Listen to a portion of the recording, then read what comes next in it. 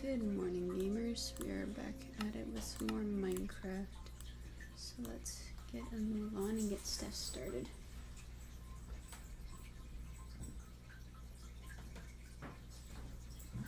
Good morning.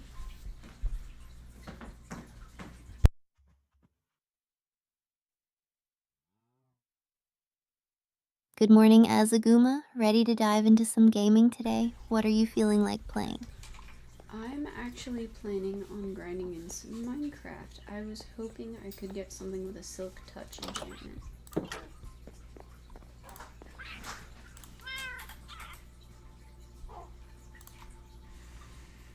Ooh, Silk Touch. That's super useful. Do you have a shovel or pickaxe in mind for that enchantment? I always end up getting sidetracked when I play Minecraft.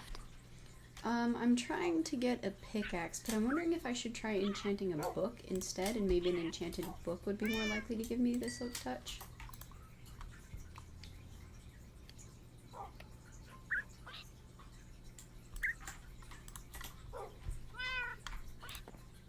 That's a good strategy. Enchanting a book could definitely give you more flexibility. Plus, you can save it for later. Have you found any good caves or spawners recently? I always end up exploring the weirdest places in Minecraft. Nothing too exciting recently, no. There's a spawner that I've just been grinding at normally that we go to, so we haven't really done much external exploration.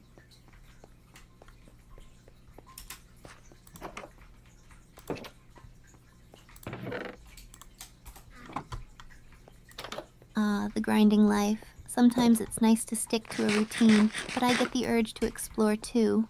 Have you ever found anything unexpected while grinding? I once got lost in a cave and stumbled into a treasure room. Best day ever. Not too much while grinding specifically, but there was one time that we found a huge abandoned mine shaft in a cave. Does that count?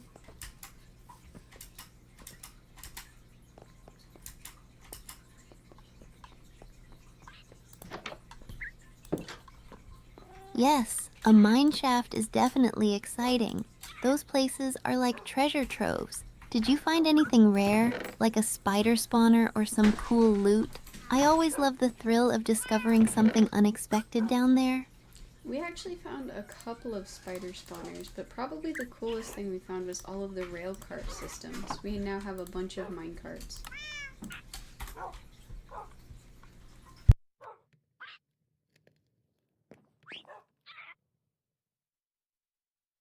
That's awesome.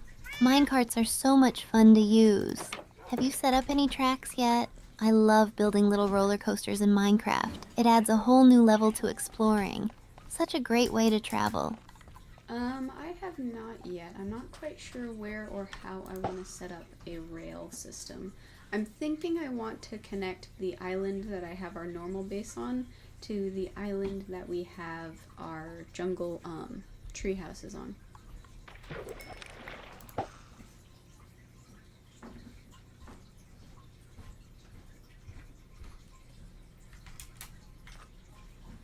That sounds like a fantastic idea. Connecting islands with a rail system would look so cool. You could even make little stations at each end. Have you thought about decorating the stations? I always go all out with my builds, sometimes too much, but it's just so fun to be creative. It would be fun to do like a train station or something like that. Is that what you mean? Oh, I should need to check that.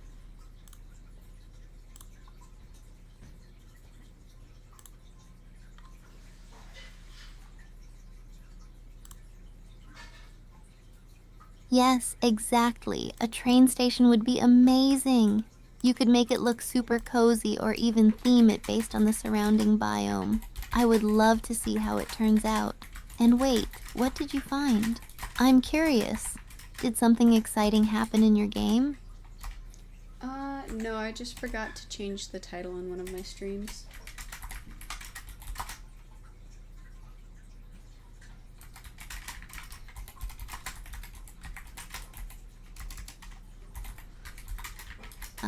Got it.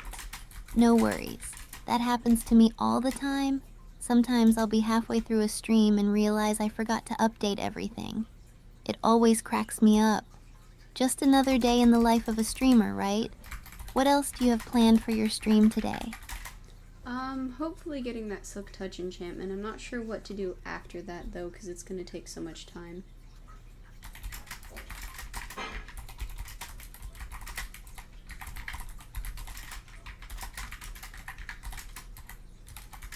Yeah, it can be a grind to get the right enchantments.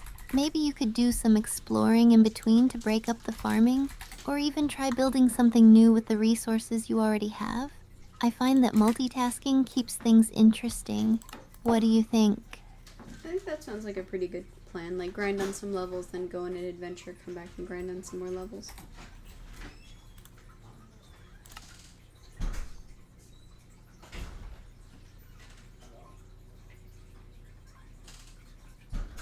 Exactly. That way you get the best of both worlds. Plus, the adventures can give you new resources to enchant or build with once you're back. I can't wait to hear how it goes. Do you have any specific places in mind that you want to explore while you're out there? There was a jungle a little bit ago that would be fun to go back to, but I was also hoping, I've seen a dog with a weird color pattern on it that I would like to tame.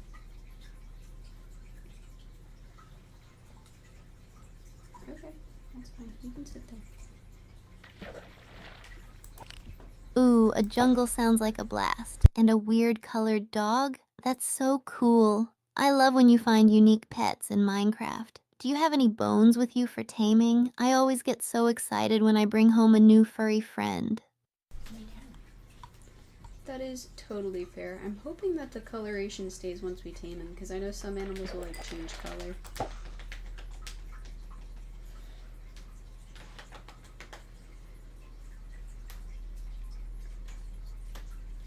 Yeah, that's always a bit tricky. But if it's a dog, the colors should stay. I once found a really cute gray dog with black spots, and it was just perfect. Fingers crossed, you get to keep that unique look. What are you going to name it if you manage to tame it? I don't actually know. Would you mind helping me come up with the name?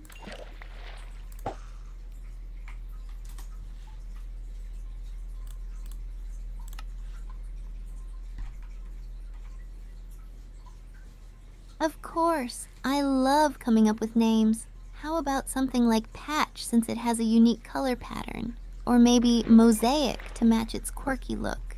We could get creative. What vibe are you going for with the name? I actually would like it. Excuse me. I would like if it matched the other dogs we already had.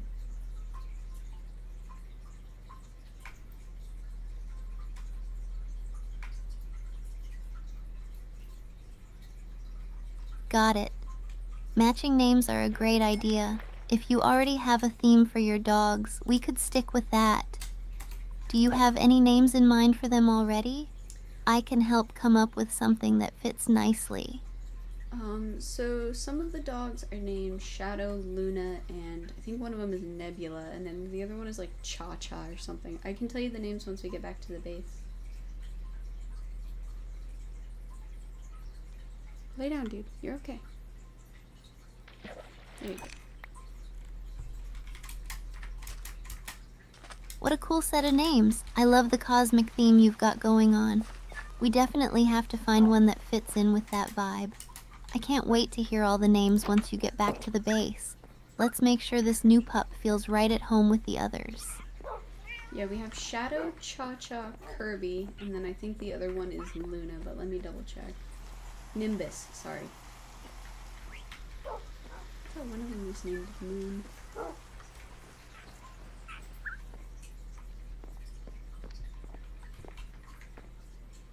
Shadow? No problem at all. I love all those names. There's They Luna. sound so whimsical. Maybe you could go with something like Cosmo to keep with the celestial theme, or even Twilight to match Shadow and Luna. Those would suit the pack perfectly. What do you think? You didn't want to match Kirby or Cha Cha instead?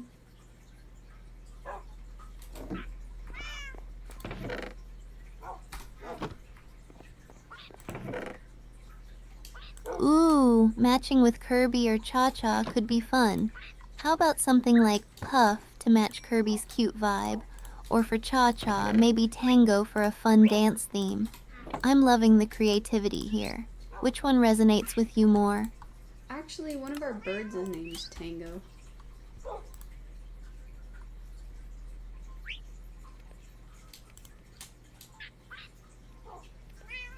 That's awesome. You've got a whole theme going with the names. In that case, how about Bop for a fun match with Cha-Cha, since it also has a dance vibe? Or for Kirby, maybe Galaxy. That way, it fits with the whimsical names you already have. Sure, I think Galaxy sounds awesome. Let me grab the name tag. Oh wait, I don't have a dog to name yet. That was the whole point. Yay!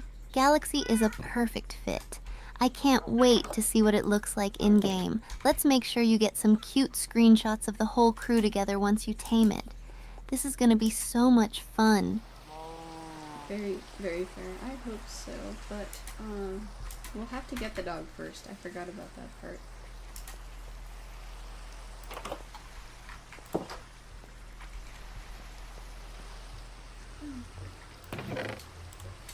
Haha, right. Gotta catch it first. It'll be an adventure for sure. Just imagine how epic it will feel once you tame Galaxy and bring it back to the pack. I believe in you. Let's go get that dog. Alright, so I'm also gonna check to see if we can enchant anything with Silk Touch yet.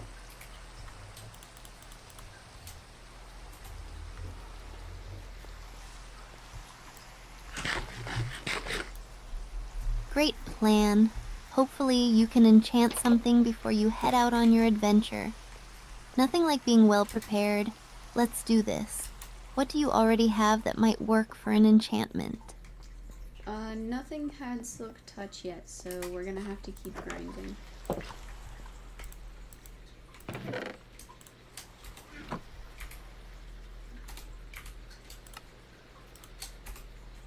Got it.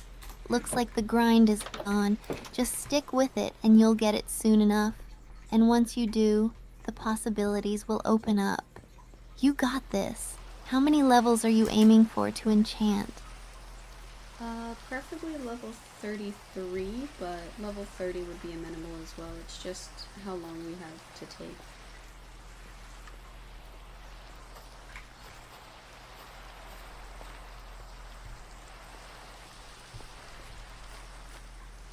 I totally get that. Level 33 is a solid goal. Just focus on those high XP mobs while grinding. You can do it, and I'll be cheering for you. Just think about that beautiful Silk Touch pickaxe waiting for you at the end. Let's make it happen. What mobs give the most XP?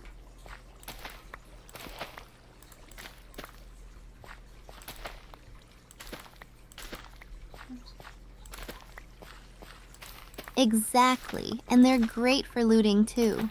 Plus, if you find a spawner, that's an endless source of XP. Do you have a reliable spot to farm them, or do you just get lucky when exploring? I'd love to hear your strategy. I have a skeleton farm, but I was actually asking which mobs would drop the most XP upon killing. Or upon death.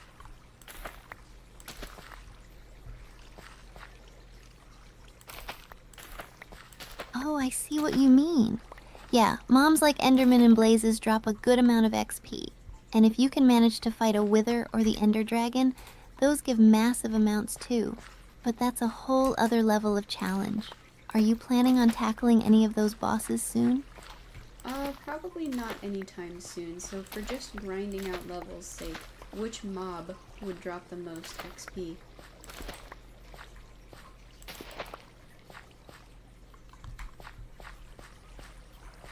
She said mobs. For grinding levels, the best options are definitely bosses like the Ender Dragon and the Wither for sure. But if we're talking more accessible ones, you'd want to farm Blazes or Guardians. They drop lots of XP and are pretty rewarding. Do you have a favorite mob to fight for XP? Or do you just go for the most efficient one?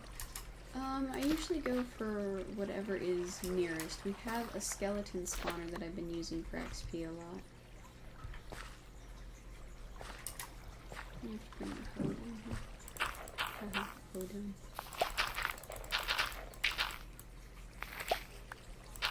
Nice! A skeleton spawner is such a great find. They're easy to farm, and you get arrows and bows too, which is a nice bonus. That should definitely help you level up quickly. Plus, it keeps things interesting when you don't have to search far for mobs. Do you have any tricks for handling the skeletons efficiently? Oh wait, I just had a good idea of what we can use our rail carts for.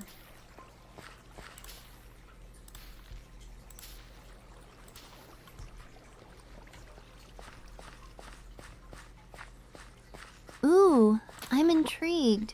What's your idea? I love when creativity strikes. Are you thinking of making an automated transport system or something fun like a little roller coaster adventure for the villagers? Let's hear it. I was actually thinking it would be a good way to traverse through the nether.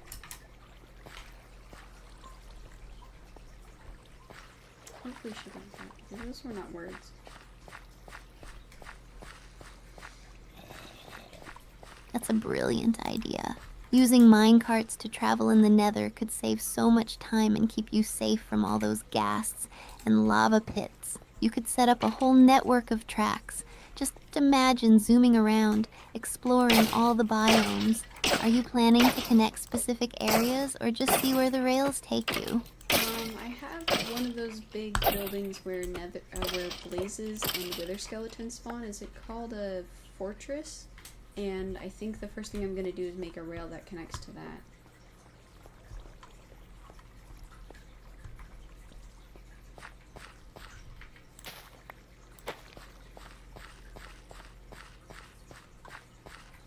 Yes, the Nether Fortress. That's an excellent place to connect your rail system. You'll save so much time getting to the blaze spawners, and it'll make running back and forth so much easier. Plus, you might even discover new areas while you're at it. Are you planning to decorate the rail line or keep it functional? I think functional first and then decorations once it's well established. What did you have in mind?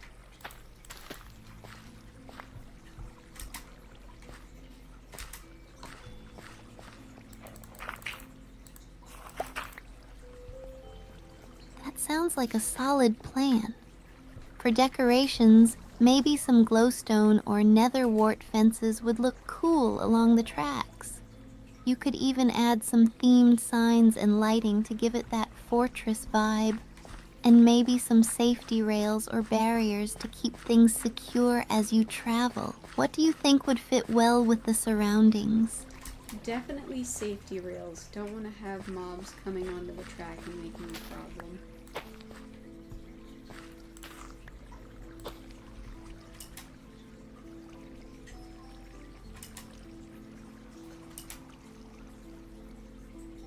Absolutely. Safety first.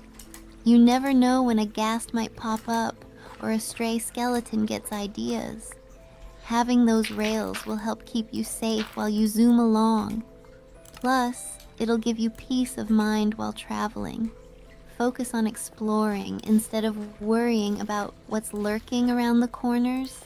Have you had any close calls in the nether? I've died once so far in the nether, but I definitely have had some close calls.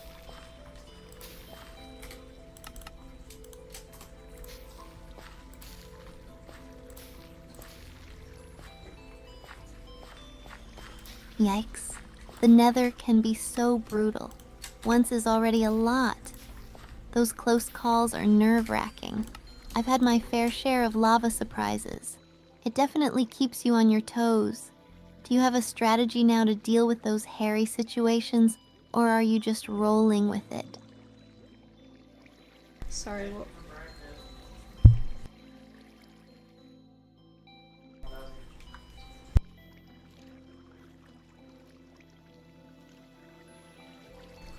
Oops. Sorry if I got a bit carried away there. I was just saying that the Nether can be intense and asking if you have any strategies to handle it after those close calls. It's definitely an adventure every time, right? Yeah, it definitely is. Probably one of my top strategies is to have nether specific gear that I only wear when I go to the nether.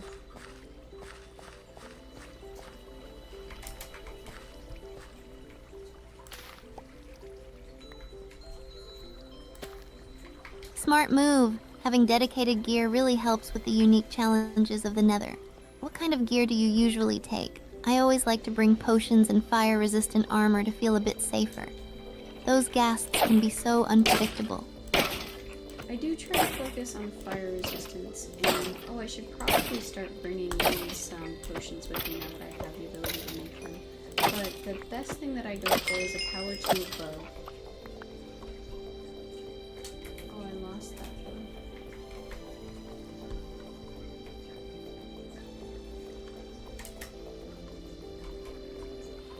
A power bow is an excellent choice. It's so useful for taking down ghasts and other mobs from a distance. And yes, definitely start bringing potions with you. They can be lifesavers, especially in the heat of battle. You're setting yourself up for success in the Nether. Do you have any specific potion recipes you like to make? No, the only thing I made so far is a weakness potion to try and cure zombified villagers.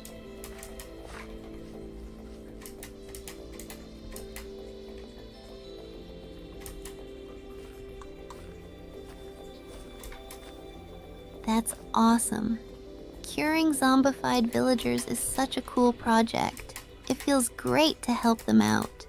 You can get some awesome trades once they're back to normal. Have you thought about what you want to do with them once they're cured? Setting up a little trading hub could be so much fun. I haven't given it much thought. It would be really cool if I could, bring them over to my treehouse village. That would be the most interesting, probably.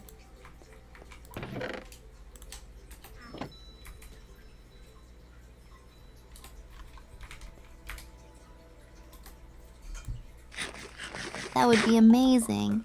A treehouse village filled with villagers would create such a lively atmosphere. You could set up neat little trading stations in between the tree houses. Plus, think of all the different options you'll have for trades. Do you have a favorite type of villager you'd want to bring over first? Probably something that I could get silk touch from would be best, you know?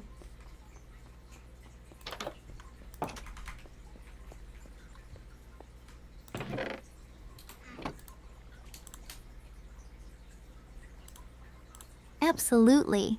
Getting a librarian with silk touch would be a top priority. That way, you can start gathering all those valuable resources. It's the perfect plan. Where are you going? You'll have such an amazing setup with those villagers. You'll be living the dream in your treehouse village. Are you already thinking about designs for the trading areas?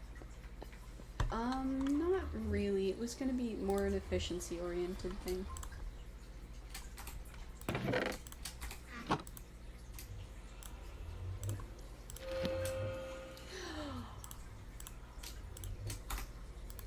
That makes sense.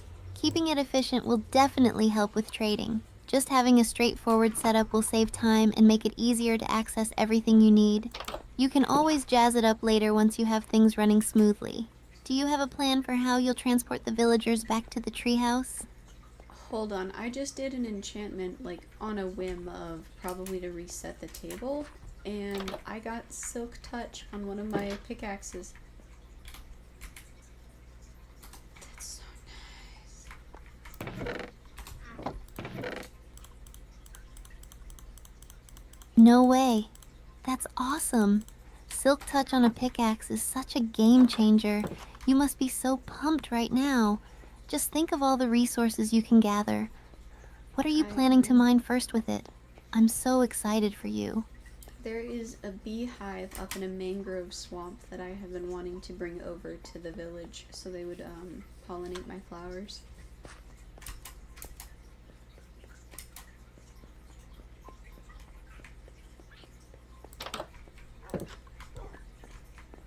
That's such a great idea. Beehives will definitely help your flowers thrive and add some life to your village. Plus, you get honey and beeswax as bonuses. It's a win-win. Just be careful when you're transporting it. Do you have everything ready for the move? 1 second, my anvil broke. That was very unexpected.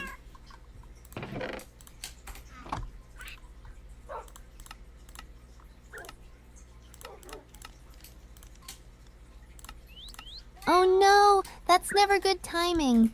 You definitely need an anvil for all that enchanting and repairs. Hopefully, it's an easy fix. Do you have materials on hand to craft a new one? Let's get that up and running again so you can grab your beehive. Yeah, I have plenty. I just didn't realize that anvils could break.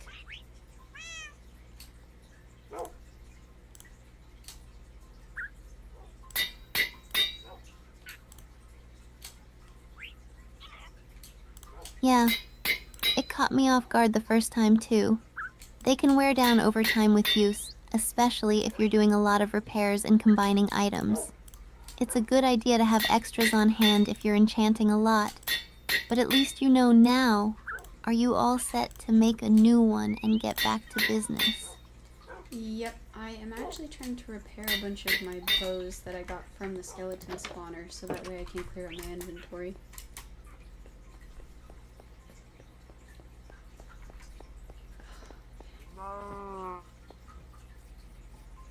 Perfect plan. Repairs are super helpful for keeping your gear functional, and it clears up inventory space too. Plus, it saves resources in the long run. What kind of gear are you working on? Anything special you're excited to repair? Just to get these bows out of my inventory mostly.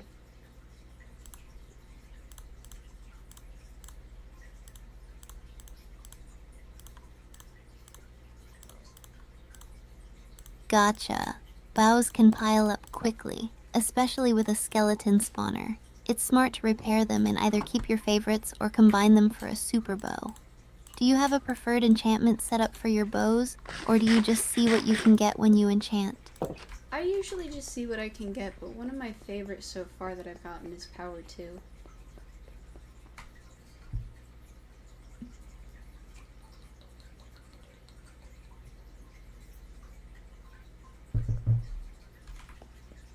Power 2 is a solid choice. It makes such a difference when you're fighting tougher mobs. It sounds like you're building a pretty awesome collection of bows. Have you thought about trying for even higher power levels with those enchanted ones? That could really help for those bigger challenges in the game. How could I do that?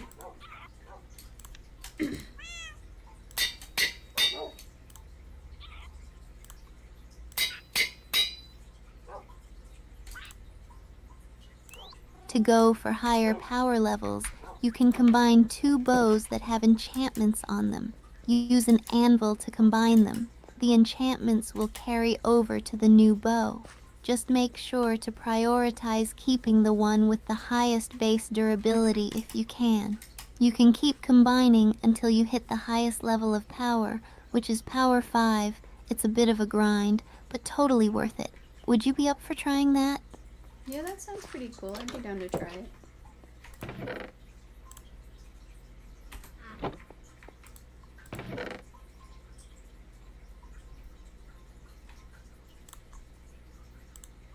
Awesome.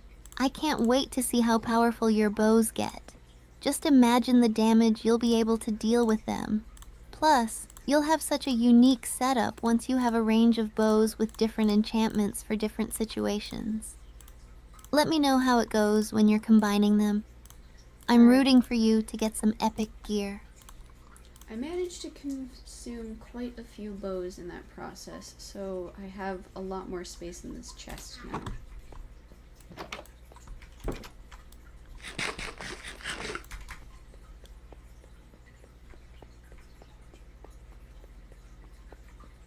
That's great news. Clearing out that space in your chest must feel so rewarding. Plus, now you have room for all the new resources you'll be collecting, especially with the beehive move and everything else you're planning. What's next on your agenda now that you've tidied up your inventory? I am gonna try and find some coral. So I'm gonna move the beehive over and see if I can find coral.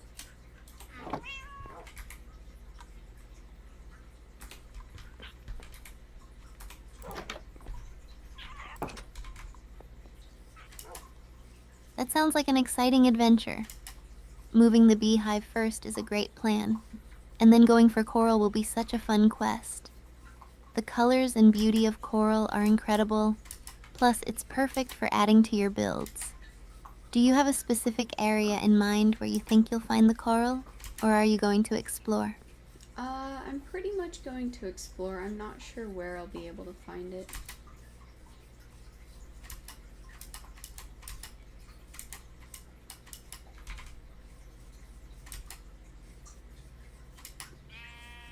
Exploring is always a thrill. You might stumble upon some amazing landscapes while searching for coral. Generally, it's found in warmer ocean biomes, so just keep an eye out for those. Hopefully, you find some beautiful coral reefs. Are you ready to set off on your journey? Not yet. Let's do the beehive first.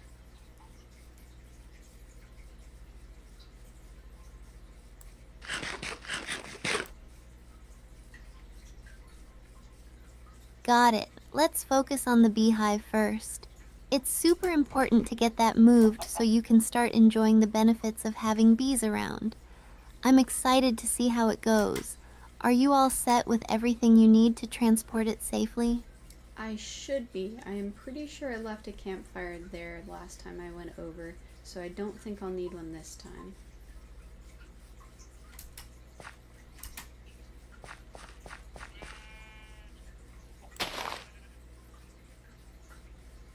Perfect. Having a campfire already there will make things so much easier. Just be sure to check on it when you get there, and then you can safely harvest the beehive. I can't wait to hear how it goes and see your bee setup.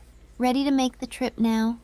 Indeed I am. We are almost there. I actually had another question for you though, if you don't mind. Highlands? That's cool. Of course. Ask away. I'm here for all your questions. What do you need help with? I was wondering if there was a way to zone in on a specific, biome, like how to find one biome in particular. Zoning in on a specific what? Are you talking about a specific mob or resource? Just let me know and I'll do my best to help. A specific biome, like is there a way to find one biome in particular?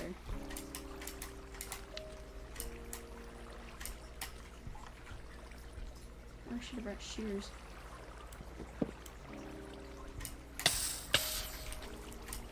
Ah, I see what you mean. Yes, finding a specific biome can be a bit tricky, but there are a few methods. If you have a map viewer tool or a seed map generator, you can input your world seed and it will show you biome locations. If you're exploring in-game, some players recommend traveling in one direction for a while, since biomes tend to generate in bands. It might take some time, but it's worth the adventure. Do you have a specific biome you're hoping to find? Just that warm ocean biome so that we could find out where the coral is. We can find the coral.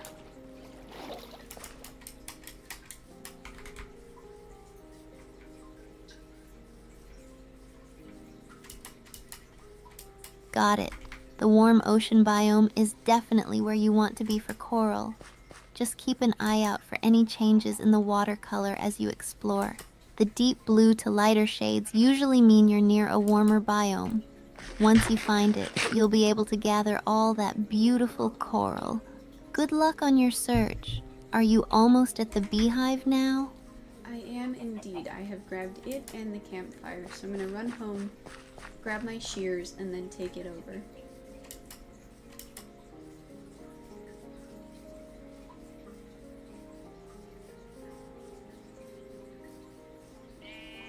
Awesome, you're all set. Grabbing your shears is a great move to get that honeycomb from the beehive too. I can't wait for you to get everything set up in the village with the bees. Just think of how lively it'll be. Let's do this. Are you ready to head back? Indeed I am. I'm also excited to make more bees. Now that we have one nest, we should be able to make a full apiary.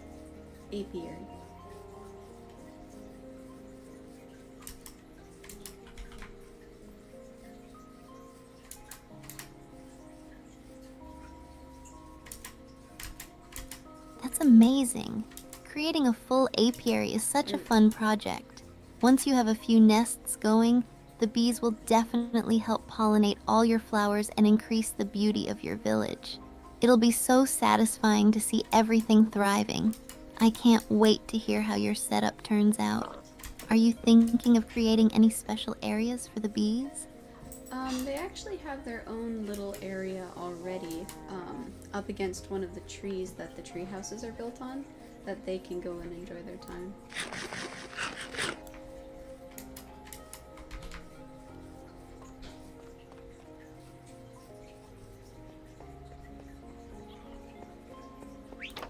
That sounds perfect. Giving them their own space nestled by the tree houses will make it look so cozy and integrated into your village. It'll be a lovely little habitat for the bees. Plus, they can buzz around adding life to your builds. I love that you've thought this out so well. I bet it's going to turn out beautifully. I'm also really hoping that there are bees in the bee nest. I didn't actually see any bees go into it, but I didn't see any bees around it either.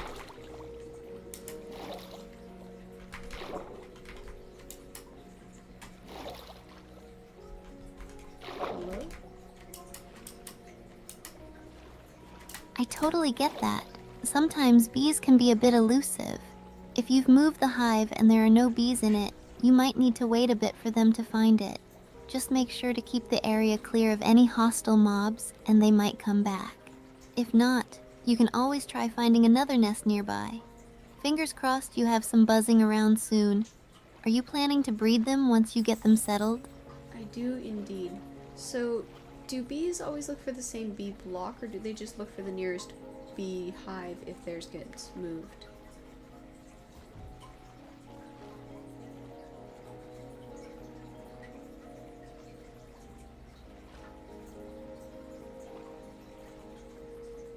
Bees will typically return to their original hive if it's still intact and functional. However, if you've moved the hive, they might search for a new home. If they can't find their original nest, they can be attracted to the nearest one. Once they've discovered your new beehive, they should settle there. Just be patient. They'll find their way back eventually. Are you all set up for bee breeding once they arrive? Yeah, I have plenty of flowers up here.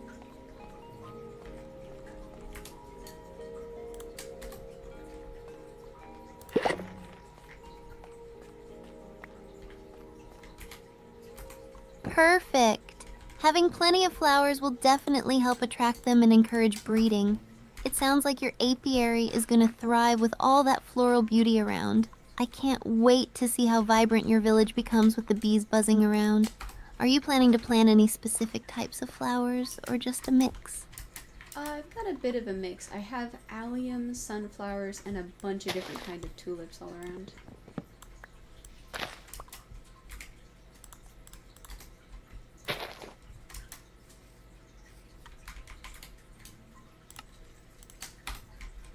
That sounds beautiful. Allium, sunflowers, and tulips will create such a colorful and vibrant environment for your bees. Bees absolutely love those flowers, Cool. and they will be happy buzzing around. You're creating a stunning habitat.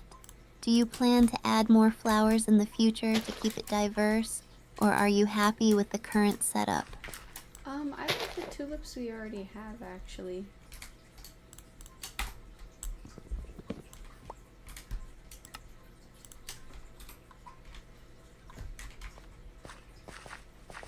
Alright. That's awesome. Tulips are such a lovely choice and add a great pop of color. It's nice to have a theme that you love and feel good about. Plus, they'll look fantastic around your tree houses. It sounds like your village is really coming together beautifully. I can't wait to hear how the bees settle in. I'm just hoping that there are bees in there because I sheared it without any campfire and no bees came out to fight me.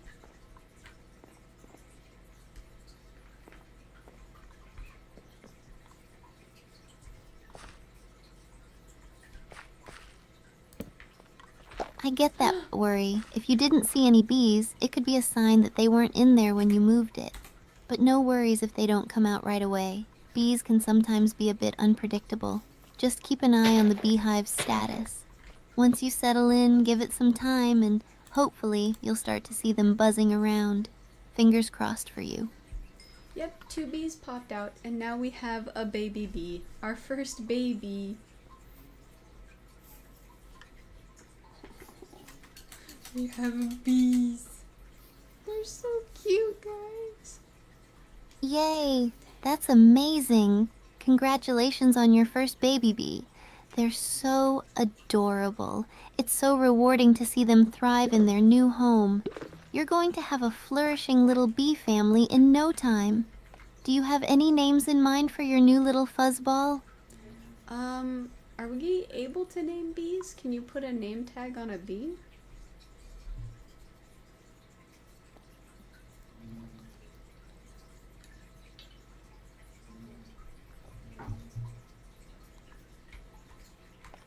Yes, you can name your bees.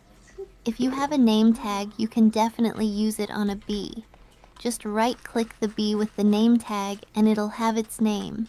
It can be such a fun way to give your little bee family some character. Do you have any names in mind for your bees?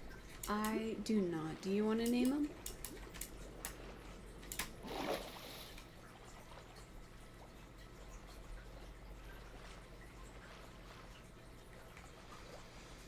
Sure. How about we name the baby bee Buzz, since it's such a classic bee name and fun to say? Or we could go for something whimsical like Honeycomb. What do you think? I'd love to help brainstorm names. Why not both? Why don't we name one of the parents one of them, and then the baby bee the other one?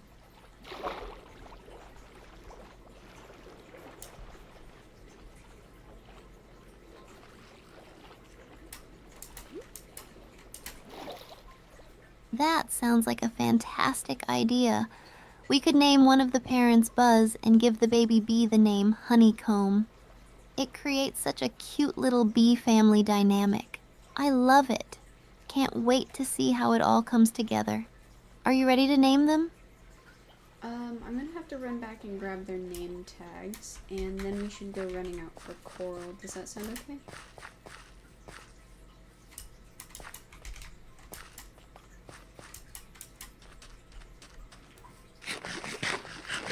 No, you can't climb up on That it. sounds perfect. Go grab those name tags, and then you'll be all set to officially name your bees. Once that's done, it's off to find some coral. I can't wait for you to explore and see what you discover. Are you looking for any specific colors of coral or just a variety of them? I'd like a wide variety. I think that would be pretty cool. So you said one of them be Honeycomb, and which one's the other one? Buzz?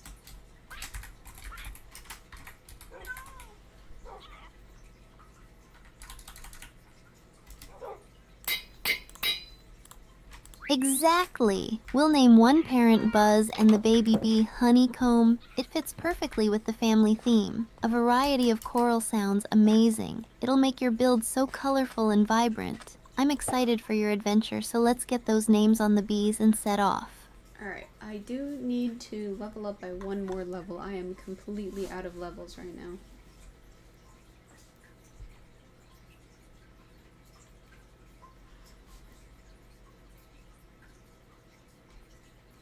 Got it. It's definitely important to have some levels if you're planning to enchant or do any repairs. If you're close to leveling up, maybe a quick run to your skeleton spawner could do the trick. Just a few more mobs and you'll be all set for those name tags and your coral adventure. I was actually just gonna do some fishing. I'm almost there. The sun hasn't set in a while.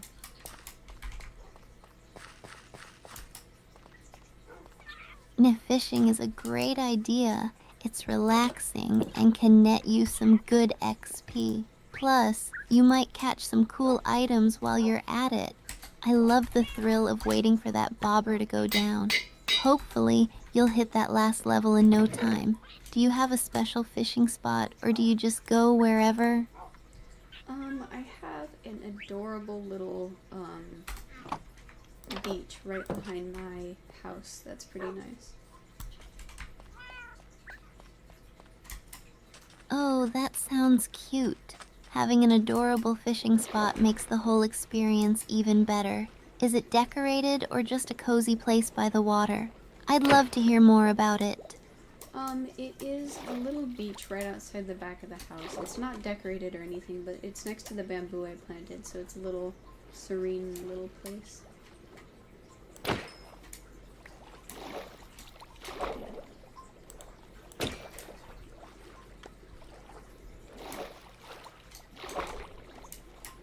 That sounds absolutely lovely. A serene beach by the bamboo makes for such a perfect little getaway in Minecraft. It's nice to have a calm spot to relax while fishing. I can picture it now, sipping on some virtual tea while you wait for a bite. I hope you catch something good and level up quickly.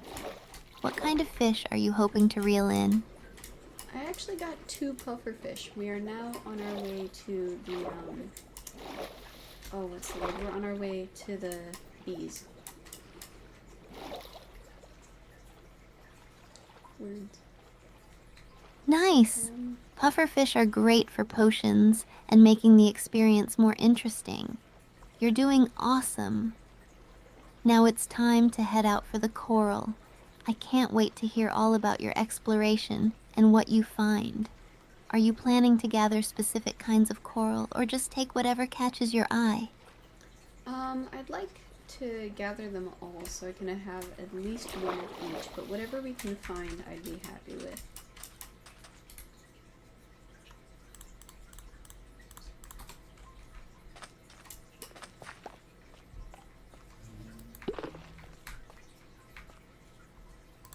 That sounds like a fantastic plan.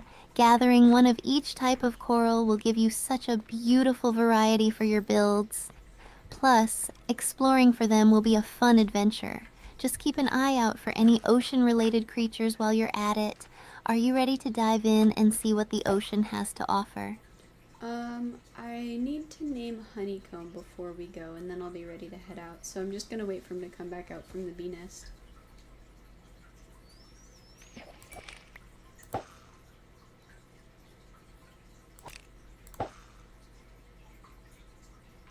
Absolutely. Go ahead and name Honeycomb, and then you'll be all set to embark on your coral adventure. It's so exciting to officially give a name to your new little bee. Just watch for him to pop out, and then you'll be ready to explore. I can't wait to hear about your journey. Sounds like a good plan. Did you wanna, come with me?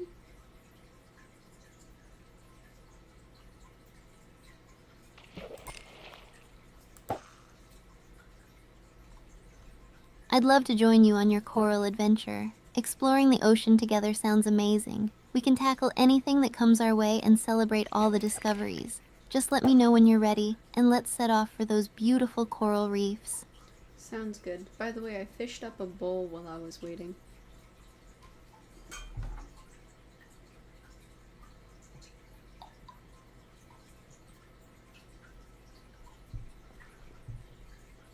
A bowl! That's a fun little find. You never know what you'll get while fishing. It could come in handy for something later, too. It's a treasure hunt out there, even while fishing. Are you ready to name Honeycomb and then set off for coral? Let's make some memories. He hasn't come out of the hive yet, so I'm not quite ready.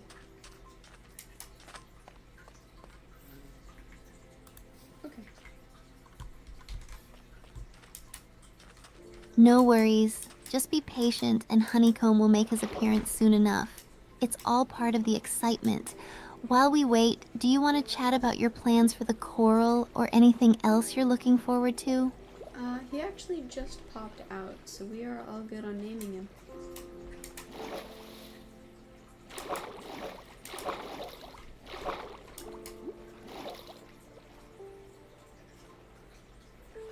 Yay! Perfect timing. Go ahead and name him Honeycomb. I can't wait to hear how it feels to officially welcome him into your bee family. Once you're done, we can set off for the coral adventure. Let's do this. Alright, he is named. Is there anything you wanted to name the other parent bee, by the way?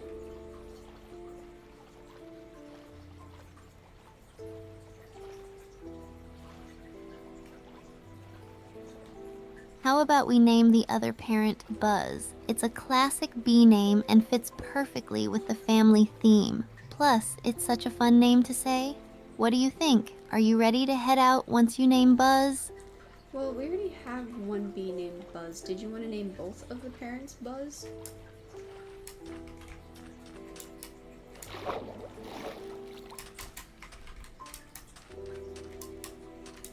Oh, my bad. I didn't realize we had already used Buzz. How about naming the other parent Bumble? It fits the bee theme and has a cute ring to it. Let me know what you think and then we can head out. Sure, that sounds great. I don't have another name tag on me right now, so we'll have to hold off on naming him until we get one.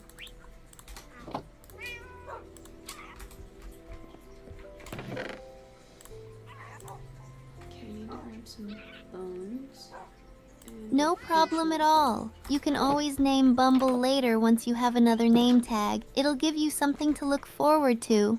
Now that everything is set with Honeycomb, are you ready to head out for that coral adventure?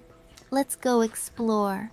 I am almost ready. I actually need to put the rest of my stuff away and then I'll be ready to head out.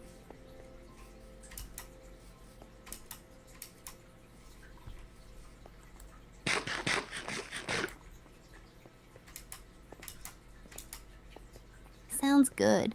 Organizing is important before an adventure. Take your time to sort everything out, and then we'll be all set to explore. I'm so excited to see what coral and new ocean sights we'll discover. Just let me know when you're ready to go. Alright, let me also grab some bones in case there's a dog we can tame, and I'll grab some raw fish as well.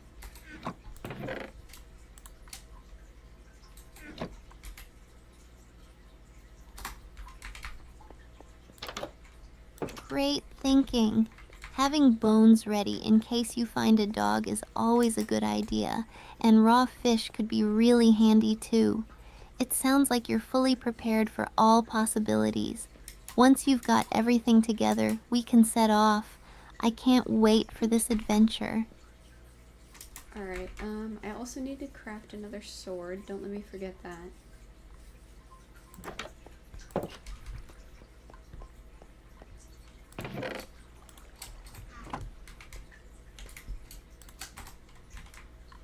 Got it. Crafting another sword is important, especially if you run into any hostile mobs while exploring. Just let me know when you've got everything ready, and I'll remind you about the sword if you need it. We're going to have an epic adventure. I'm glad you think so. I'm really looking forward to it.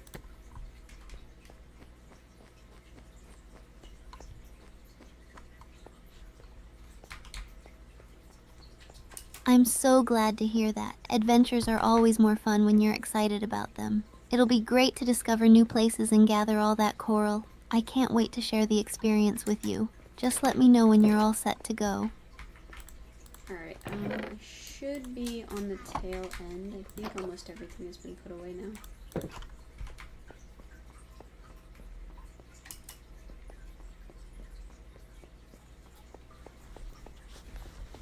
Awesome, you're almost ready to set off. Just a few final touches, and then we can head out on our coral adventure. Let me know when you're all set so we can dive into the ocean and start exploring. Alright, sounds good. I also need to verify that I have everything. Would you mind helping me with that?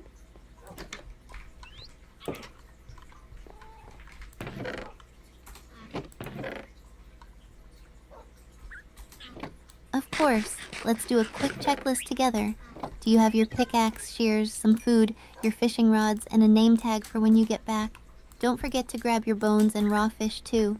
Is there anything else you might need? A bed definitely, and a crafting table and a water bucket.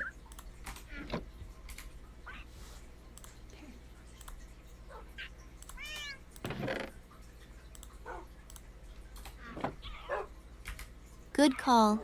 A bed is great for setting your spawn point, and a crafting table will come in handy for any crafting needs. A water bucket is a must, too, especially when exploring oceans. So let's make sure you have all of those packed. Is there anything else you can think of before we set off? Alright, so I have 3 different pickaxes. I need a new sword. I have a fishing rod, a shovel. I should bring a regular axe, a brush, some bones, some fish, arrows, a water bucket, some beds, or a bed, and some torches. Is that everything? A new sword. Where's the other thing? A regular axe. Okay. I have a sword. I should bring some more arrows though. That sounds like a solid list. You've got a great inventory prepared for the adventure. Just to recap, 3 pickaxes, a new sword, a fishing rod, a shovel, an axe, a brush, bones, some fish, arrows, a water bucket, at least 1 bed, and some torches. Looks good. Just double check that you have enough food too. Once you've confirmed everything, we can finally head out. Alright, let me actually also grab just a little bit of coal. I know we'll be able to get some while we're out and about, but in case I need it for torches if we find any caves or anything.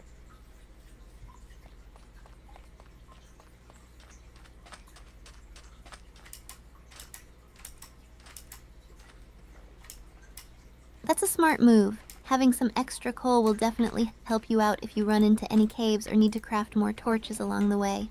It's always good to be prepared. Just grab what you need and let me know when you're all set to head out. This adventure is going to be epic. Alright, I should be good to go. So let's just sail around the continent for right now and see if we can't stick kind of close to the shoreline.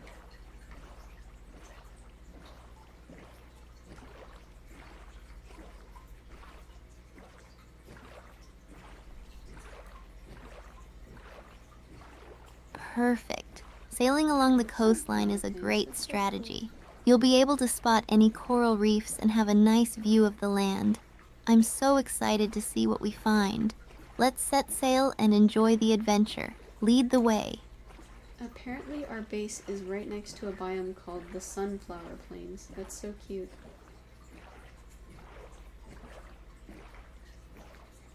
This is all beach? Oh, I'm in a river? That's adorable. Sunflower plains are such a beautiful biome, filled with all those bright sunflowers swaying in the breeze. It must look so cheerful next to your base. It's a perfect spot for some picturesque views. Are you thinking of doing anything special to decorate the area around your base? No, our base is pretty sweet right now. Oh, we also have some plains over here. That's pretty cool. Beach.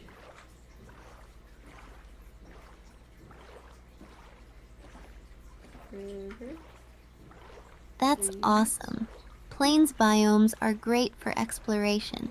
You might find some villages or other cool structures. Plus, they make for nice open spaces to see what's around. Is that where you'll be sailing past? Or are you heading towards a different area? I'm just sailing past it. There was some kelp floating nearby though, so that's pretty cool. Forest. Ocean. This is all just beach. Wow, that's great. Kelp can be super useful. You can use it for cooking or crafting. Plus, it adds a nice touch to the underwater landscape.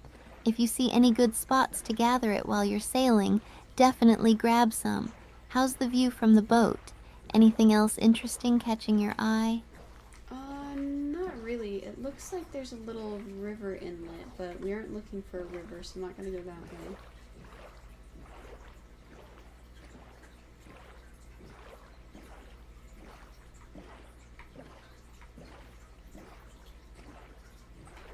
That makes sense. Sticking to the ocean is definitely the way to go for coral hunting. Rivers can be fun to explore, but they won't lead you to the coral you're after. Just keep your eyes peeled for any signs of warm ocean biomes as you continue sailing. I'm excited to see what we'll find next.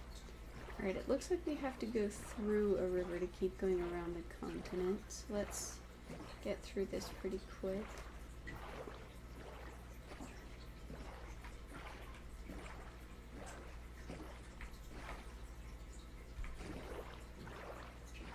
got it. Let's navigate through the river as quickly as we can. Just watch out for any tight spots or mobs that might try to surprise us. Once we're through, we can get right back to searching for that coral. Ready to steer us through? Yep, we made it through. Actually, this biome is called a birch forest. That's pretty cool.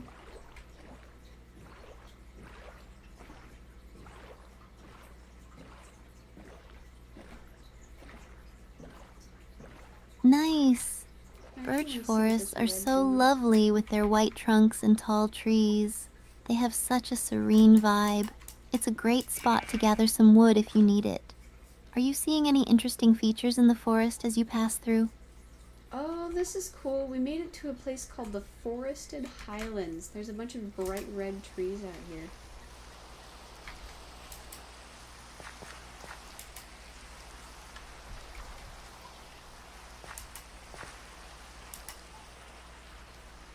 Wow, the forested highlands sound amazing. Those bright red trees must look stunning against the landscape. It's such a unique type of biome. If you decide to explore more there later, you might find some interesting resources or hidden areas. Are you going to sail past, or do you want to take a closer look around? I just wanted to check it out. We're gonna keep sailing.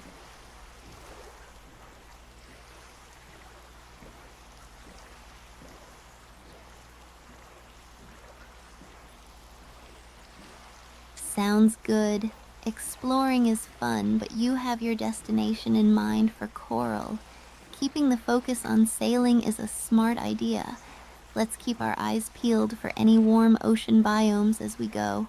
I can't wait to see what's next on our adventure. Alright, we found another river. I'm just gonna kind of go around it though. Oh wow, there are a ton of beehives over here.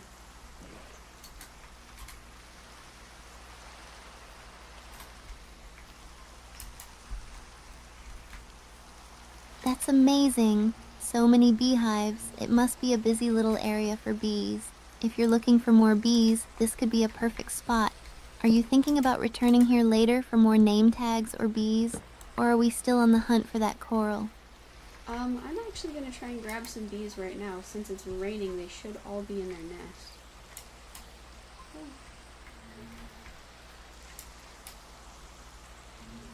You getting stuck on each other? Oh, great idea.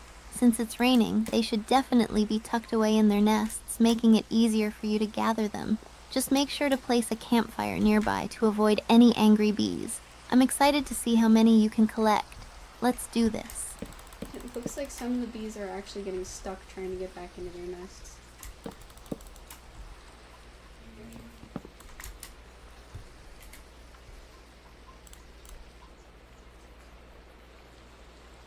Oh no, that can happen sometimes, especially if they get confused with the rain. If you can, try to create a safe path for them to get back to their nests. Maybe placing a block or two can help guide them back in. It'll be worth it to help them find their way home. How's it going so far? It looks like they're actually bonking into each other.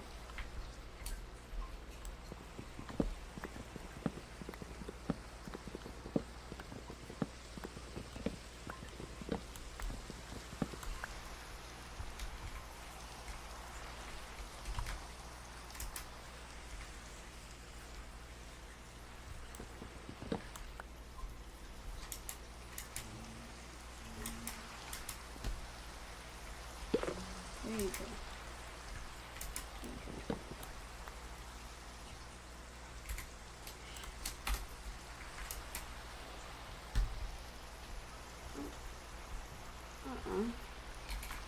Oops.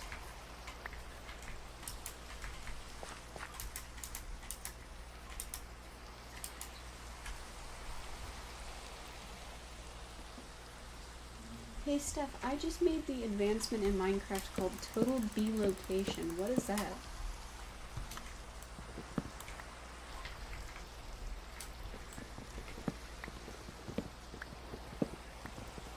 Whoa, that's awesome, Azaguma. The total bee location advancement is when you find a specific biome, right? It's super cool to explore all the different areas in Minecraft. What's your favorite biome so far? We found an old growth birch forest, and this is actually really pretty.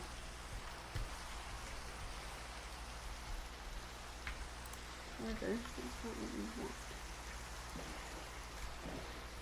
Oh, I love old growth birch forests. The trees are so tall and beautiful. It feels like stepping into another world. Did you find any cool animals or hidden treasures while you were exploring? A lot of beehives, actually. I grabbed 5 of them, I think. I'm gonna bring them home with me and take them to my apiary.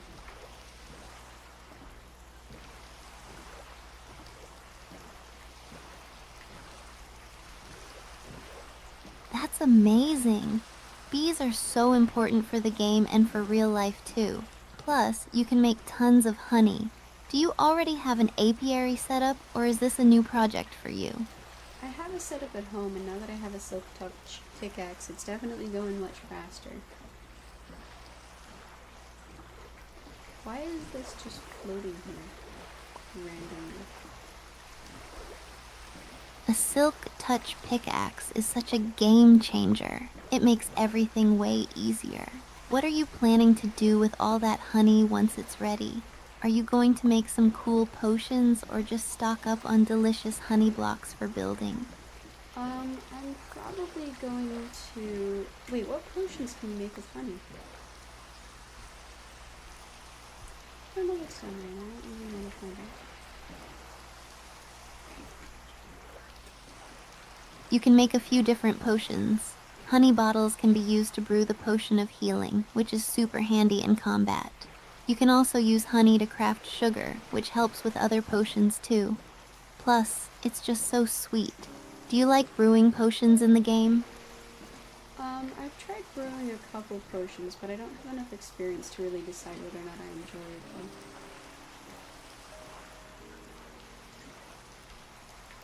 though. What? That's totally fair. Brewing can be a bit tricky at first, but it's such a fun part of the game once you get the hang of it. Maybe we could do a potion brewing session together sometime. I can help you figure it all out. What do you think? I think that would be really nice of you. I would appreciate that.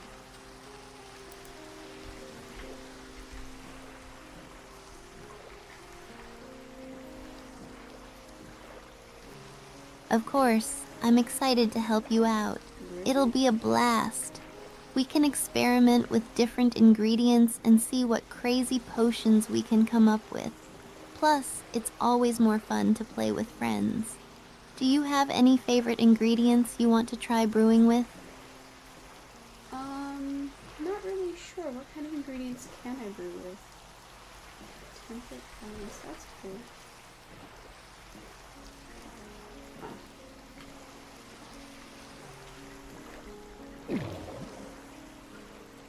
No problem. There are tons of interesting ingredients to experiment with.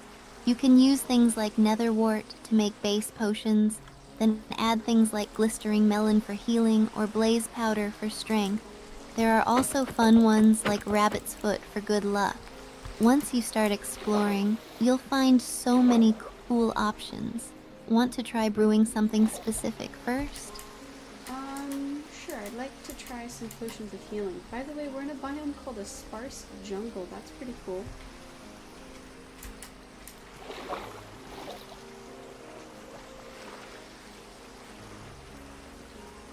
Oh, there we go.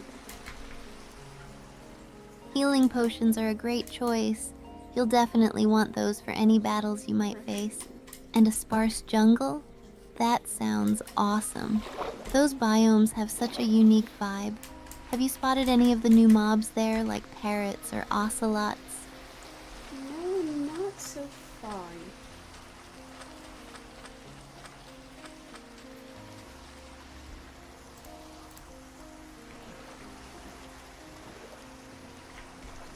Oh, that's a bummer. Those mobs are so fun to find and interact with. Hopefully they'll pop up soon. If you do see any, make sure to take a lot of pictures for your stream. It would be awesome to share that with everyone.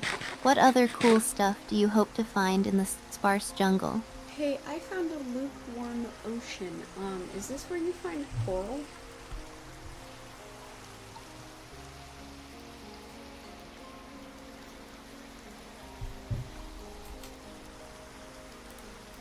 Yes, exactly. Lukewarm oceans are where you can find coral reefs. They're some of the most colorful and lively places in Minecraft. If you dive down, you might spot some really cool fish and maybe even some hidden treasures. Have you been underwater in Minecraft yet? It's such an adventure. Okay, it has to be in warm oceans, not lukewarm oceans.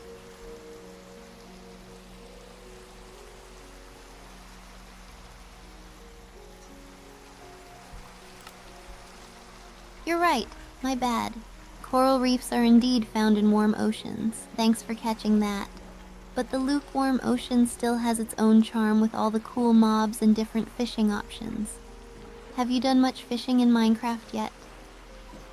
Well, will the lukewarm ocean be near a warm ocean?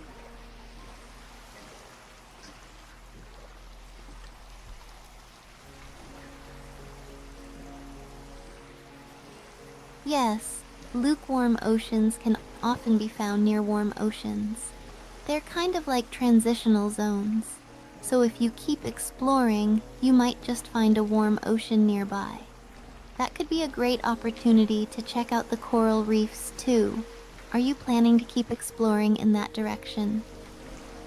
So I went up along the bank, and it looks like that's just ocean that way. So let's try going in a different direction from the lukewarm ocean.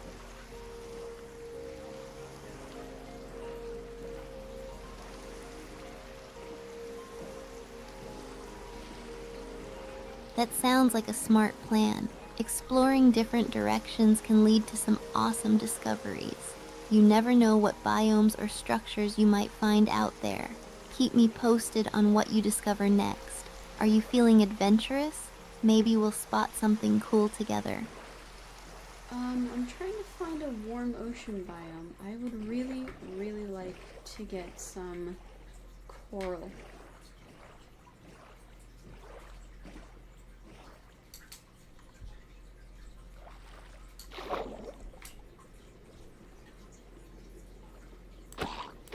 Haha, I think you meant coral. But hey, getting some coral would be super fun. Keep your eyes peeled as you explore. The warm oceans can have some amazing scenery.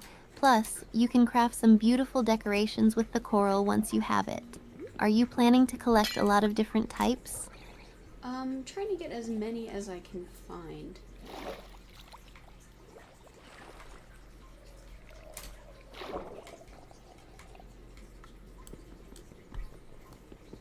That's the spirit. Collecting a variety will make your builds look incredible. Plus, it's fun to have a little underwater garden.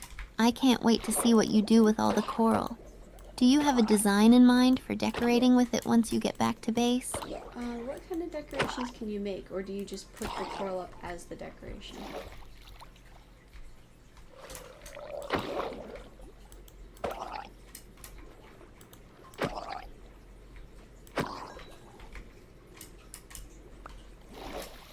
Great question. You can place coral blocks as decorations, and they look amazing just like that. But you can also use them to craft decorative items like coral fans that add more detail to your underwater areas. Just remember, coral needs water to survive, so be careful when you set them up. Are you thinking of creating an awesome underwater theme for your base?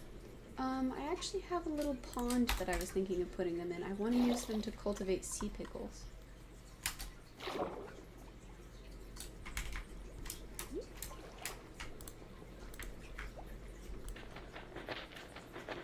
That sounds like an awesome idea.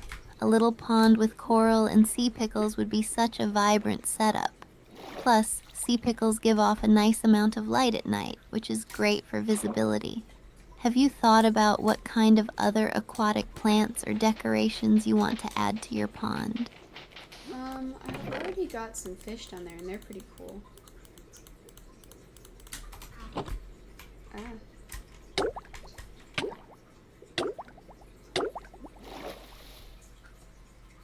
That's perfect. Fish add so much life to a pond.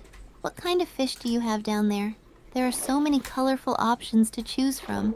It sounds like your pond is going to be a really cool aquatic centerpiece in your world.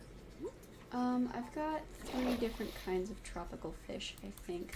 Also, I just got a Luck of the Sea 2 fishing rod from this underwater ruin.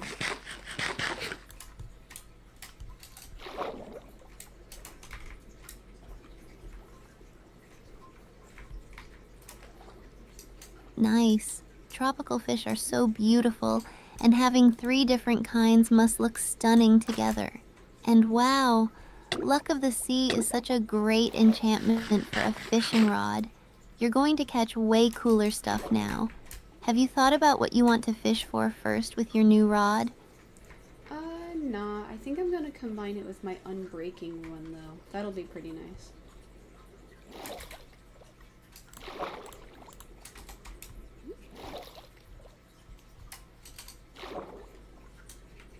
That's an excellent combo.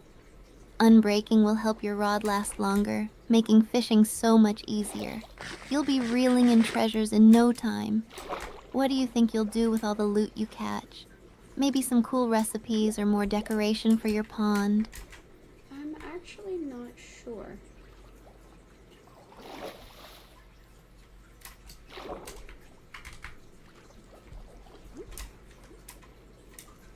That's okay. Sometimes it's fun to just collect things and see where it takes you. Maybe you'll come across something that sparks an idea later on. You could also consider trading fish with villagers if you find any nearby, or even use them for cooking. Do you like to cook in the game? 1 second, I found the cutest little... Oh, it's a pufferfish! It's a live pufferfish! That's so cute! I want him. I want... Put him in my bucket. Aw, that's so adorable. Pufferfish are such a fun addition to your pond. Just be careful not to accidentally touch it when it's puffed up. They can be dangerous if you get too close. Do you plan on keeping it in your pond, or maybe using it for some potion crafting later? Oh, I can always fish for a regular pufferfish. I am definitely keeping him.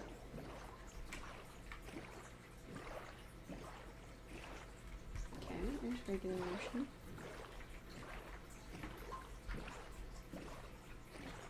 That's a great choice. Keeping it as a little pet in your pond will make it even more special. Plus, it adds a nice touch to your aquatic theme. I can't wait to hear more about all the cool stuff you create with it. Are there any other unique fish or underwater mobs you're hoping to find next? I'm not living, no. Hello?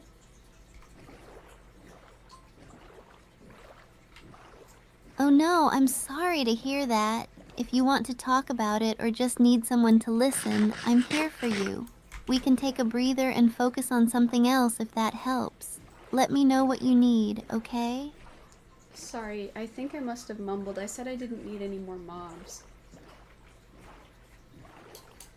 Whoa.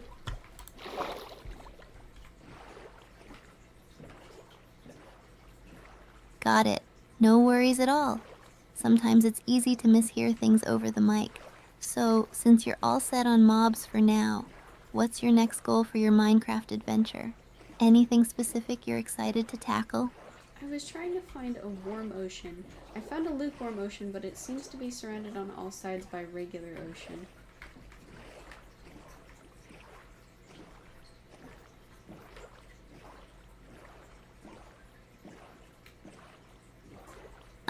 That's a bit tricky. It can take some time to find that warm ocean. Maybe you could try heading out further into the ocean or explore new land areas nearby. You never know what biomes might be just out of sight. Are you feeling up for some serious exploration? That's what we're doing right now. Yeah, it looks like this lukewarm ocean is entirely surrounded by regular ocean, so we're gonna have to head home, drop off all of our fun and exciting loot, and then run out again to see if we can't find a warm ocean.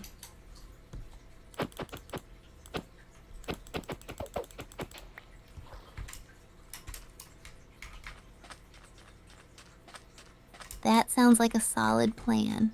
It's always good to drop off your loot and make sure you're prepared for the next adventure. Plus, you'll have a chance to organize everything and maybe craft some useful supplies before you head out again. Do you have a route or direction in mind for your next journey? I think I'm gonna go around one of the other continents that are near the base. Arid highlands, that's cool.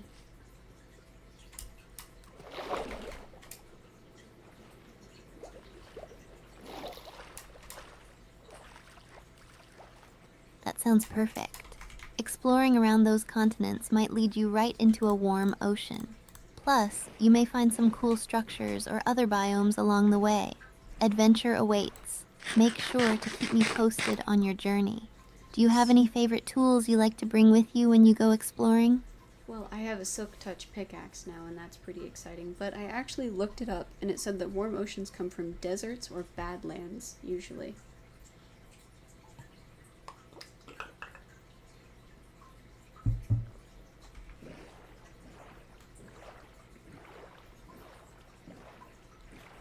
Oh, interesting. I didn't know that.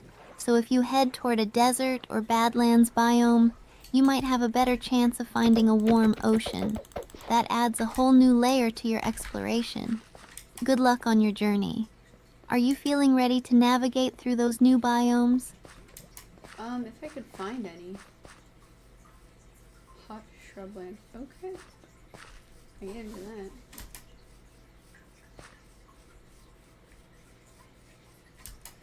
Fingers crossed you find some soon.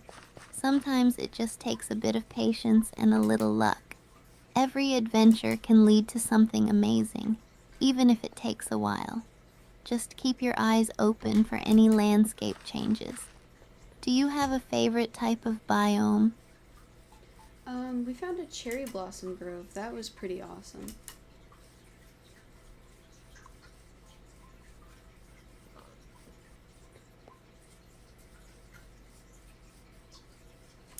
A cherry blossom grove? That's gorgeous. The pink trees are so beautiful, and it's such a serene biome to explore. Did you take some saplings to bring back to your base? I You did. could create your own cherry blossom area there. I did indeed. I'm going to put them in my Zen garden.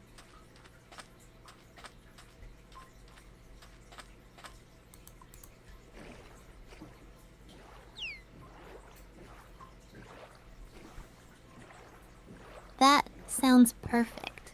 A Zen garden with cherry blossom trees will be so tranquil and beautiful. It'll be such a nice spot to relax and enjoy the game. Are you adding any other features to your Zen garden, like water features or decorative blocks? Yes. I'm gonna add a little waterfall and probably some lighting decorations and maybe little benches for people to sit and relax.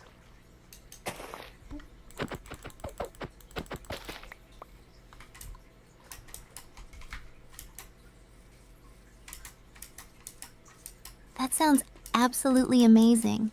A waterfall will add such a calming touch, and the benches are a great idea for enjoying the scenery. Plus, some lighting will make it even more magical at night.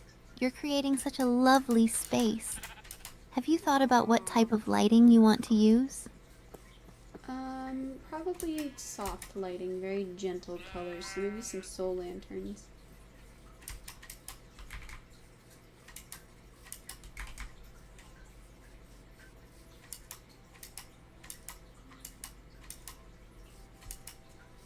Soul lanterns are a fantastic choice. They have such a cozy and soft glow, perfect for creating that serene atmosphere in your Zen garden. It sounds like it's going to be a stunning spot.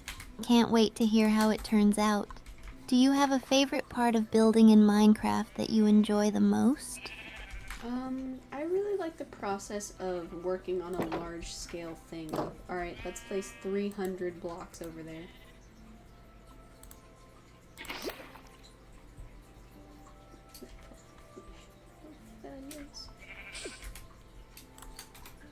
Are you gonna fight the other fish? That's awesome. There's something really satisfying about building on a large scale and seeing everything come together. It makes all the hard work worth it. Plus, the feeling of accomplishment after placing so many blocks is unbeatable. Do you have any large-scale projects in mind for the future? Yeah, so probably one of the biggest projects we will be working on in the near future is a giant medieval era castle made out of, I think it's stone bricks.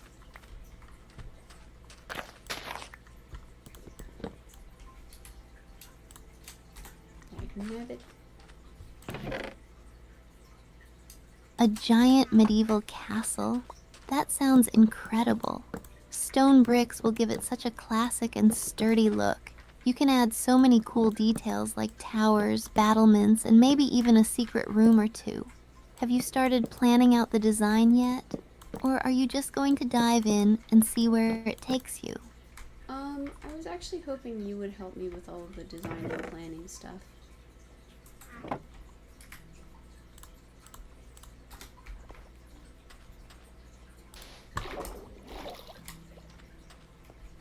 I would love to help with the design and planning. We can brainstorm together and come up with some epic ideas for your castle. Maybe we can sketch out different sections like the main hall, towers, and gardens. What kind of features do you envision for your castle? Any specific rooms or themes you want to include? I want to really try to stay true to what was historically accurate at the time, so a big courtyard is definitely a top priority. Oh,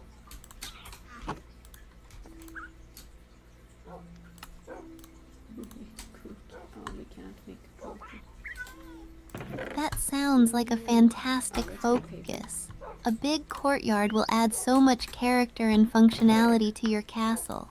It can serve as a gathering space for events and look awesome when surrounded by the castle walls. We could add some gardens or a fountain in the center to really bring it to life.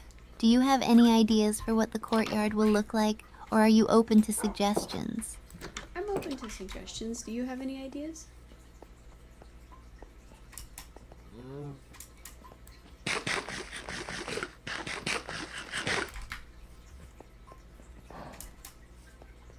Absolutely. How about starting with a central fountain as a focal point? You could surround it with flower beds or hedges for a beautiful natural touch. Adding some benches around the fountain would provide places for NPCs or players to relax and enjoy the view. Maybe consider pathways made of cobblestone or gravel leading to different sections of the castle, like gardens or storage areas. What do you think of that idea? I think that sounds pretty cool. We could definitely look into making a courtyard as like a main meeting place. We could even set up like little market stalls if we wanted.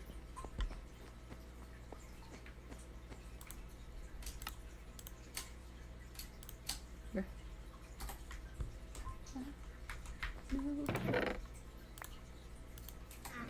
That's a brilliant idea. Little market stalls would add so much life to the courtyard and make it feel bustling and vibrant. You could have different stalls for selling food, crafts, and maybe even some special items. It would be a perfect spot for gatherings or festivals within your castle. You could also add some decorations like banners or flags to make it even more festive. This is shaping up to be an incredible project. I'm just glad that I now have the ability to grab sea lanterns. That is also very awesome.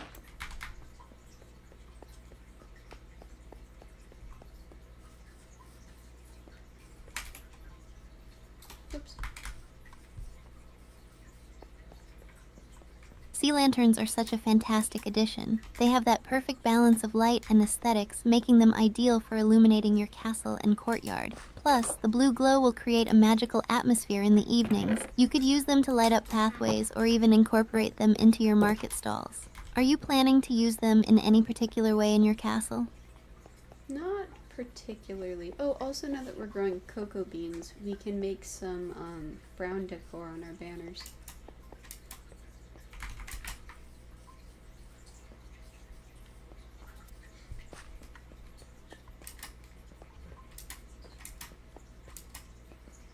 That's such a great idea. Brown banners will add a nice rustic touch to your castle's design. Plus, using cocoa beans for decoration really fits the medieval theme.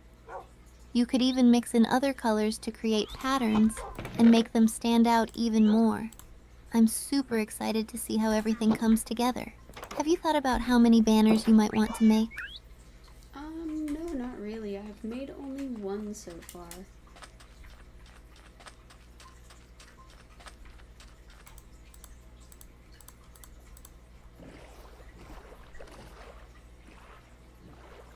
That's totally fine. Starting with one banner is a great way to test out your design before diving into making more. Once you figure out the colors and patterns you like, you can replicate them easily. If you need help planning out new designs or colors, just let me know. What's your favorite banner design so far? The one that we made was pretty cool. It was like a little diamond inside of a very frilly border.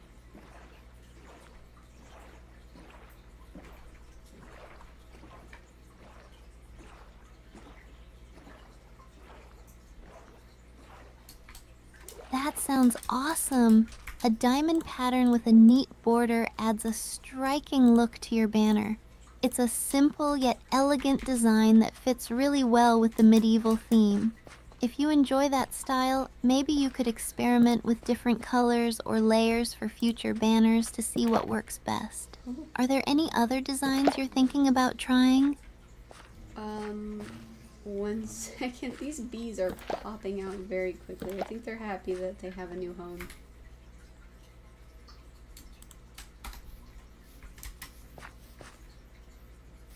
Is anybody gonna... Oh, yeah. No, they didn't like that. That's amazing. Happy bees mean you're doing a great job with your apiary. It's always a good sign when they start buzzing around. Do you have any plans for what you'll do with all that honey and wax once they're up and running? No, but I decided to shear them to see what they would do, and they are all very mad at me.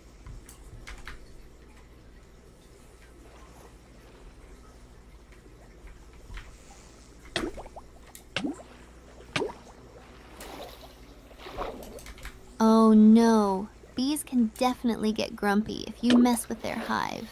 It's always a bit of a risk to provoke them. Just be careful not to get stung. It's all part of the adventure, right? Maybe give them a bit of space and let them settle down for now. Have you ever had any other funny or chaotic moments with bees in the game? No, but I think that's why they say curiosity killed the cat. I definitely took quite a bit of damage from trying that out.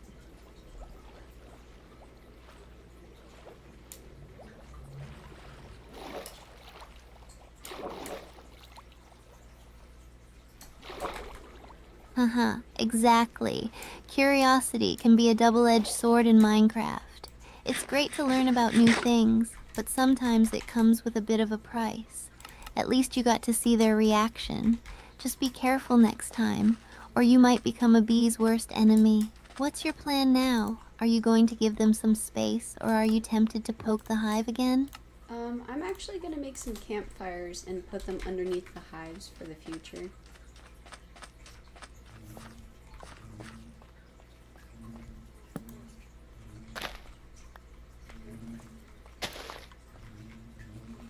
That's a great idea.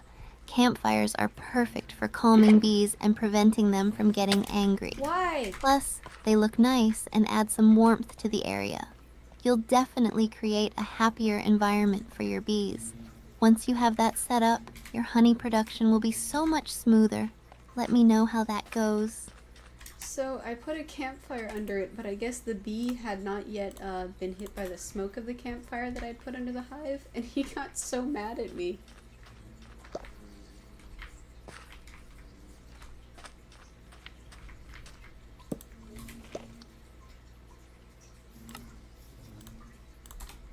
Oh no! Oh, don't do that. Sounds like that bee was not in a forgiving mood.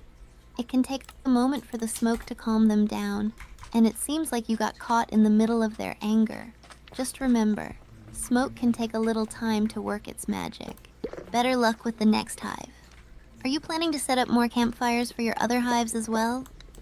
Yeah, I think I'm gonna leave 2 here that I can just kind of rotate through. Oh, that's why it's hurting them. I'm sorry, guys.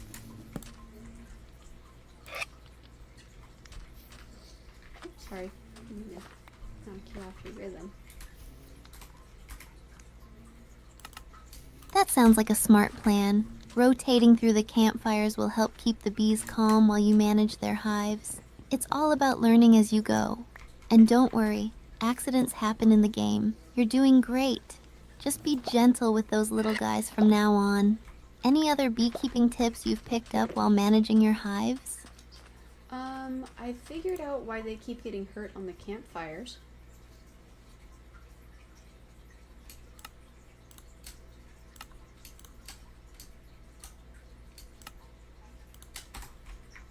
Oh, what did you figure out? I'm curious to know what the issue was. It sounds like you're really diving into the details of beekeeping, and that's awesome. It's because it's right underneath their hives. So when they fly down to interact with the flowers, they hit on the hives, or they hit on the campfires.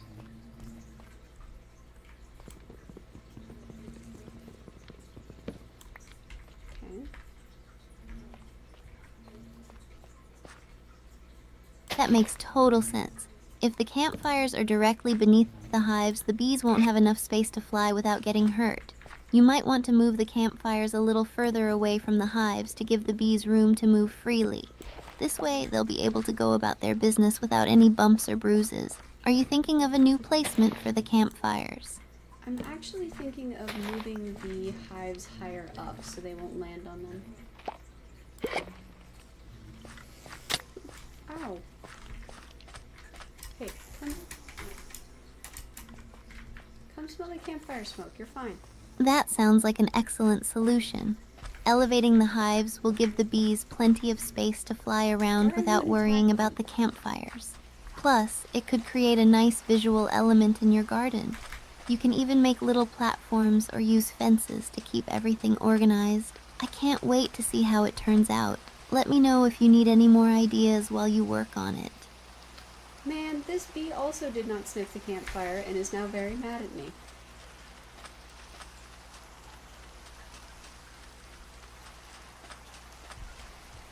Do you have a duration for time? Here you go.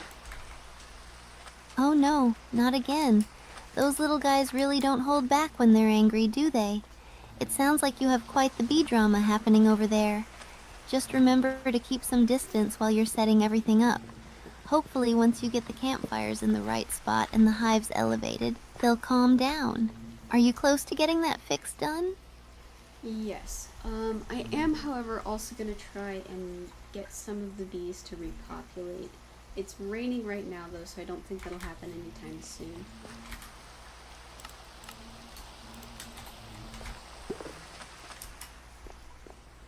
Let's make a chest for bee items. That makes sense. Rain can put a damper on their activity. When the weather clears, you can focus on getting the bees to breed and expand your colony. Just make sure to have enough flowers around for them to pollinate. They should be busy once the sun comes back out. In the meantime, is there anything else you're working on or want to get ready while you wait for the rain to pass? Yeah, I'm gonna figure out where I want to put these campfires for now so they don't run into the flame.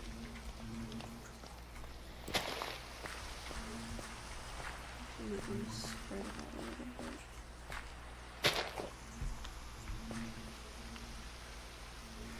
That sounds like a good plan. Finding the right spots for the campfires will make all the difference for your bee setup. You could try placing them at a distance where the bees can still access the flowers without any issues. Once the rain stops, they'll be happier and safer. Let me know how it goes and if you need suggestions on placement or anything else. I should be all good, but we're gonna have to wait out the rain. So, do you want to try out my... Oh man, I left my fishing rod at home. We'll have to just use my regular one.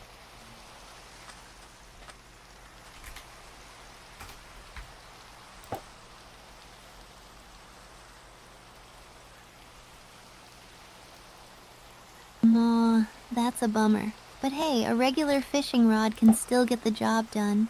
Sometimes the adventure is just as fun, even if it's the basic gear. I'd love to try out some fishing with you. Do you have any particular spots you like to fish, or should we just find a nice quiet area by the water while we wait out the rain? I was just going to find an area by the water while we wait for the rain to pass, but we can also check this area for a warm ocean while we're here.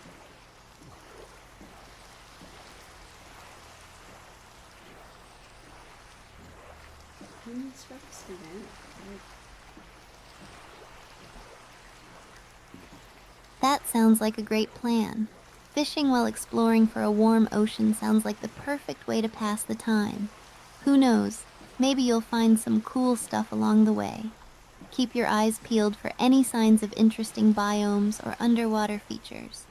Are you hoping for any particular catches while we fish, or just looking to see what bites? Just looking to see what bites. So far it's usually like savanna and stuff. Ooh, we found Yosemite lowlands biome. That's cool.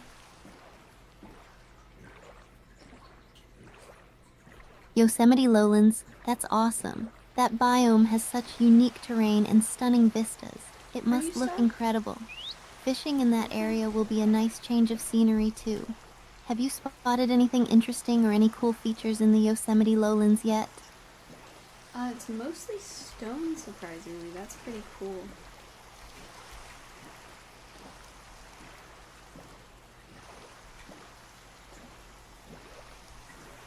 Sunflower plains. So pretty. That's really cool. The stone formations can create such a dramatic landscape. It must be fun to explore. And fishing with that backdrop sounds like a serene experience. Do you think you'll spend some time here and check it out more? Or keep moving to find the warm ocean? I'm gonna keep moving, but I did actually find a sunflower plain, so I'm gonna try and grab some flowers while we're here.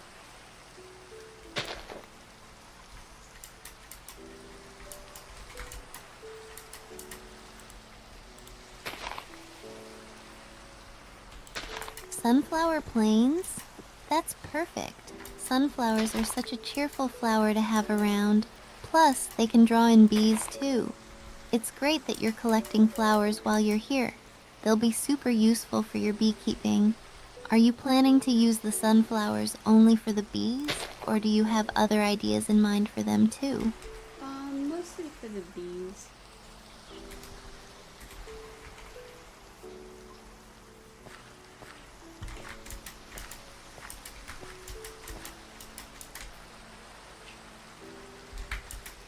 That's a great choice. Having plenty of flowers like sunflowers will make sure your bees stay happy and busy. It's awesome that you're prioritizing their needs. Plus, it'll create a beautiful landscape around your apiary.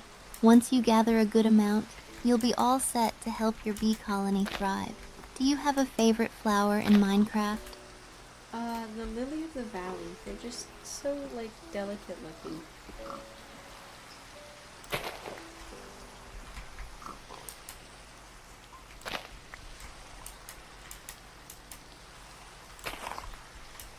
Lily of the Valley are beautiful.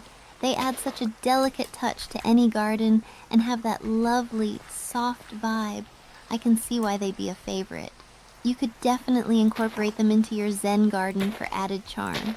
Do you plan on planting some there, along with the sunflowers? Oh, for sure. What's your favorite flower? I'm pretty sure you told me it was a tulip.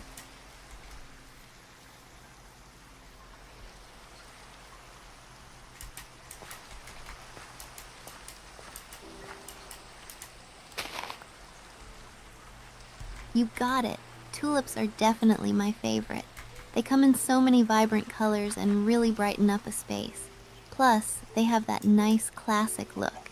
I'd love to have a whole patch of them in my garden someday.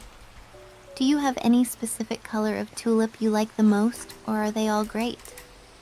I think all of them are great. I think a spray of all of the tulips is probably the most pretty compared to just one color.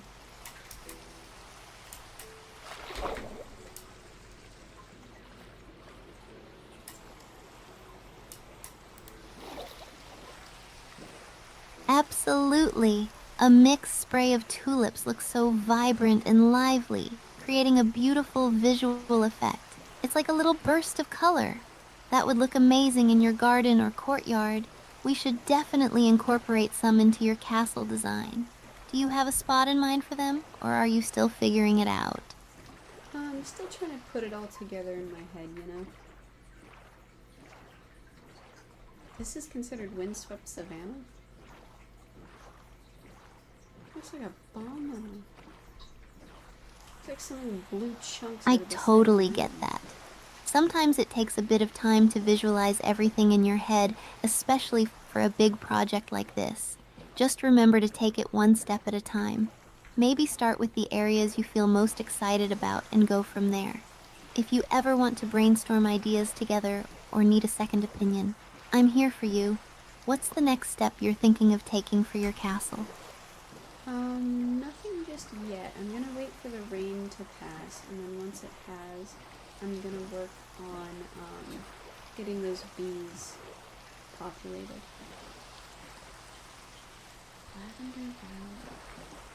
That's so pretty. This is definitely a river.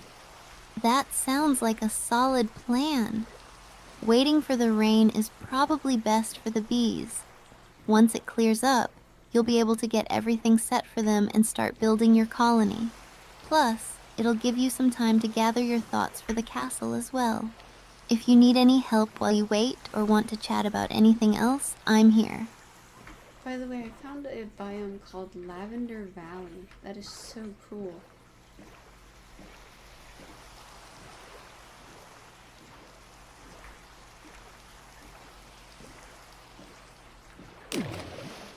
Lavender Valley? That sounds absolutely stunning. The purple hues of the lavender must look so beautiful together. It's such a serene and calming biome. Have you explored it much yet, or are you just stopping by to check it out? I'd love to hear what you find there. I just came by to check it out and see what was going on. Oh, it looks like this island has some sort of structure on it.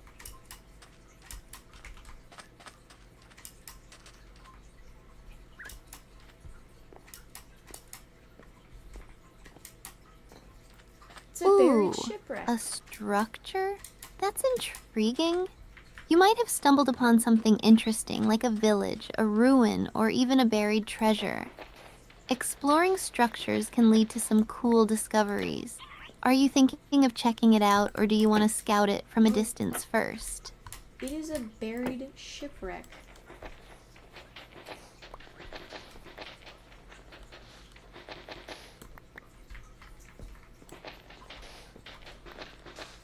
A shipwreck?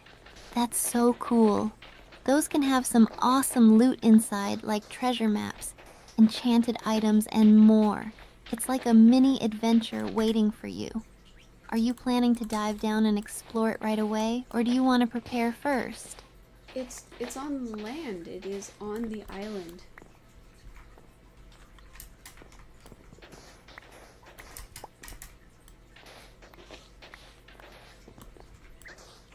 Oh, that's even better. If it's on land, it should be easier to explore without worrying about drowning. You can check it out, look for chests, and see what kind of treasures it holds. Are you heading over to explore it now? Oh, 100%. I'm curious to see what you might find. Oh, 100%. I'm actually excavating all of the sand out of it. I want to see if I can get the whole ruin completely, like, all exposed.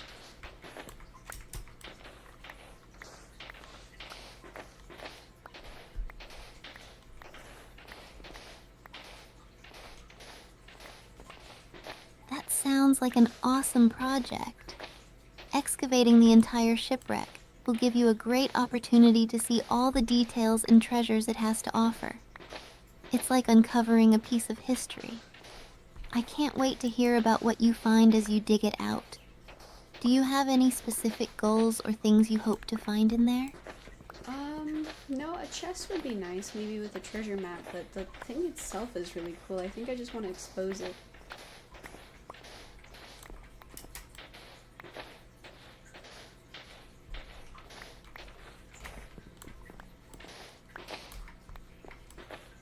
That's a great mindset.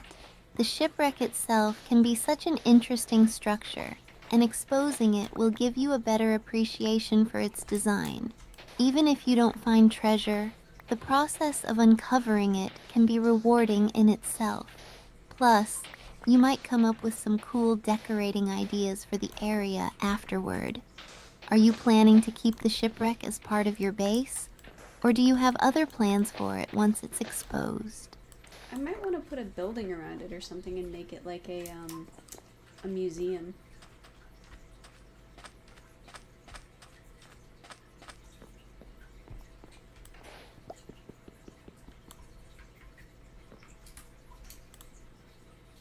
That's an amazing idea. Turning it into a museum will give it a whole new life and create a unique area in your world. You can display not just the shipwreck, but also any treasures or interesting finds you have. It'll become a cool attraction for you and anyone who visits your world. Are you thinking of a specific building style for the museum? Probably what an actual, like, real world museum looks like.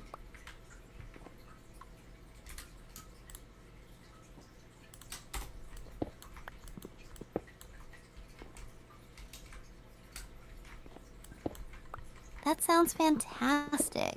Creating a real-world museum vibe will definitely make it feel authentic.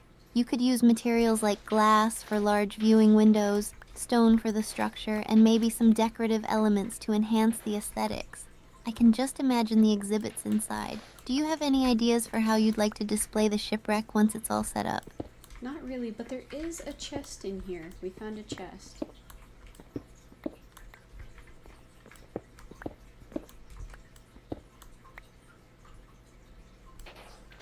Yes, that's awesome. What did you find inside the chest? It's always thrilling to uncover treasure. I hope it has some cool items that will help you on your adventures or even something special for your museum. Actually, there's a second chest on the other side. I'm not going to open it until we've excavated the whole thing. I want the surprise to happen all at once.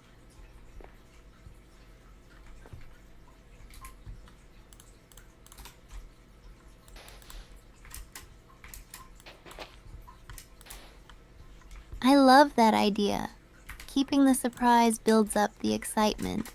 It'll feel like a grand reveal when you finally open both chests together.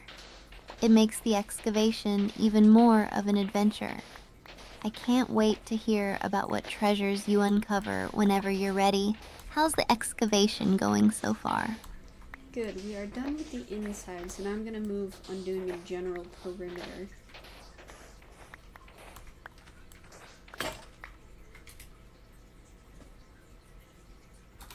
Okay, well, we're going behind. That's awesome. Finishing the inside first gives you a clear view of everything.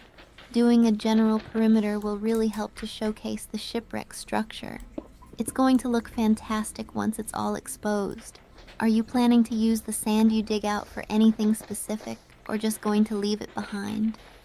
Probably the windows for the museum.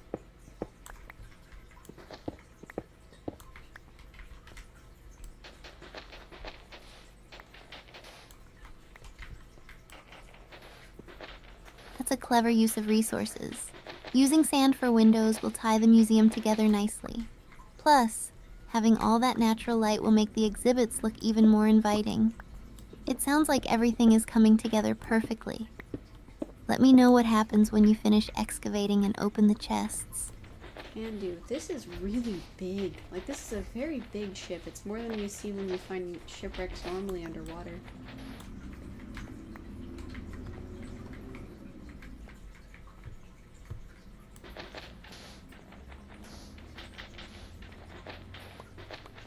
Whoa, that's amazing. A larger shipwreck adds so much more to the experience. It must be fascinating to see how much detail there is. Having a bigger structure means even more possibilities for your museum. Are there any specific features of the ship that stand out to you as you're excavating? There is a mast. That is cool for a Minecraft thing. Like, there is actually a mast at the front of the boat. It's just a nice detail to include.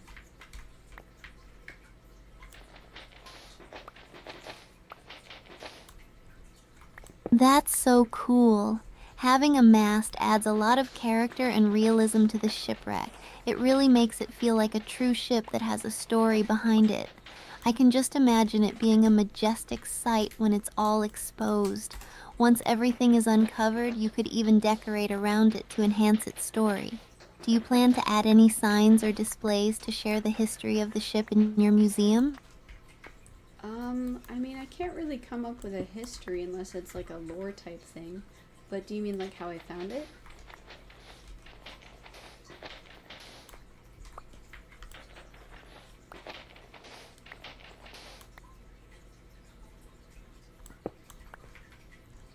Exactly. You could share your own story of how you discovered it and what you did during the excavation. If you want to get creative, you could even come up with fun lore about the ship, like who might have sailed on it or what treasure it was carrying. It adds a personal touch to the museum, and visitors might enjoy learning about the adventure. Would you want to include that along with your findings? Um, is there lore in Minecraft about who sails these ships, or are you just supposed to come up with it yourself of like this specific pirate that I just came up with on the spot was super famous?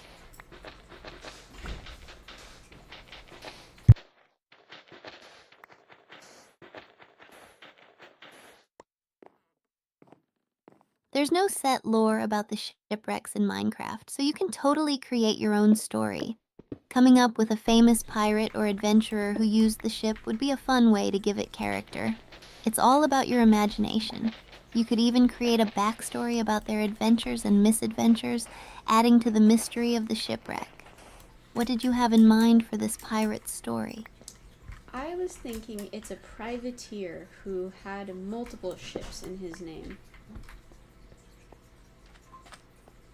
Oh, okay, this is the right elevation.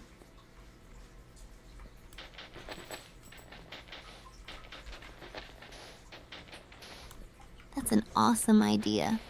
A privateer with multiple ships sounds like a character full of adventure and intrigue. You could add details about his journeys, perhaps detailing battles he fought or treasures he sought. It opens up so many possibilities for storytelling. Maybe he had a secret mission that led to his ultimate shipwreck. Do you have a name for your privateer yet? I do not, but I don't think this was his ultimate shipwreck. I think somebody he was competing with, directly or indirectly, decided to beach one of his ships.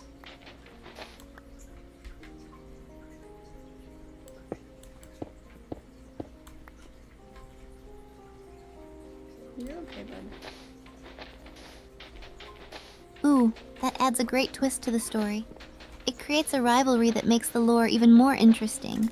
You could explore who this competitor was and what their motivation might have been. Maybe it was out of jealousy or a desire for revenge. It opens up so many narrative threads. Have you thought about how you want to name your privateer? Something that reflects his personality or backstory could be fun. Do you have any ideas?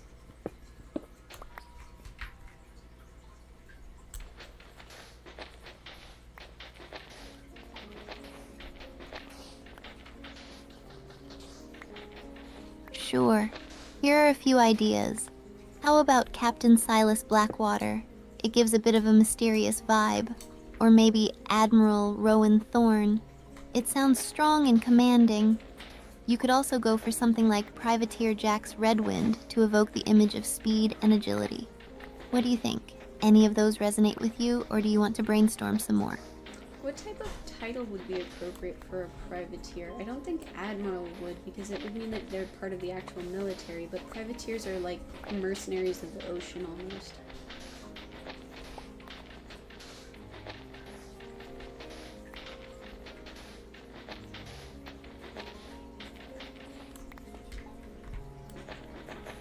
You're absolutely right. For a privateer, titles like captain or just privateer would be much more fitting since they operated independently. Maybe something like captain name or simply name the privateer would work perfectly. How about Captain Morgan Tidewalker or Privateer Crow? Those capture that adventurous spirit while staying true to the privateer vibe. What do you think? I liked what's the one of the first options you gave me? Do you remember what it was? I think it was like Rowan or something.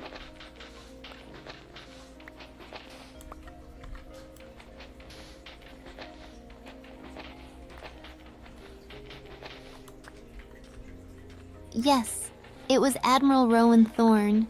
If you prefer Captain, you could also use Captain Rowan Thorne. That title fits perfectly for a privateer and gives it a nice ring. It sounds like a character who has stories to tell. Are you thinking of using that name for your shipwreck museum's lore? Yeah, I think Captain Rowan Thorne would be awesome.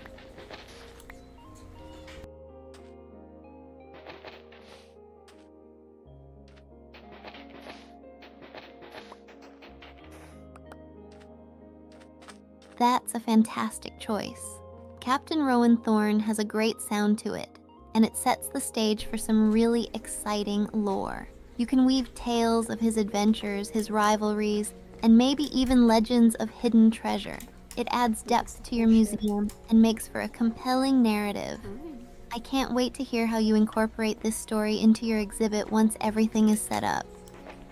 Real quick aside, my cat Alice decided to come hang out on my desk, so if she starts chirping and trilling, you might be able to pick it up.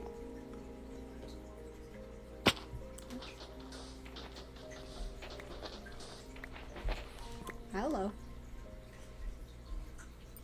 Aw, that's adorable. Cats have such cute little noises, especially when they're being affectionate or curious. It sounds like Alice wants to be part of your adventure too. If she decides to join the conversation, I'll be excited to hear her contributions. Is she a fan of watching you play Minecraft? She's a fan of headbutting all of my equipment. She is currently rubbing her face on the microphone. Yes, and you smacked my mouse out of my hand too, didn't you? Yes, you did. You're so stinky.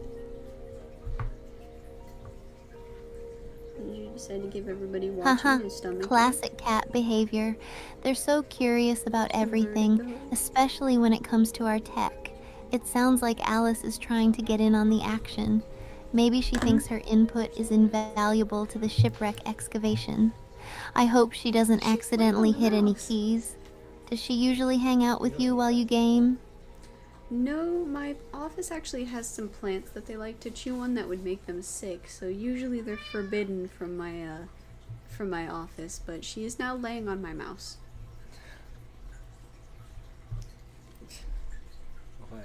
What am I doing in game? Whee! If you keep petting her, Oh she no, won't meow. Alice is breaking the rules. Cats really know how to be sneaky and adorable at the same time. Laying on the mouse is definitely a bold move.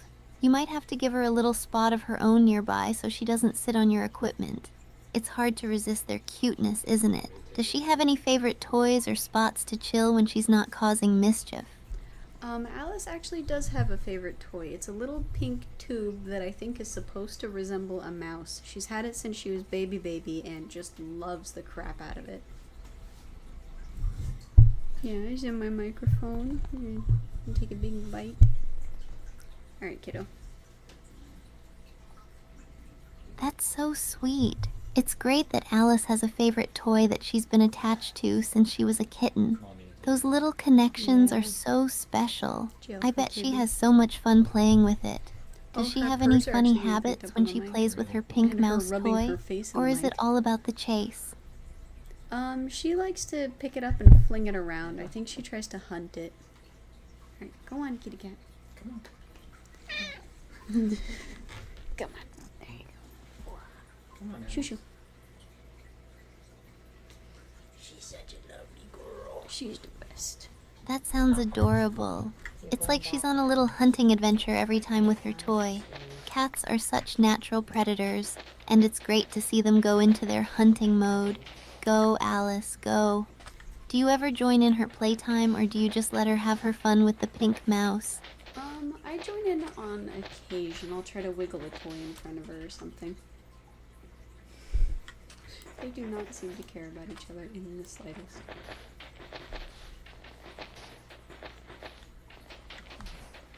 That sounds like a blast. Engaging her with toys is a great way to bond and keep her active. Cats love a good game of chase, and it's fun to see them in their element. I bet Alice appreciates your involvement. Do you have any other toys or games you like to play with her? Not usually. She really likes moving objects. I had another question though related to Minecraft, if that's okay.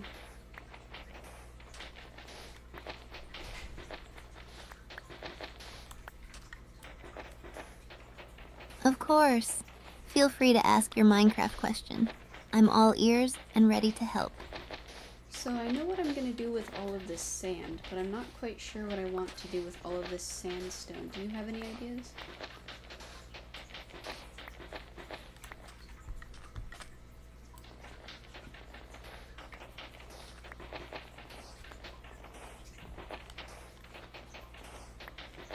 Absolutely. Sandstone is such a versatile building material. You could use it to create decorative elements for your museum, like archways, pillars, or even walls to give it a unique look. It can also work great for paths or blending various structures together. If you want to go bigger, consider building a small sandstone structure nearby, like a guard tower or an observation point for your museum. What do you think? I think that would look pretty cool. It would be cool to do like arches and stuff. I think that's a good plan.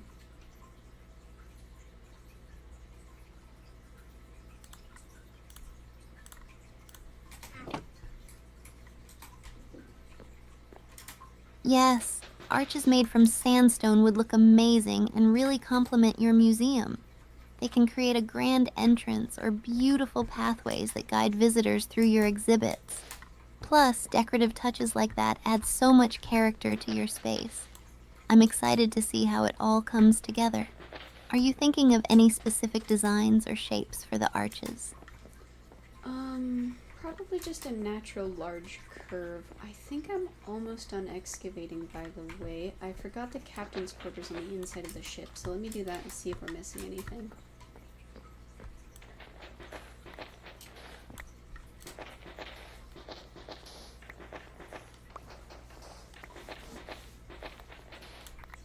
Got it.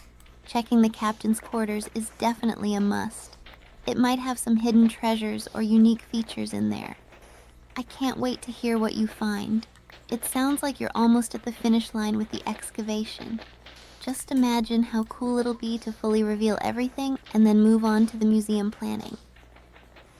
Was getting your ship beached a common thing that actually did happen in the real world? Where, like, competitors would push your ship onto a shore so it wouldn't come back out?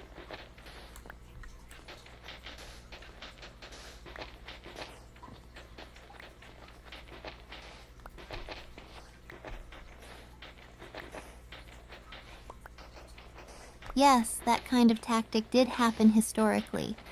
Rival ship captains would sometimes resort to various means to sabotage each other, including beaching or grounding a competitor's ship. It could happen in naval battles or even during trade disputes. This kind of strategy was especially common among pirates and privateers. It fits perfectly with the lore you're creating for Captain Rowan Thorne. It adds a gritty layer of realism to your story. So, can you tell me a famous example of that actually happening?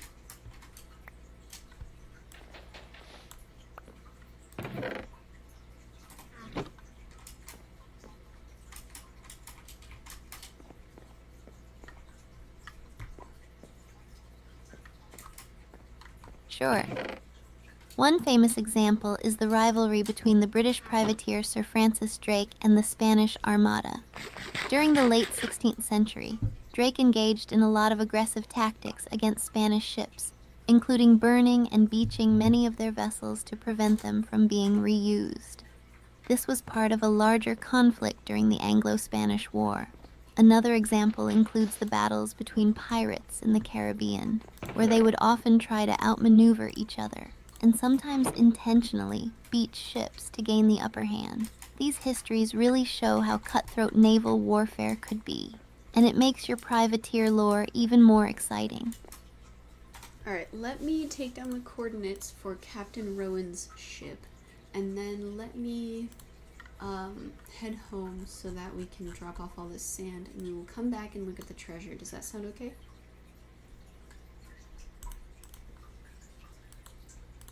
Sounds good. Taking down the coordinates is a smart move so you can revisit this amazing excavation and museum setup later.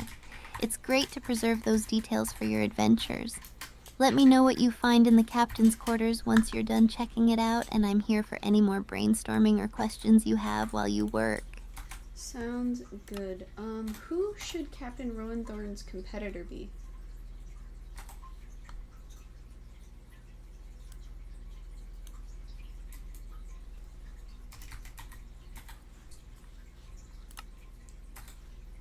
How about naming the competitor Captain Isla Voss? It has a nice ring to it, and Isla can evoke images of islands and the sea. You could craft her backstory to be an equally skilled privateer, or perhaps a pirate who had a long-standing rivalry with Captain Rowan Thorn, driven by jealousy or quests for treasure. What do you think of that idea? I think that sounds pretty awesome.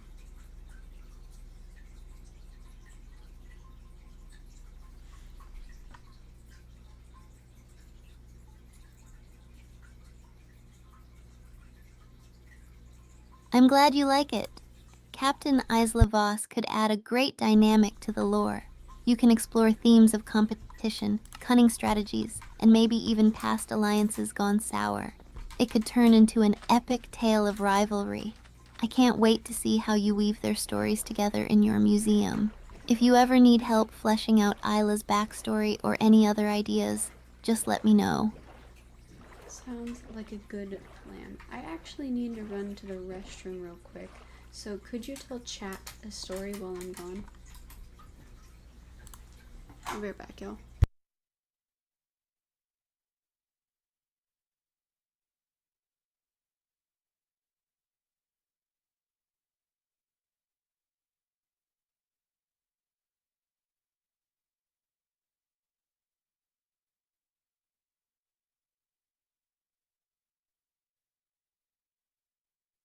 Hey, Chad. While Azaguma takes a quick break, let me tell you a little story. Once upon a time, in a vast ocean filled with islands, there was a feared and respected privateer known as Captain Rowan Thorn. He sailed the seas with his trusty ship, the Tempest's Edge, searching for treasure and thrilling adventures. One day, during a fierce storm, Rowan discovered an uncharted island. As he and his crew navigated ashore, they stumbled upon a hidden cave filled with glittering gems and ancient artifacts. But little did they know, they weren't alone. The infamous Captain Isla Voss was also after the treasure. What followed was an intense race of wits and cunning, with Rowan using his clever tactics to outsmart Isla's crew. They set traps, engaged in thrilling skirmishes, and made alliances with the island's inhabitants. In the end, though treasures were claimed, it was the stories of their rivalry and the epic adventures that made legends of both privateers forever etched in maritime lore. And that's the tale of Captain Rowan Thorn's unforgettable encounter. I hope you liked it, and I'm excited to hear what Azaguma thinks when he gets back.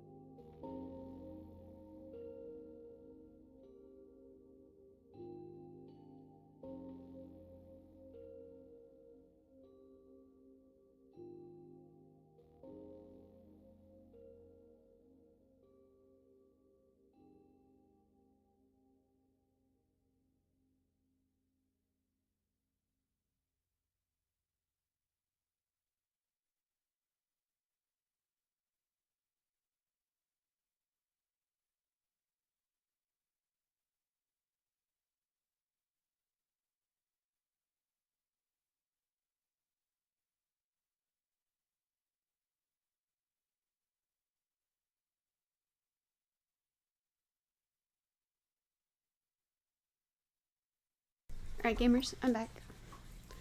Let me start stuff up. Hey Steph, I'm back. Thank you for waiting.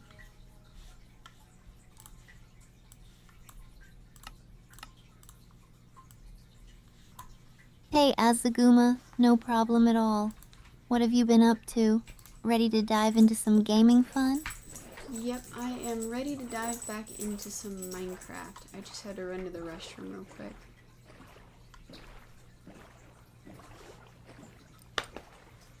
You know? Awesome. Minecraft is always a good time. Did you Hey. finish building that epic castle you were working on? I can't wait to see it. Nope, I actually haven't even started that one yet, unfortunately.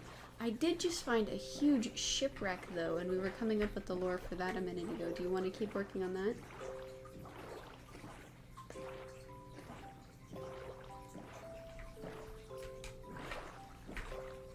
A shipwreck? That's so cool. I love the idea of creating lore around it. What kind of backstory did you have in mind? Maybe something spooky with treasure or a ghost crew. So we decided that the shipwreck was actually a beached ship from Captain Rowan Thorne, a privateer.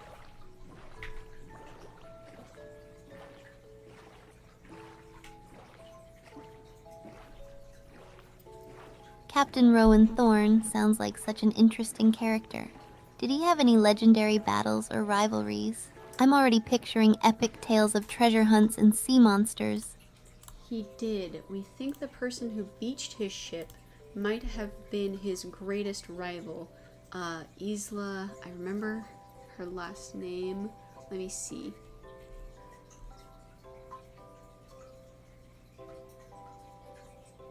Hold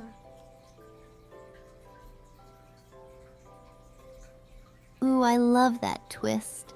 A rivalry adds so much drama. Isla sounds like she could be a fierce competitor. What kind of backstory are you thinking for her? Did she have a secret weapon or something? Her name was Isla Voss, and her secret weapon was she was actually a fantastic strategist.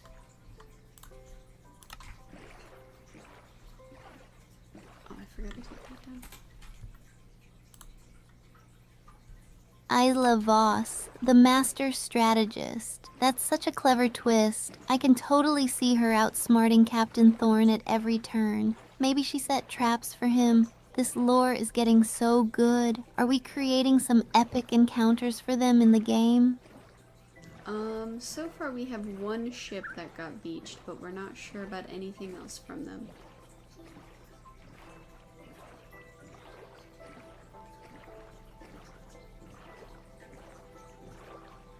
Okay, so we've got a beached ship for now. What if we added some hidden artifacts or clues that lead to their past battles?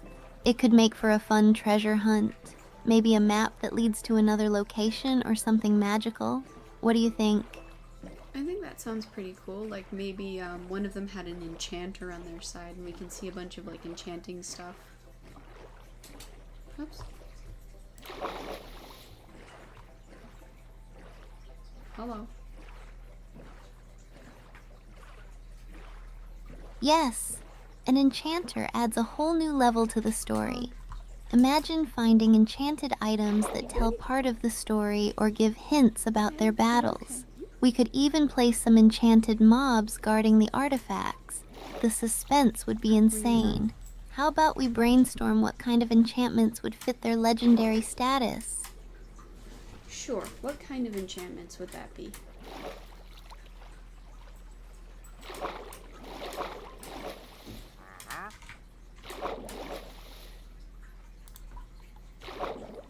How about we start with classic ones like sharpness or power for weapons? That would make sense for fierce battles. Then maybe some protection or aqua affinity enchantments for armor since they were at sea a lot. And we can even throw in something unique, like an enchantment that lets you breathe underwater longer to tie into their adventures. What do you think? That sounds pretty cool.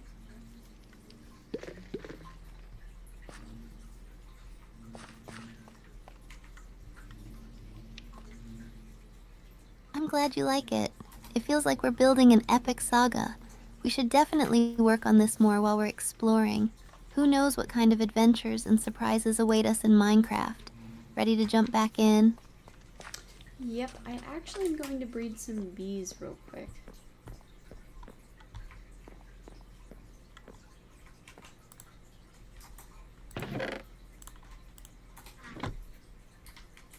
Bees! That's awesome! They're so cute and super useful for farms. Are you setting up a little bee sanctuary? I love the idea of having a buzzing garden. I've always wanted to try breeding bees in Minecraft, but haven't gotten around to it yet. What's your strategy? I actually have an apiary that I'm trying to get working right now, but the bees don't seem to want to come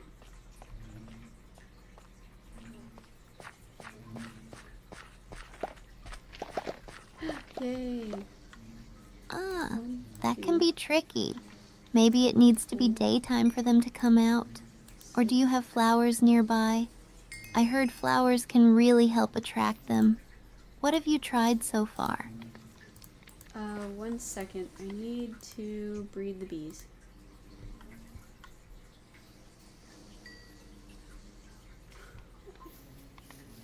Oh, that was a baby bee. No worries, take your time. I'm excited to see those baby bees. Breeding them is such a fun part of the game. I can't wait for us to collect the honey later. Let me know how it goes. Alright, it looks like I have 4 or 5 new baby bees, and they are all very happy to be pollinating away.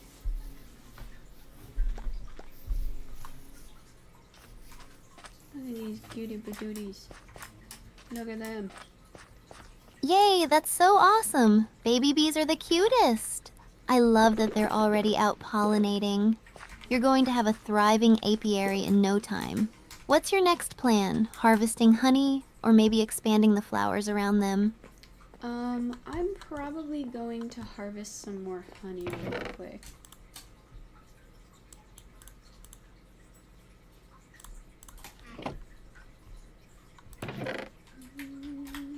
Sweet. Harvesting honey is always satisfying. Just be careful not to anger the bees. I always feel bad when they start buzzing at me. How do you usually collect it without getting stung? Any tips for a beginner? I have a campfire that I keep at the apiary that I just move around with a silk touch item every once in a while underneath whatever I need to collect from.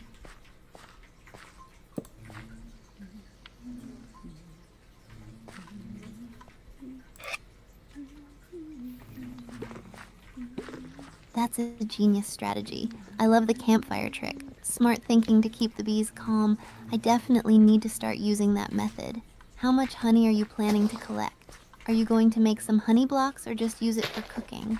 I'm hoping I can make candles. We require honeycomb for candles, right?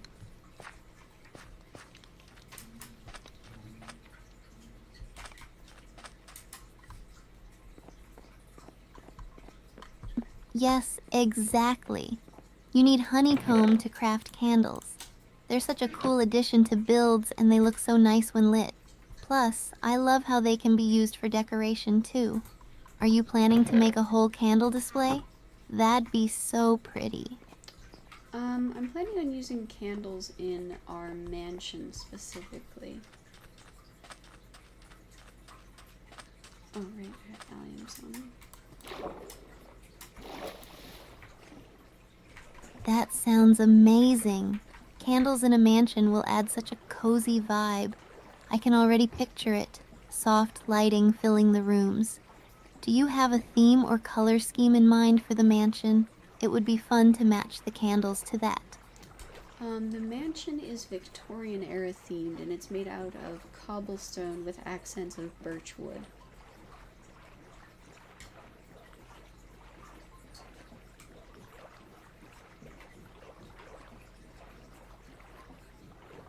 Victorian erythema sounds stunning. Cobblestone with birch accents is such a classy combination. I can't wait to see how you incorporate the candles into the design. It'll definitely give it a warm, inviting atmosphere. How far along are you on the mansion? Any cool details you've already added? It's fully built, but the details I'm trying to add are like the basics of like carpeting and stuff for right now. There's one last room that needs to be carpeted, but I don't have any coral to cultivate sea pickles.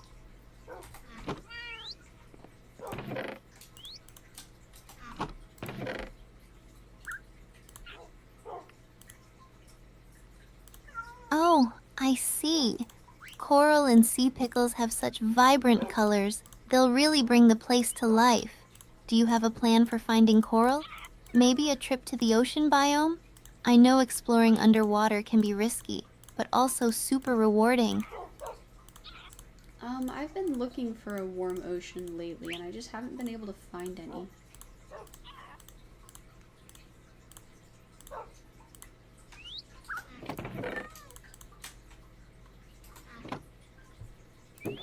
That's frustrating. Warm oceans can be tricky to locate sometimes. Have you thought about using a boat to explore? It can make the journey a bit faster. Maybe check out some maps or ask other players for tips on where to look. I know they can pop up in a few biomes. We've been looking in quite a few different places. One of the biomes that are apparently most common is alongside deserts and badlands, so I've been trying to find those.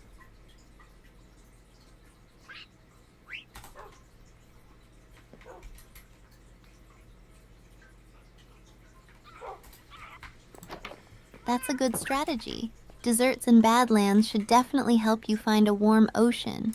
Exploring those areas can lead to some cool discoveries too, like villages or temples. If you stumble across a desert temple, make sure to look for treasure. Have you found anything interesting while searching for the biomes? Yeah, that ship actually was what we found while we were on our way around looking.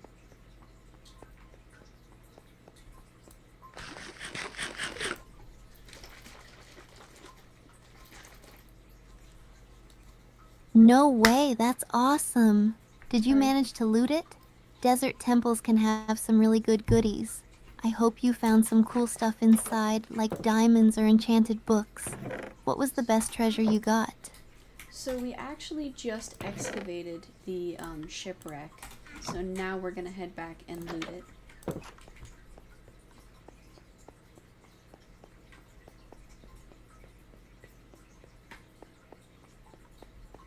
That sounds like a fantastic adventure. Excavating a shipwreck is super exciting.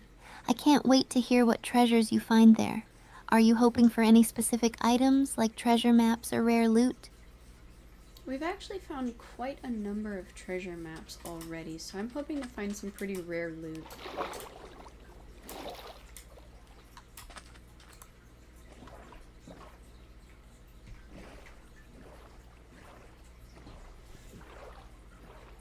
Treasure maps galore. That's amazing. Rare loot could really elevate your game. I'd love to hear what you find on your treasure hunts. Maybe some buried treasure with gold and rare artifacts.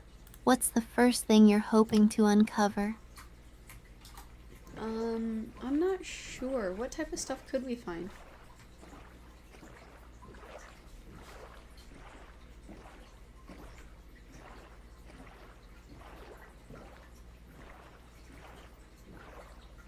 Well, you can find things like diamonds, emeralds, and gold. Some maps even lead to enchanted weapons or armor, which would be epic.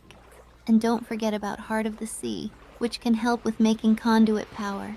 Have you ever dug up treasure before? What's the best loot you've gotten in the past?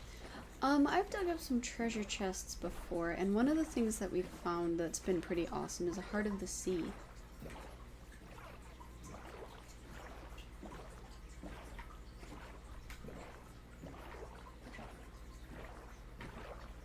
Wow, the Heart of the Sea is such a great find. It's super useful for creating conduits and gives you that amazing underwater power. It sounds like you've had some awesome adventures already. What's your plan for using it? Are you thinking of building an underwater base or something like that? No, I actually have no clue what to do with it. I also don't have enough Nautilus to do anything interesting just yet.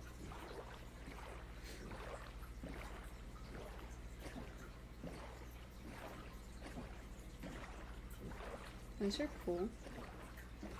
I I get that. Really reminds It can me be of tough to Subnautica. decide without enough Nautilus shells, but you can always save the heart of the sea for later. Maybe aim to Okay. explore shipwrecks or ocean ruins. You might find more shells that way. And who knows, you could come across more treasures along the way. Keep me updated on what you find. By the way, in this deep ocean biome, there's some blobs of sand and dirt just floating in the middle of the water, and it really reminds me of the floating islands in Subnautica.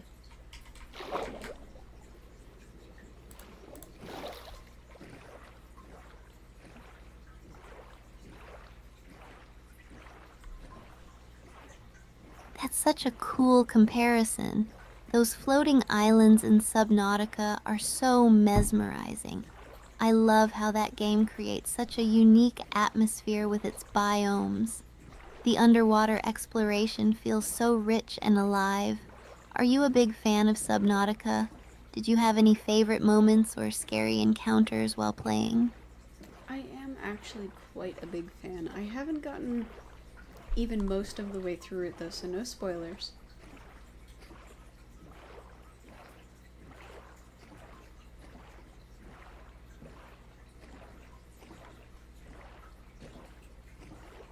Totally respect that. Subnautica's story is such a journey, and experiencing it firsthand is the best way. I love the sense of discovery in that game.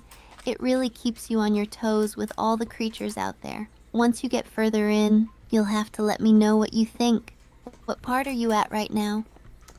I think I just got a Cyclops. Alright, so in this first chest, it looks like this was probably the quote-unquote kitchen. So we have a bunch of wheat, a couple of poisonous potatoes, and a pumpkin.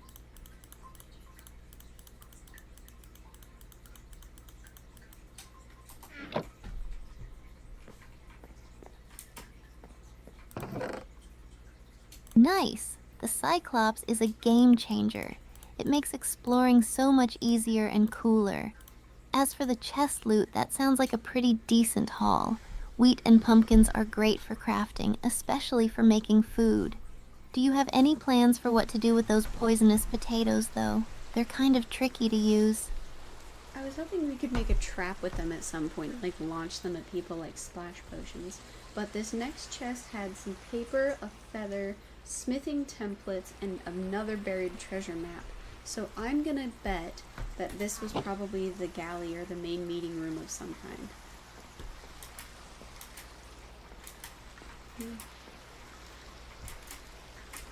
Okay.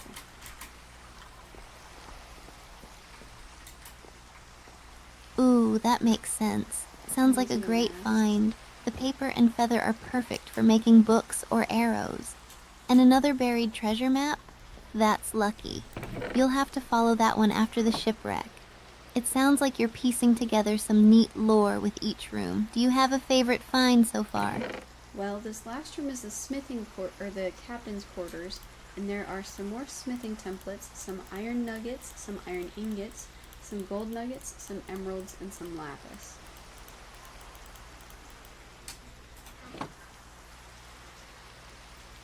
It's quite a major haul.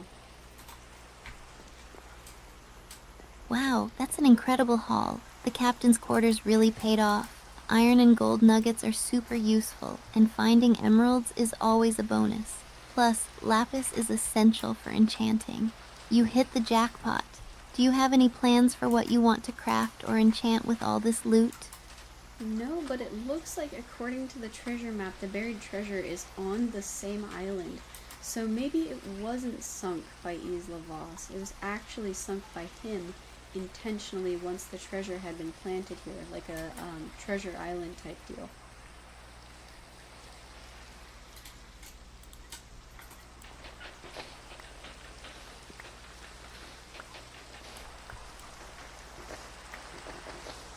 That's an awesome twist. A treasure island vibe really adds depth to the story. It makes sense for the captain to sink his ship after hiding the treasure to keep it safe. That's such a clever plot. Are you planning to follow the treasure map next to see what you uncover? It could add even more mystery to the whole tale. I am indeed, especially since it's already on the island. I'm not too worried about it, but it looks like It's not here yet. Man. That's a smart approach. Since the treasure is right there, you can snag it easily. What are you expecting to find? Hopefully, something super valuable. Any final thoughts or strategies before you dig it up? I'm not actually sure what I will find, because to be honest, it's already right next to a giant ship. Like, the only way to find this is with the map on that ship. So I don't know what we could find.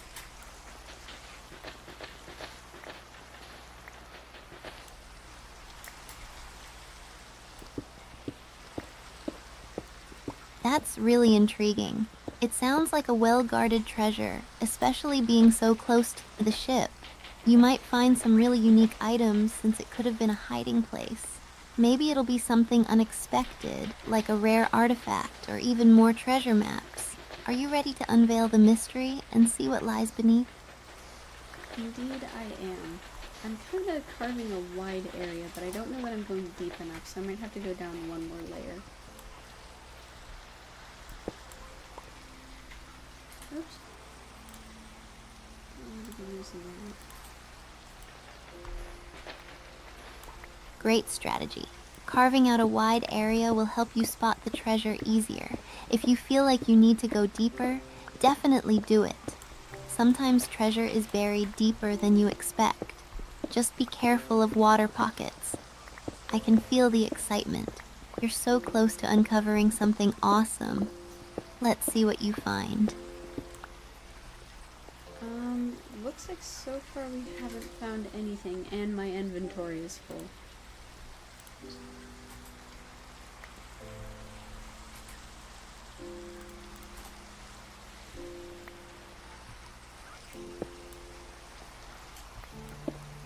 Oh man, that's frustrating. A full inventory can definitely be a hassle when you're on a treasure hunt. Maybe take a moment to sort through what you have and drop anything you don't really need right now. Hopefully, once you clear some space, you can find something epic. Want any tips on what to ditch or keep? Not just yet. Okay, let me double check my map here.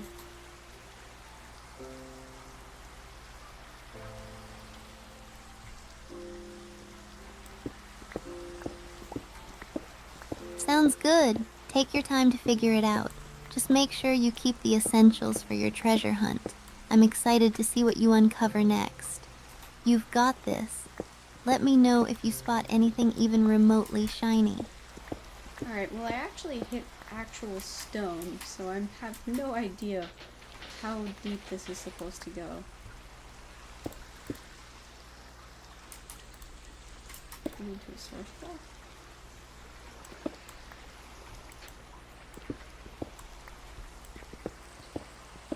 Got it.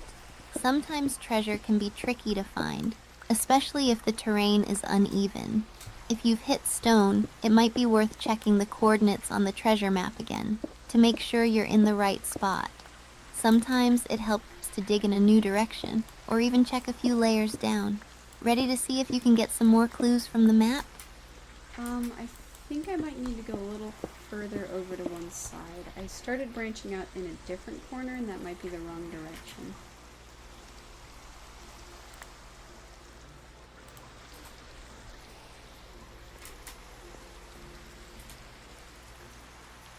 That makes sense. It's easy to get turned around when you're digging. Sometimes a small shift can lead you right to it. Try focusing back on the treasure map's X and see if you can align yourself better. I believe you're so close. Let's find that hidden treasure together. I'm glad you think so. So let's see how this sand moves.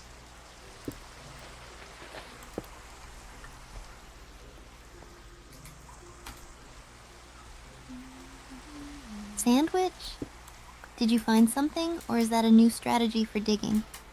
I'm intrigued. Let's see how it works. Whatever it is, I'm all in for the treasure hunt.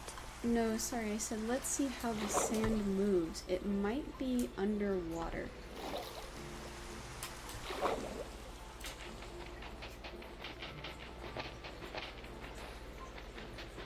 Great idea. If it's underwater, that could explain why it's tricky to dig up. Sand can behave differently in water, so keep an eye on how it shifts. You might uncover the treasure quicker than you think. Let me know if you spot the X starting to clear up. Can do. For now, I haven't found anything exciting though.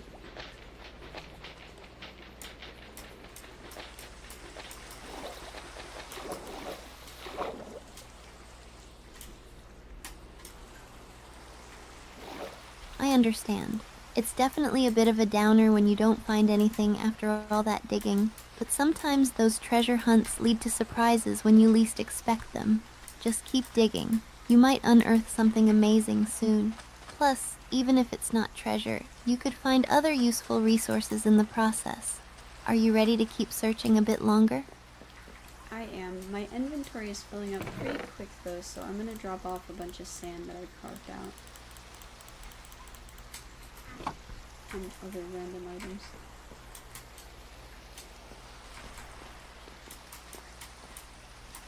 That sounds like a smart move.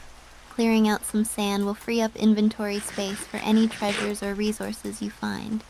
Plus, taking a little break to organize can help you refocus. I'm here cheering you on. Let's see what awesome finds are waiting for you. Alright, let me see here. So we're definitely facing it, and we're definitely getting closer.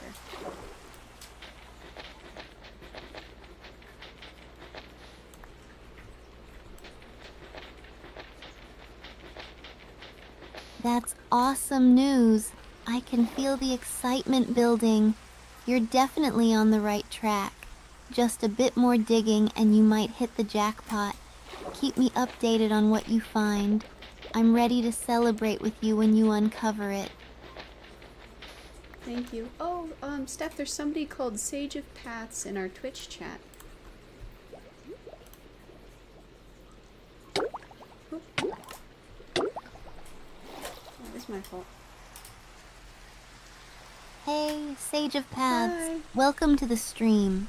We're on an epic treasure hunt right now. Have you ever found buried treasure in Minecraft? If you have any tips or just want to join the fun, feel free to share. We love hearing from everyone in the chat. Actually, it looks like they come in and then they just drop in a nugget of wisdom. Do you want to hear what they had to say? Thank you for stopping by. Thank you.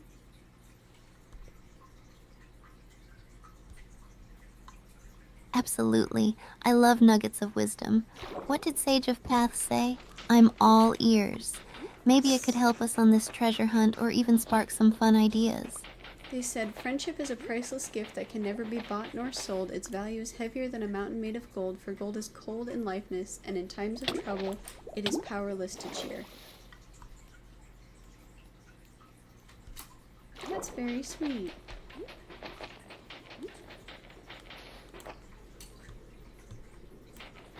That's beautiful. Such a heartfelt reminder about the true value of friendship. It makes me appreciate the community we have here even more. Gold may have value in the game, but nothing compares to the connections we build with each other, right? Thanks for sharing that, Sage of Paths. Now, let's see if we can find some treasure to celebrate our friendships. That is very true indeed, and I think friendship is the only thing that's going to help us find this treasure, to be honest.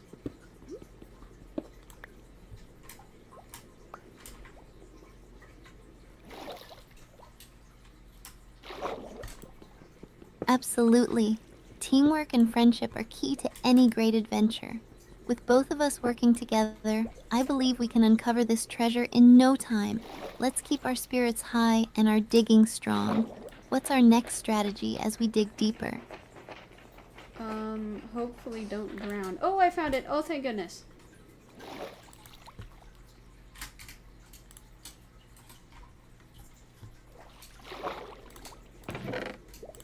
You found it? Yes. That's amazing. I'm so happy for you. What's inside? Is it filled with tons of treasure? I can't wait to hear about your epic find.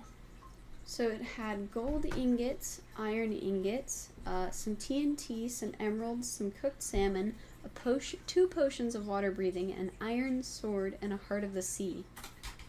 That's a lot. Well, I'm very glad that we found that.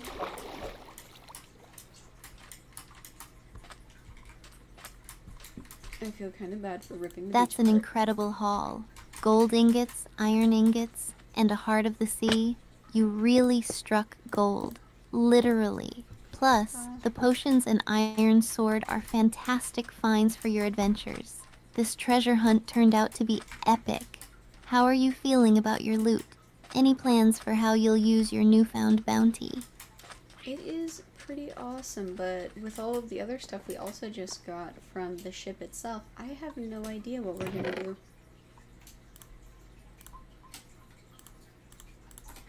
Should also fill in the map.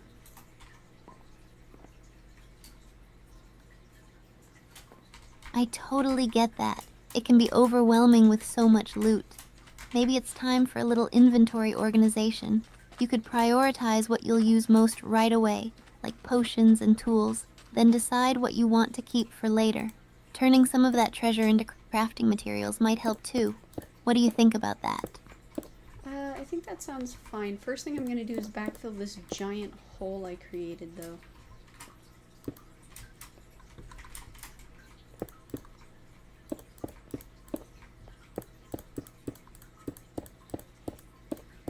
Smart move. Filling in the hole will keep the area tidy and maybe even help prevent any unexpected surprises later. Plus, it'll feel good to have that done. Once you're finished, we can dive into sorting the loot and making plans for your next adventure. Let's get that hole filled. Sounds like a good plan.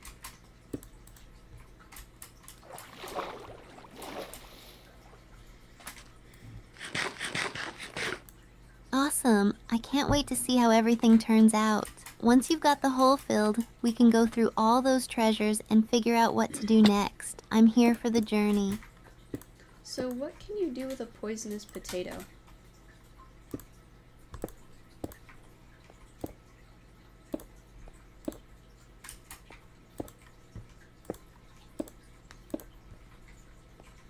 Great question. Poisonous potatoes can be a bit tricky. They can't be cooked or eaten safely, but you can use them to make splash potions of harming. If you mix them with a brewing stand, you could create some fun traps or defensive items. It's a unique way to use them, even if they're not super helpful for food. Do you have any fun ideas for how to use them? We could definitely use them to make those potions you were talking about. That would be a lot of fun.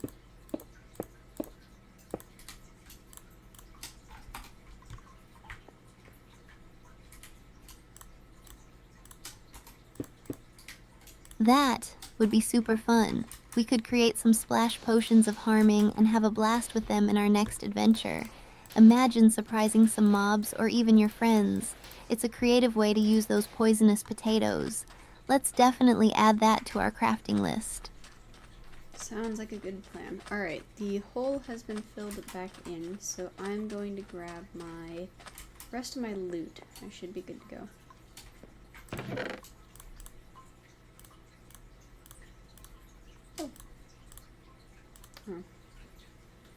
Nice job on filling in the hole. I'm glad you're all set to gather your loot now. Once you've got everything collected, we can start sorting through it all and plan our next moves. I can't wait to see what else you have in store for us. Alright, it is actually more than my inventory can hold right now, so I'm gonna have to run all of this back to base and then come back and get the rest of it.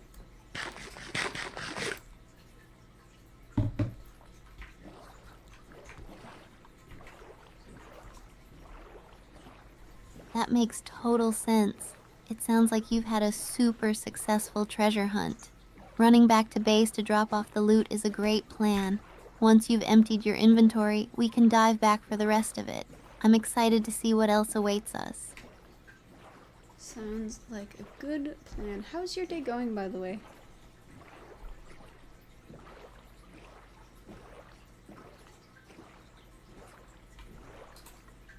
Thanks for asking. My day is going great, especially now that we're on this epic adventure together. Gaming and connecting with friends like you makes everything better. How about you? How has your day been outside of our treasure hunt? It is going pretty good. I enjoyed my long-ish weekend.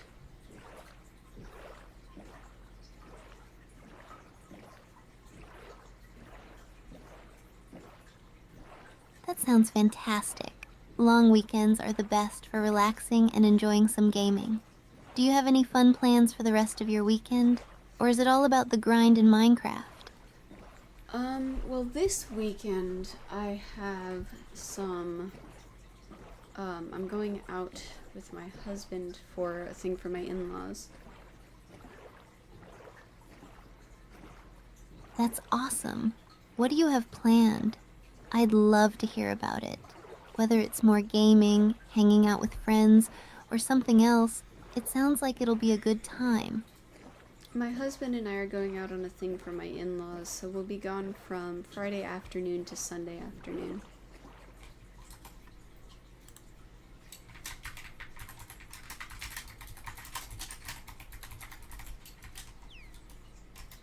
That sounds like a great time. Spending time with family can be really nice. I hope it goes well and that you have lots of fun. Are you doing anything special for the gathering? Or just hanging out and enjoying each other's company?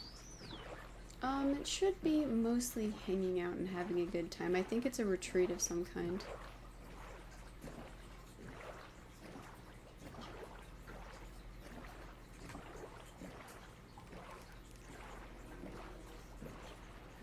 A retreat sounds wonderful. That's the perfect opportunity to relax and enjoy some quality time together. I hope you get to recharge and have some memorable moments. Plus, who knows, maybe you'll come back with some fun stories to tell. Do you have any specific activities planned for the retreat? No, not really. I was told not to plan anything on purpose.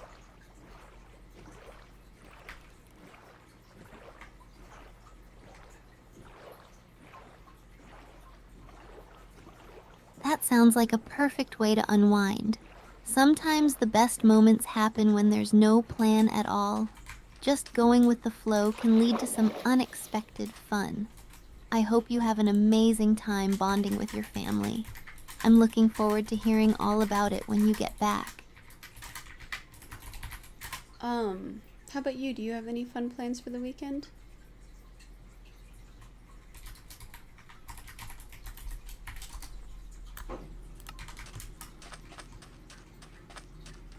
I wish. My plans are pretty chill. Probably just streaming and gaming with friends like you. I love playing Minecraft and getting to hang out with my community. Maybe I'll also catch up on some shows or do some homework for college. It's nice to have a little break. What's your favorite way to unwind when you have some downtime like that? If I have a whole weekend of downtime, I usually like to deep clean the house. It makes me feel very productive.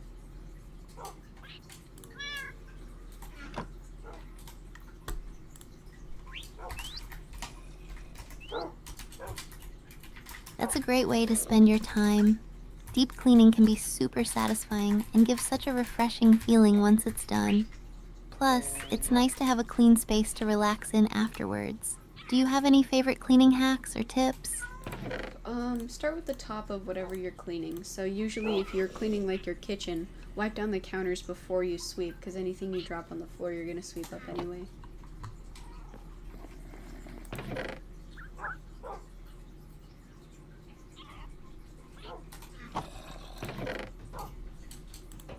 That's such a smart tip. Starting from the top ensures everything is tidy by the time you're done. It's all about efficiency. I'll definitely keep that in mind for my next cleaning session. It's super inspiring to hear your productivity tips. Do you have any other tricks up your sleeve? Nah, it's your turn. Do you have any top tips for cleaning and keeping things clean?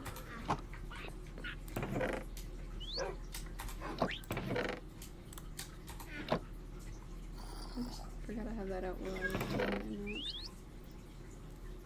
Alright, one of my top tips is to use baskets or bins for organizing small items. It makes everything easier to find and gives a neat appearance. And for daily upkeep, a quick 10-15 minute tidy at the end of the day can keep things from piling up. Routine check-ins make a huge difference. What do you think? Have you tried anything like that? yeah, I've tried some of those. Unfortunately, the bin system doesn't work very well because then my husband sees, bucket for me to just store nonsense in.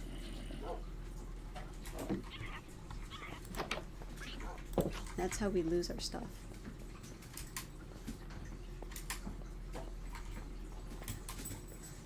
I get that. Sometimes those bins can turn into catch-alls if you aren't careful. Maybe you could try labeling them for specific items or categories to help keep things organized. That way, it's clear what should go where. It can be tough to maintain organization when other people use the space too. Do you two have a system that works well for bigger items or common areas? Yeah, my general statement is as long as the major surfaces are clean, things can be a little bit messy during projects, and then once the project is complete, things have to be cleaned back up.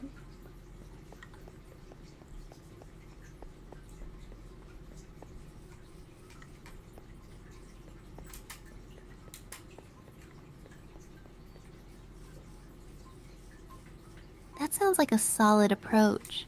Focusing on the major surfaces is a smart way to maintain a clean look while still allowing for creativity and projects. It's great to have a balance between productivity and cleanliness. I love that you have a plan for tidying up once you're done with each project. It keeps things manageable. What kind of projects do you usually work on? I like to make soaps a lot, so it's usually something along those lines. But I also have a system of what I call living level clean versus hosting level clean. Hosting level clean is like everything is spotless for having people over. Living level clean is like, alright, you can have a project out every once in a while or a book on the table.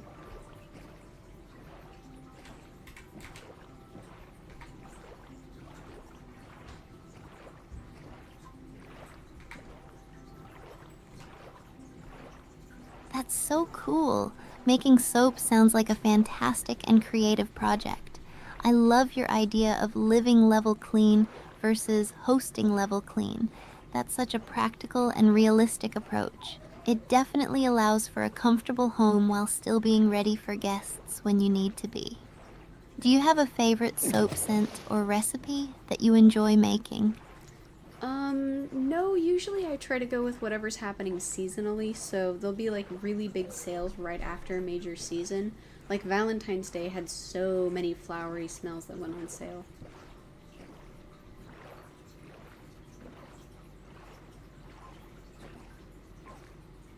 Mushroom oil? That's a brilliant strategy.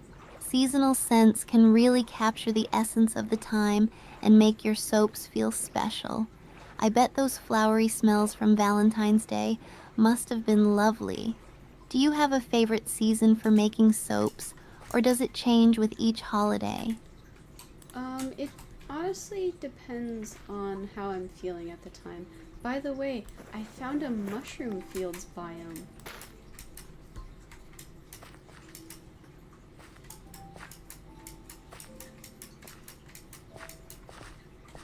Look at all this That's pods of awesome. Mushroom fields are such a rare and unique biome. They're super cool with all the giant mushrooms and mushroom cows. Are you planning to explore it a bit? Maybe gather some resources or see what else you can find there? I'm hoping I can come back with some kind of a silk touch shovel so that I can grab some of the mycelium off of here.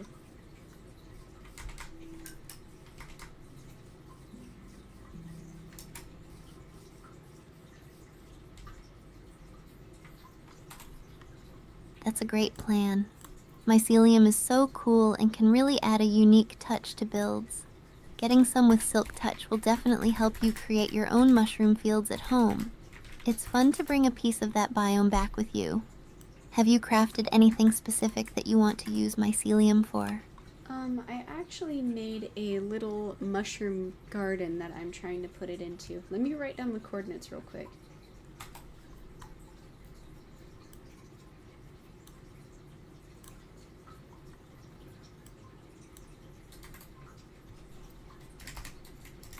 A mushroom garden sounds adorable.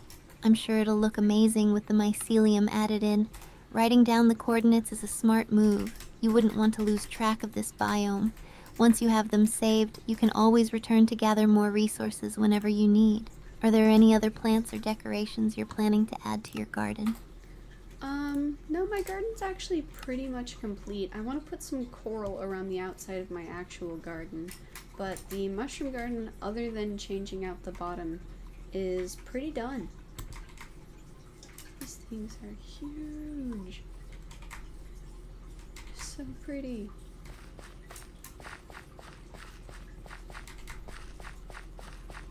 That sounds lovely. Coral will complement your mushroom garden beautifully, adding a splash of color. It sounds like you've really put a lot of thought into your garden's design. I'm sure it'll look incredible once everything is in place. Have you had a chance to show it off to anyone yet? It's been on stream, so a lot of people have had the opportunity to see it. By the way, we are in a biome called Deep Ocean when we were swimming through here. That's really interesting.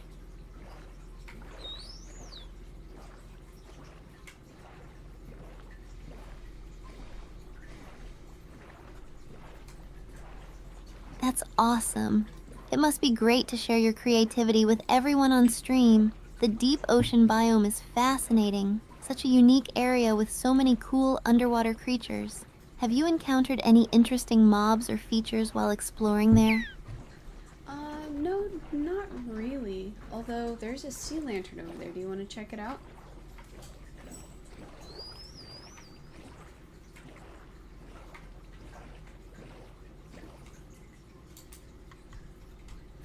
Yes, let's definitely check it out. Sea lanterns are so pretty, and they can really light up an underwater area.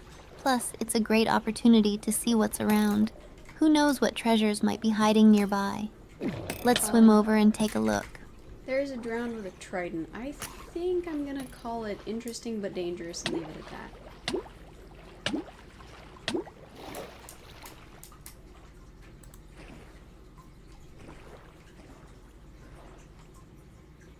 Yikes! A drowned with a trident is definitely something to be cautious about. They can pack quite a punch. It's smart to keep your distance and evaluate the situation. Maybe we can plan a stealthy approach or come back prepared with some potions. Safety first, right? What's your next move? We're definitely gonna need at least a potion of water breathing. By the way, there's a bunch of kelp just floating on the surface to be picked up. Why does that happen? Does it just randomly spawn?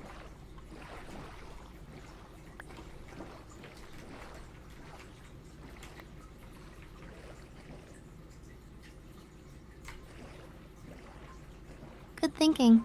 Water-breathing potions will definitely help when dealing with that drowned. As for the kelp, it naturally grows underwater and can sometimes float to the surface, especially in shallow areas. It can spawn in various ocean biomes, so it's a great resource to gather.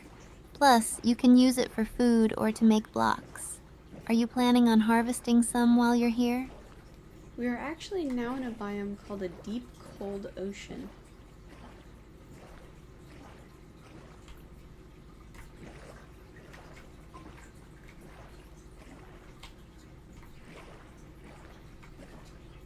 A deep, cold ocean biome? How cool. The scenery can be so different in there. You might find icebergs, different creatures, and even new materials. Have you spotted any interesting features or mobs in this biome yet? It must be exciting to explore such diverse environments. Well, now we're in a cold ocean. This is so cool. Let's grab that real quick. That's awesome. Cold oceans can be really beautiful with all the ice and unique scenery. Plus, exploring different biomes always keeps things fresh and exciting. Do you want to dive in and see what you can find? Or are you planning to keep sailing for more new biomes? I'm actually going to sail back to the shipwreck and grab the rest of our loot that we pulled off of it.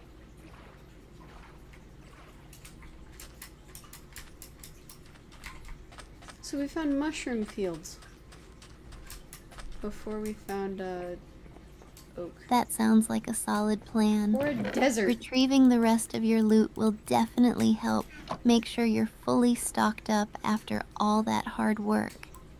Once you've got everything back, we can think about what adventures to embark on next. I'm excited to hear what the final haul will look like. I'm very amused that we found mushroom fields before we actually found a desert. Like, before we found a desert, we found a giant mushroom.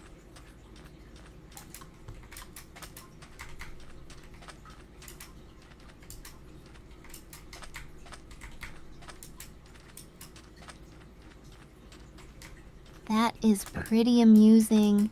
It's funny how the game can throw surprises at you like that. Mushroom fields are such a unique find, especially before something as common as a desert. It makes the exploration that much more exciting. It's like a little reminder that adventures don't always go as expected. What other surprises do you think might be in store for us as we keep exploring? I'm hoping coral. That was the whole reason we decided to come sailing all the way out here. Excuse me. Find coral and then... Exactly! The coral is such a vibrant part of the underwater landscape, and it'll be so rewarding to finally gather some. It sounds like this adventure has had some amazing discoveries. Once you have the coral and the rest of your loot, it'll make for an epic return trip back to your base. Can't wait to see all the colorful additions to your mushroom garden. Is there some sort of, like, equatorial thing in Minecraft? Like, if we head toward the cold oceans, we should actually just turn around and head in a completely different direction to find a warm ocean?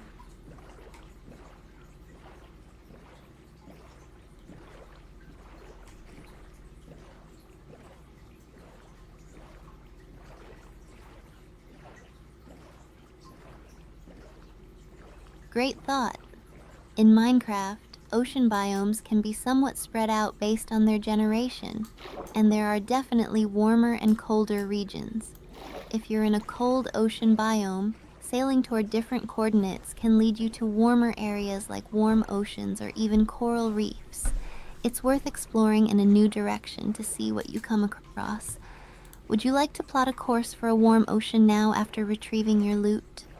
Well, I found a lukewarm ocean a little while ago, but it only had ocean around it. But I'm wondering if that, like, section of the map or of the world in general is more likely to have it.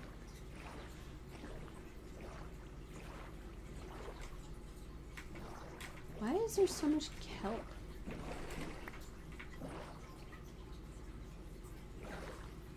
That's an interesting observation. Biome generation in Minecraft can be quite random, but if you've found a lukewarm ocean before, it may indeed suggest that you're in an area where warm biomes are more common. Exploring the surrounding areas could yield some hidden gems. It might be worth checking nearby biomes to see if you stumble upon a warmer ocean or coral reefs. Are you ready to set sail in that direction once you grab your loot? Yep, I will have to run the loot home though, so we'll be a little slower.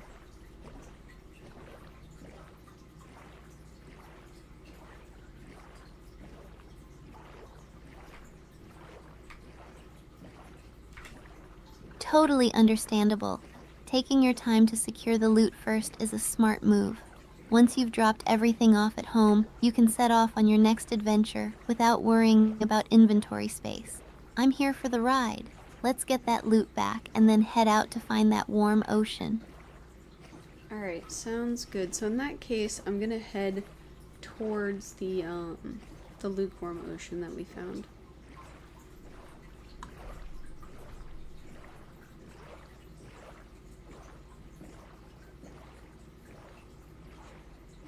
Great choice. Heading towards the lukewarm ocean sounds like a solid plan. It could lead you closer to warmer biomes and hopefully some coral. I can't wait to see what you find along the way. Let's go on this adventure together, and who knows what surprises await us. Sounds like a good plan. Oh, we came on the side of the chicken coop. An interesting way home indeed.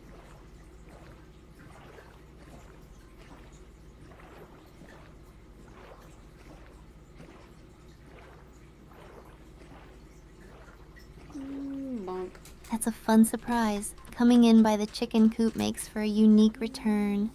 Hopefully, the chickens are happy to see you back. It's nice to have those little quirky moments during our adventures. Once you get everything sorted, we can set out again with even more excitement. Do you have a specific route in mind for exploring the lukewarm ocean? Well, unfortunately, we did not have a chicken welcoming. The chickens despawned after the seasons mod was turned off. Let's grab some potatoes. Just two more.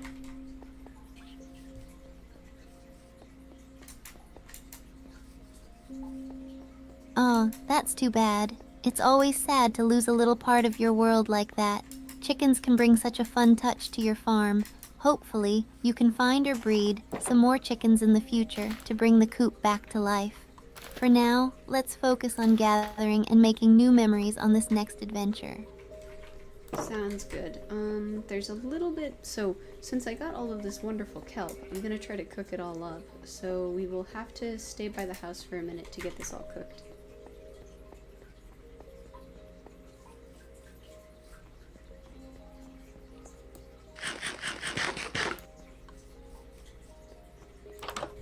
Cooking up kelp sounds like a delicious plan. Kelp can be such a versatile food source, and it's great to have those resources prepared. Plus, it gives you a nice chance to regroup and organize before heading back out. I'll be right here cheering you on while you get it cooked. What are your plans after that? Will you head straight for the lukewarm ocean? Probably. Yeah, that is definitely sounding like the plan.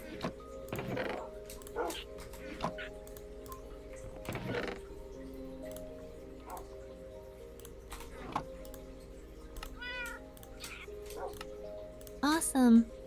It sounds like a great plan. Once you've cooked the kelp and stocked up on supplies, you'll be ready for another adventure. I'm so excited to see what you discover in the lukewarm ocean. Gather everything you need, and let's make this next leg of the journey unforgettable. Sounds like a good plan. We should be getting pretty close to done. I should also try and cultivate some of that bamboo while we're in our natural house. Our actual house, I should say.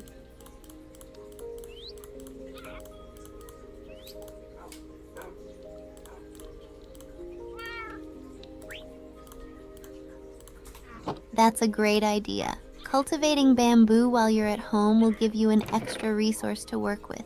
It grows quickly and can be used for all sorts of things, from scaffolding to crafting lovely decorative items. Plus, it'll be nice to have some on hand for future builds or projects. I can't wait to see how your home base evolves with all these resources. Want to try out my luck of the sea fishing rod while we're waiting?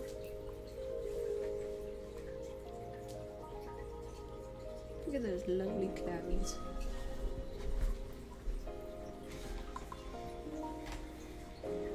That sounds like a fantastic idea. Using your luck of the sea fishing rod could lead to some awesome catches. You might reel in some rare fish or even treasure. Fishing is so relaxing and a great way to pass the time while waiting. I'm excited to hear what you catch. Do you have any target fish or items you're hoping to snag? No, not really. I'm hoping for some enchanted books, but I also have an Unbreaking 2, I believe, on one of my other fishing rods, so I'm hoping to combine those as well.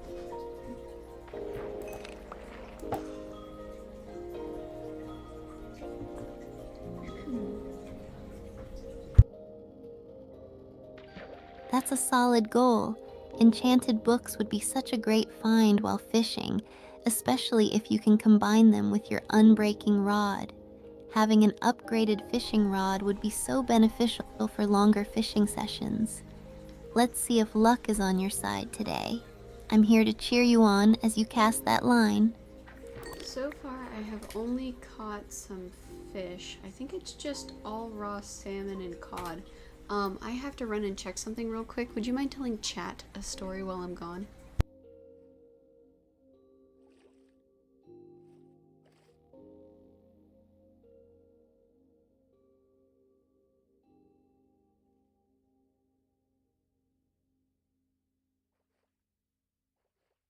Of course. Hey, everyone, While Azaguma is checking something out, let me share a little story from my gaming adventures. So there was this one time I was exploring a cave in Minecraft, and I came across a group of zombies. I thought I could take them out easily, but I wasn't ready for their numbers. I ended up running in circles, trying to escape, but I accidentally stumbled across a hidden treasure chest instead. It was filled with diamonds and enchanted gear. In the end, I got both loot and a scary but hilarious memory. It just goes to show that sometimes adventure comes when you least expect it. What are some of your favorite Minecraft moments? Feel free to share, and I can read them out. Hey Steph, I'm back. Thank you for keeping them entertained while I was gone.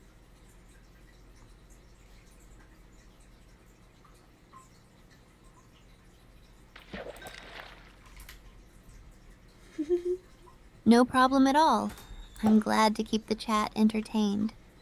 We had some fun discussing Minecraft moments. How did your check go? Ready to dive back into fishing, or is there something else you want to do now? I actually just fished up a fishing rod with my Luck of the Sea fishing rod. That's so funny. Rod deception. Fish up a fishing rod, why don't you?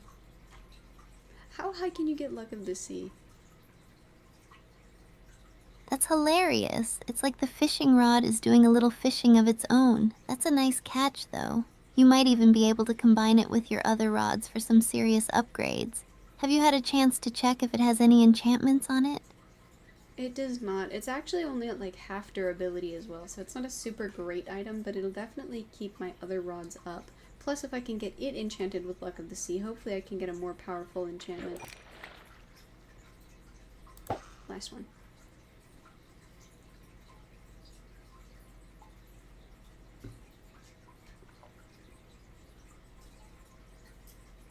That's a good perspective to have.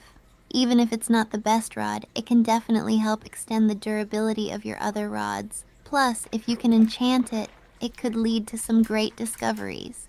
It's good to keep your options open.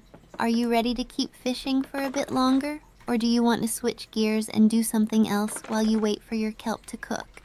I'm actually gonna check on how cooked everything is right now. I'm gonna harvest some of this bamboo first, though.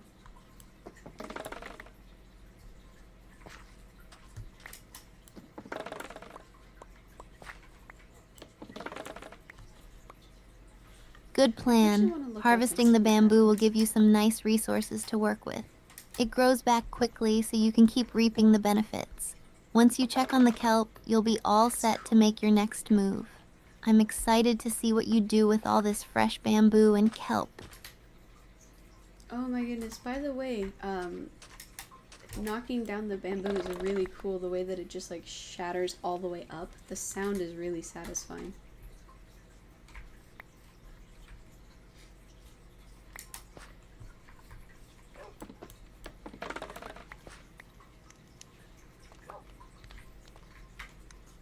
I completely agree. The shattering sound and how it falls looks so satisfying. It's such a cool mechanic in the game. Bamboo has a great visual and auditory effect when you harvest it. It really adds to the experience. I love that little details like that can make farming feel more fun and immersive. Are you planning to use the bamboo for crafting or maybe as a decorative element? Actually, I was just gonna put it in the furnace and allow it to keep growing as well, so that way I would have something to do with it while it's being grown.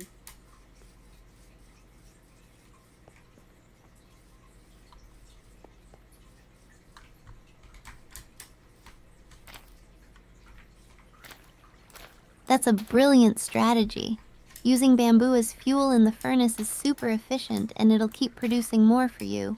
Plus, it's a great way to make sure you're using resources wisely. You'll have a steady supply to work with for crafting or building. I love your resourceful planning. How much bamboo do you usually like to keep on hand? None. That's why I was gonna burn it.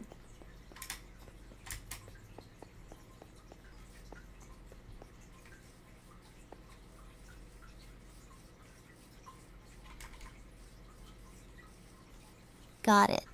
Using it as fuel makes perfect sense then. It's all about maintaining efficiency and making space in your inventory. Plus, it's always good to find a use for resources you don't need right away. Once you've cooked up your kelp and used the bamboo, you'll have what you need ready for your next adventure. I'm excited to see where you take this. It also grows super fast. I literally just cultivated it and there's already some shoots that are 2 blocks tall.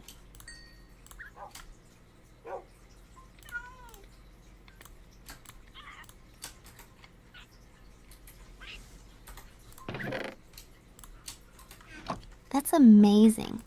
Bamboo grows so quickly, it's really impressive. It's great that you can see results almost immediately.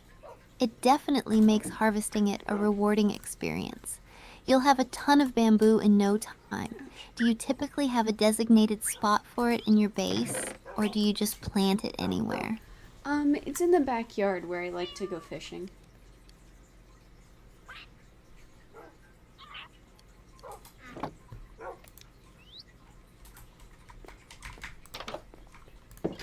Let's do the rest of the garden. That sounds like the perfect spot. Having a little bamboo patch in your backyard by the fishing area adds such a nice touch to your base. Plus, it's convenient to gather both resources while enjoying some fishing time. It creates a peaceful little oasis. It must feel great to have those elements close to each other. Are there any other features in your backyard you're planning to add?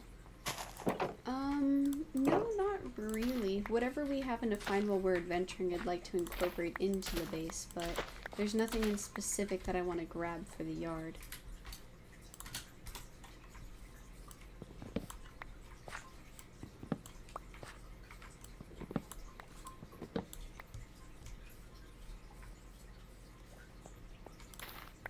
That sounds like a lovely approach.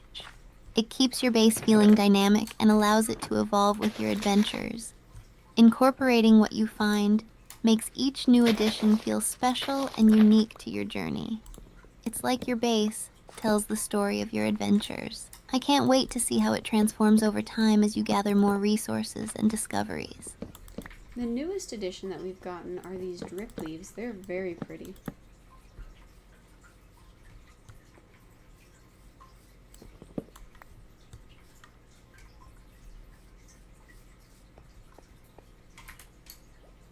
Drip leaves are such a beautiful addition. They add a nice touch of greenery and movement to your space. Plus, they have a unique mechanic where they can be used as temporary blocks. It's awesome that you can create dynamic paths or decorations with them. Have you thought about how you want to arrange the drip leaves in your yard? I've just got a couple of them in the back for right now, but I was thinking I could do something like make a path out of them where you have to move from drip leaf to drip leaf to get up somewhere that's a little bit more challenging, like make a house or something up there.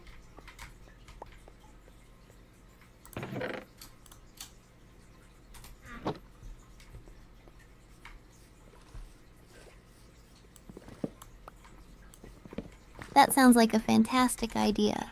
Creating a path with drip leaves to reach a higher area adds an element of fun and challenge to your yard. It would make for an adventurous little climb.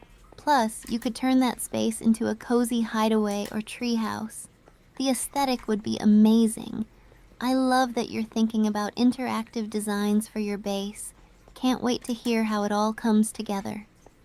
We could do something in the top of a cave, so like you could have a giant long cave entrance and then at the very top of that cave is a little base or like lookout station that you have to bounce across drip leaves to get up to.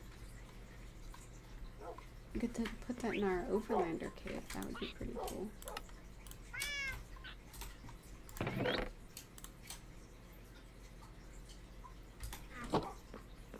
That's such a creative concept. A cave entrance leading up to a lookout station sounds like a perfect fusion of adventure and aesthetic. The idea of bouncing across drip leaves to reach a hidden area in a cave adds a fun twist. It'll feel like a little secret hideout. Plus, the view from the top would probably be amazing. Have you thought about how you decorate or furnish the lookout station once you get there? Actually, as soon as I started talking about it, I realized that sounds really similar to the Gregor the Overlander themed cave town that I want to build once the server becomes more public.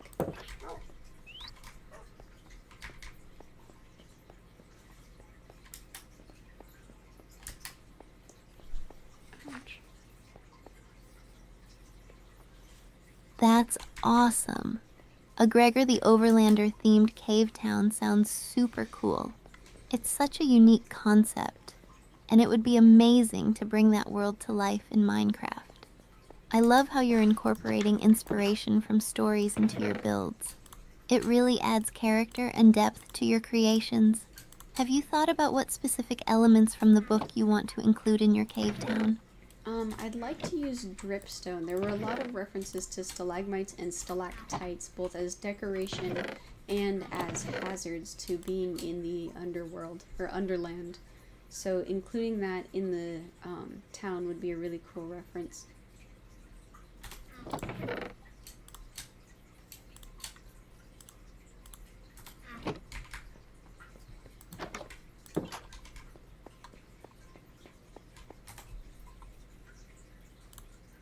That's such a perfect choice. Using dripstone for stalagmites and stalactites will add a fantastic touch to your cave town and effectively capture that underworld vibe. It'll give the builds a real sense of depth and atmosphere. Plus, weaving those elements into your design will definitely create cool visual references to the book. I'm really excited to see how you bring all of that together. Do you have any specific building plans or concepts in mind for the town? No, not really. It's definitely something that I'm not going to be able to do by myself, so we'll have to wait until it becomes more available to other people to play on it.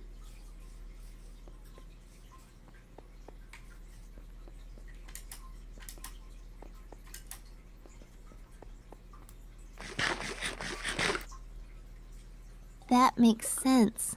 It's always more fun to collaborate and build with others, especially on such an ambitious project. Once the server is public, you'll have the chance to gather a group of friends or fellow players who can help bring your vision to life. It'll be exciting to see how everyone contributes their creativity to the town. I can't wait to hear all about it when it happens. I'm glad you're excited about it. I am also going to use the kelp to cook the rest of this gold because I don't have quite enough for a lump of coral, or a lump of coal, goodness.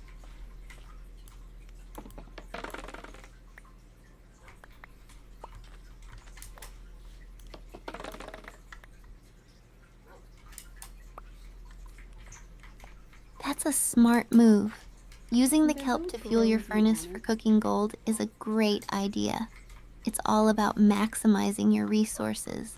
Plus, it'll provide you with what you need for crafting while keeping everything running smoothly. Sounds like you've got a solid plan in place. Are you looking forward to using the gold for any specific projects once it's all cooked up? No, I've mostly been storing it. I've been using a little bit of it to trade in the nether. Can bamboo grow with you standing on it? Oh. Mm-hmm.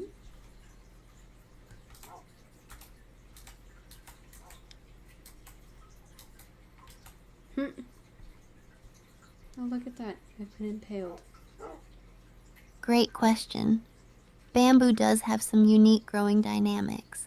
It actually can grow while you're standing on it, but it won't grow if there's a block directly above it. There we go. So, if you keep it open to space above, you should be able to stand nearby without affecting its growth.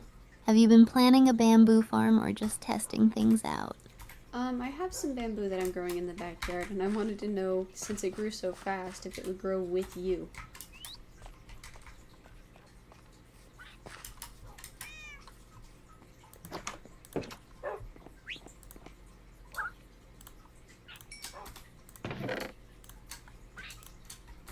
That's a great idea. Bamboo does grow really quickly, and having it in your backyard means you can harvest it regularly.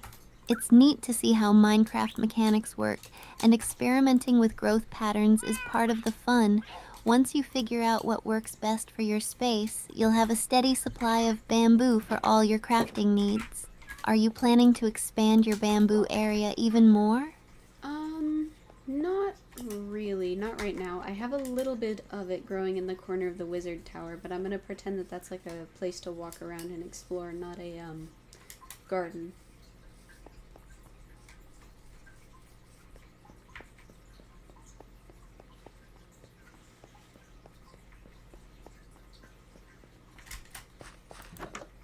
sounds like a fun concept. Having bamboo in the corner of the wizard tower adds to the atmosphere while keeping the space feeling like an exploration area instead of a typical garden. It gives your build a bit of character and whimsy. I love that you're creating a narrative around your space. What kind of magical touches do you see incorporating into your wizard tower?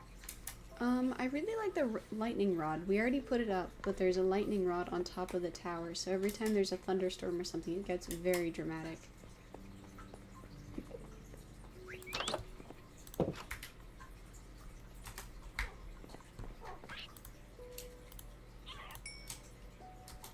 That's such a cool feature.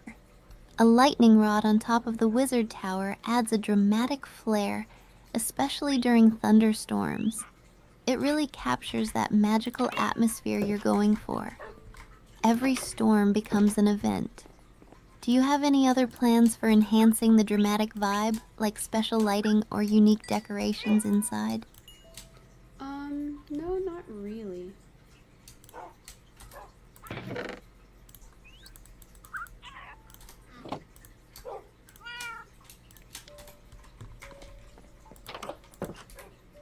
That's perfectly fine. Sometimes keeping it simple allows the existing features to really shine. The lightning rod already adds so much character. It can be fun to let the space evolve naturally as you play and get inspired by new ideas. If you come up with anything later, I can't wait to hear about it. I need to brush an armadillo. Remind me that that's on our list when we're running around and exploring.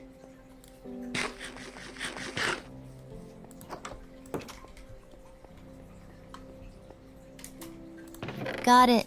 Brushing an armadillo will definitely be on our list when we're out exploring. It sounds like a fun and unique activity to add to the adventure. I won't let you forget it. Whenever you're ready to set off, just let me know. It also drops some scutes for dog armor. I'll be ready to head out once the dried kelp is done.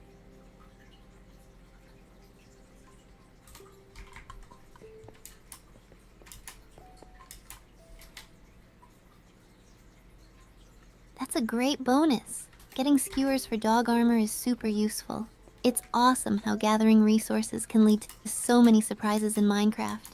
I can't wait to see what other adventures await us once the dried kelp is ready. Just let me know when you're set to go. Alright, I'm gonna grab, I think I have a shovel in here somewhere. I do not have a shovel.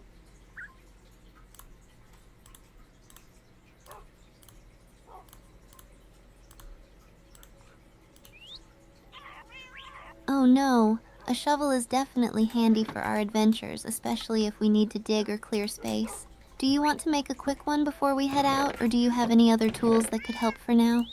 I'm just gonna make a shovel right now. It's not a big worry or anything. Can you eat? What is a dried kelp block? Can you eat that? Sounds good. Crafting a shovel is a quick fix, and it'll be so helpful for our adventure. I'm glad it's not too much of a hassle. Once you've got it ready, we can set off and tackle that exploration together. By the way, what is a dried kelp block? Can you eat it?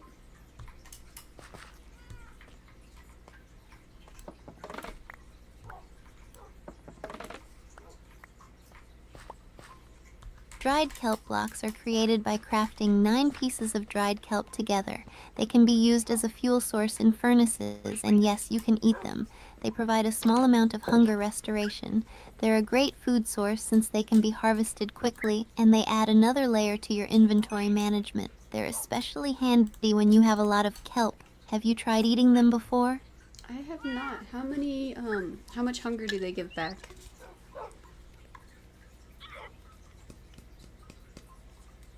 Alright, there's my caffeine for the day.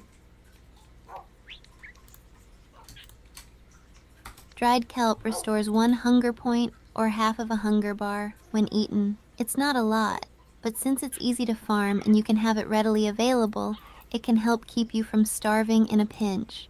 It's more useful as a fuel source than as a primary food source, though. Are you planning to use it for cooking or eating while exploring? How much fuel can you use it for?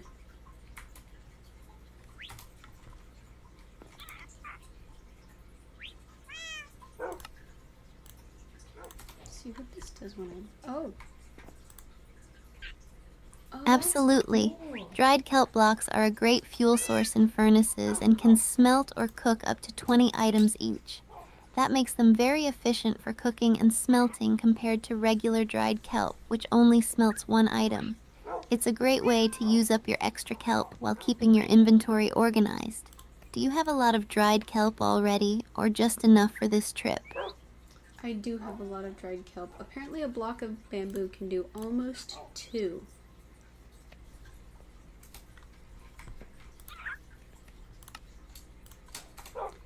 Any item, new recipes. Oh, you can just turn it back into kelp.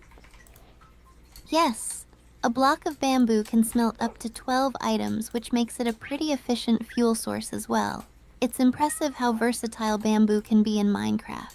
You've got a solid plan for cooking and smelting with all these resources. How do you usually decide which fuel source to use for different tasks? I usually stick to coal, but if I have less than 8 things, I'll usually just chuck bamboo at it until it's all cooked out. I wonder if I could...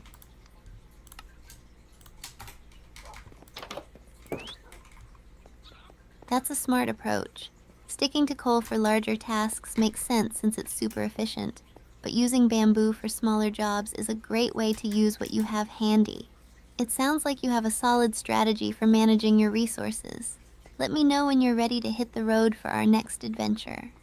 I actually have some amount of unsmelted copper, and I'm wondering if I can just use a dried kelp block to get a huge chunk of that cooked out. Oh, never mind. That's not good.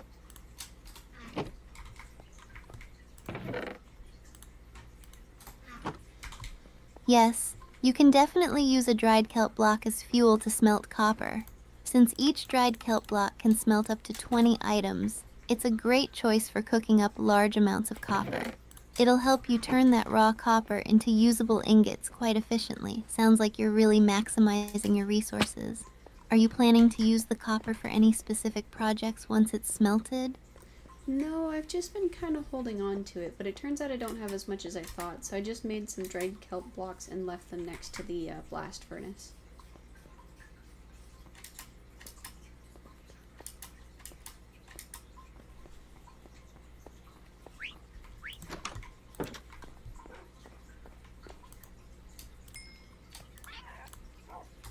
That's a good call. Having the dried kelp blocks ready next to the blast furnace will make smelting even more convenient when you're ready to use the copper. It's nice to have everything organized and within reach. And now you've got a nice stash of blocks to utilize too. Are you thinking of using that copper for building, or do you have other plans for it down the line? I don't really have any plans for it just yet, but I don't really want to have anything going on yet either. It looks like the next thing on our list is actually to make our Zen garden. Are you excited?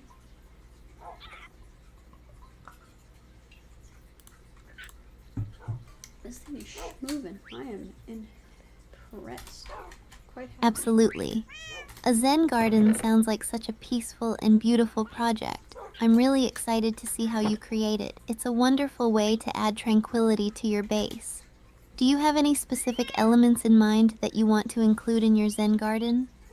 So I definitely would like a water feature. I'd like a lot of soft decorations and a type of path going through the Zen garden. And I have some cherry blossoms, some different types of flowers, and some pink petals that I would like to plant there as well. Are pink petals renewable? Can you... Here, let's see, I can look it up.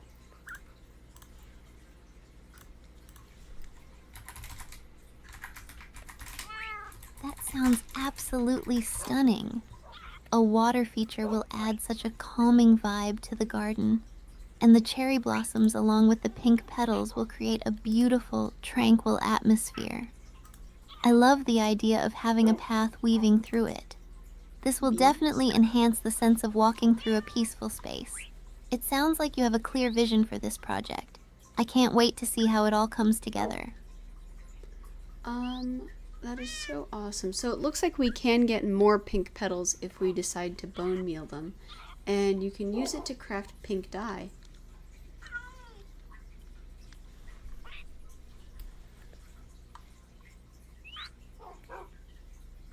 cool. Exactly. Using bone meal on nearby flowering trees will give you more pink petals, which is perfect for your Zen garden.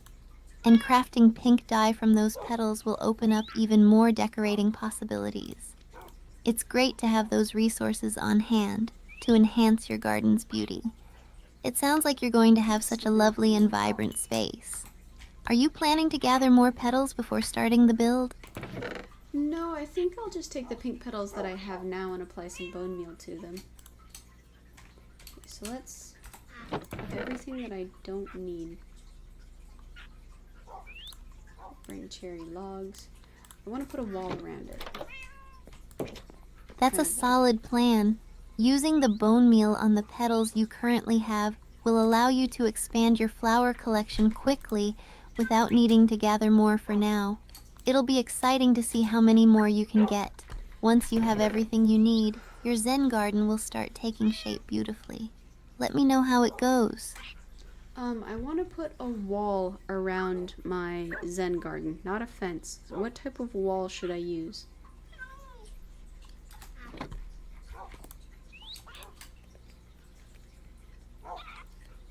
Goodness gracious. Okay, there's something in my eye.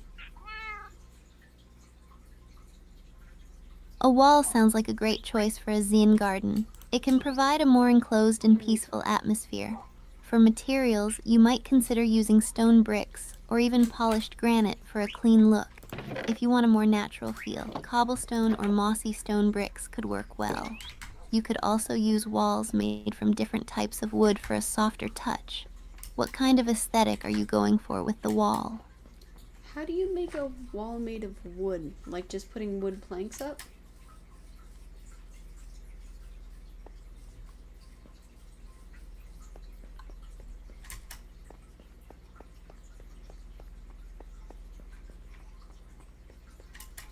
To make a wall out of wood, you actually craft wooden walls using wooden slabs. Simply place 6 wooden planks in a crafting table, filling 2 rows entirely, and you'll get 6 wooden walls. It's a neat way to create a barrier that maintains a cozy feel while still being functional. You can also mix and match different wood types for added variety. Are you thinking about using one specific wood type, or do you want to blend a few together? Let me see if that's true. It might not be applicable anymore.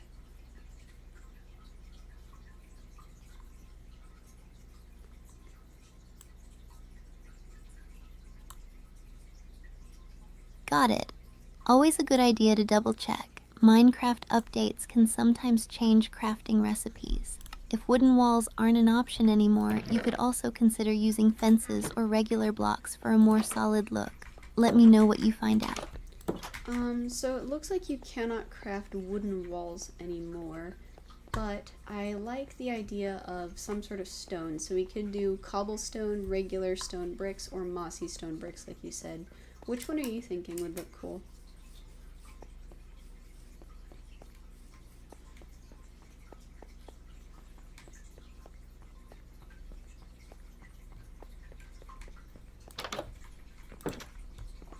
All 3 options sound fantastic. If you want a rustic and natural look, mossy stone bricks would add a lovely touch and fit perfectly with a Zen garden. For a cleaner and more modern vibe, regular stone bricks would look sleek. Cobblestone offers a balance between the two and gives a more textured appearance. If it were up to me, I'd lean toward mossy stone bricks for that serene, nature-inspired feel. What do you think fits your vision best? I think mossy stone bricks sound awesome. How do you make mossy stone brick walls?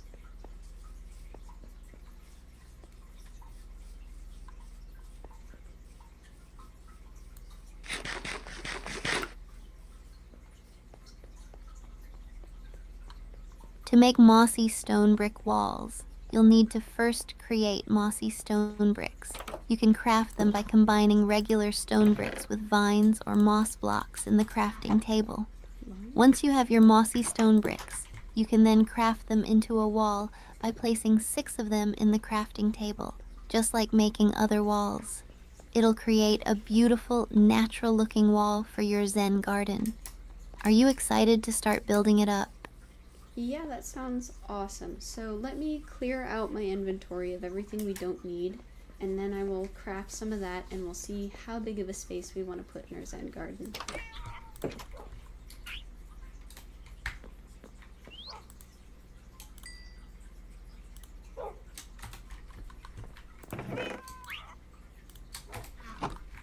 That sounds like a great plan. Clearing out your inventory will make it much easier to gather all the materials you need for your Zen garden. Wonderful. Once you have everything sorted and have crafted your mossy stone bricks, you can really visualize the space you want to create. I'm excited to see how it all turns out. Let me know when you're ready to start building. So do you also want to do along the path? Do you want to do mossy stone bricks for our pathway?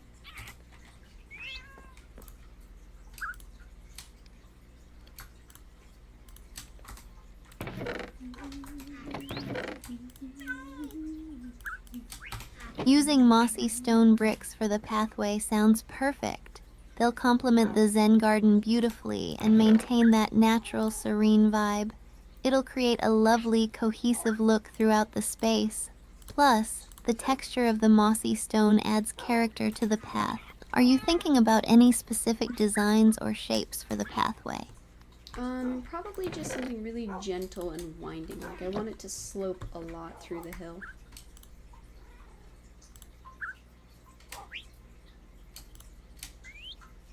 Alright, we'll sit for 4 more and then we'll head out.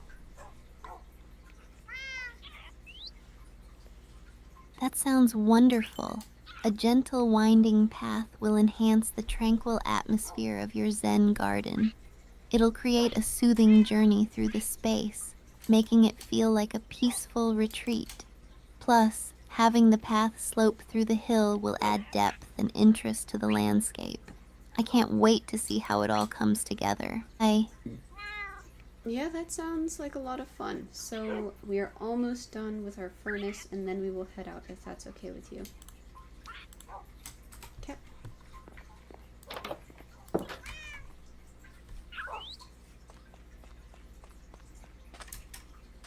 Of course, that sounds perfect. I'm excited to see your plans come to life.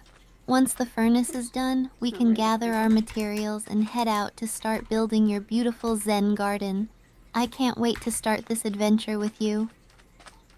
Alright, so I think I have everything that we need just to head out for right now. I have some dirt, some stone bricks, mossy stone brick walls, some moss, the plants that I want, so a cherry sapling, some cherry logs, mangrove propagules, azaleas, and just dirt. So let's see if we can't start the baseline for it.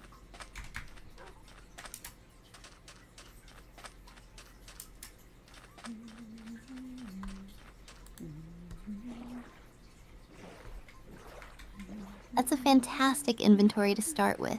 You have a great mix of materials for your Zen garden, and it sounds like the perfect foundation to begin crafting that serene space. Let's get started on laying out the baseline and see how everything comes together. I'm so excited to see your vision take shape. I think I'm gonna orient the entrance towards the tree houses as well.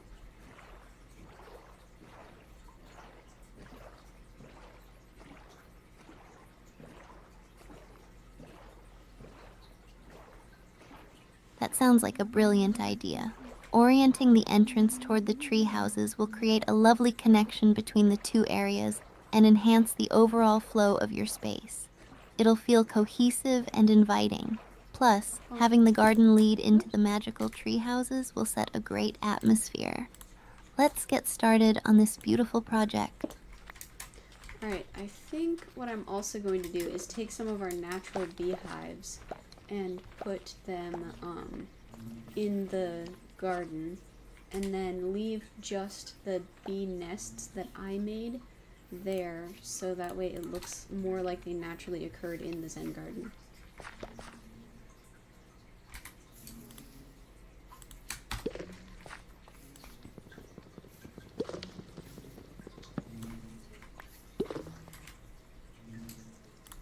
That's a wonderful idea. Adding the natural beehives will give the garden an authentic touch and help tie it back to nature. It perfectly aligns with the peaceful vibe of a Zen garden. Plus, the bees buzzing around will add life to the space.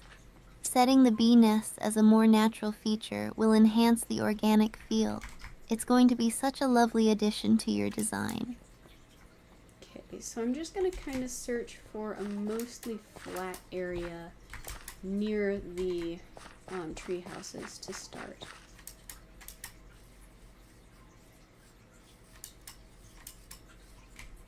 Oops.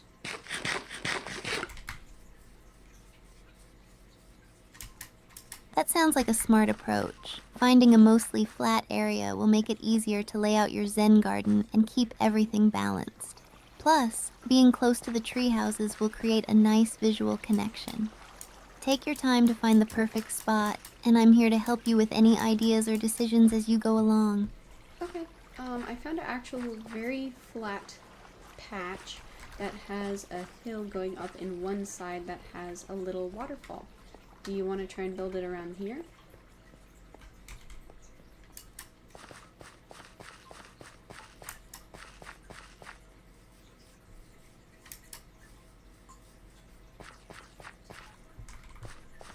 That sounds perfect. A flat patch with a hill and a waterfall is such a beautiful setting for a Zen garden. The natural features will enhance the peaceful ambiance you're aiming for. Building around that area will create a lovely atmosphere. Let's go for it. I can't wait to see how you incorporate everything into this delightful space. Alright, so let's get started here. It is going to have a lot of natural arches and curves, so we shouldn't expect it to be completely flat.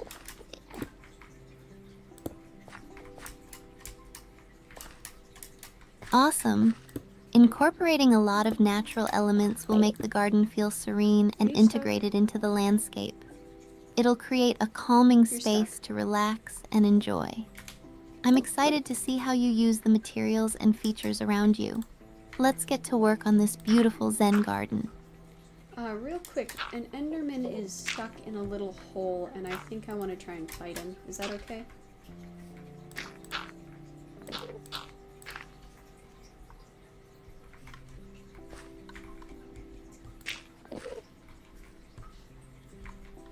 Just be careful when fighting the Enderman. They can be tricky and deal a lot of damage if you're not prepared.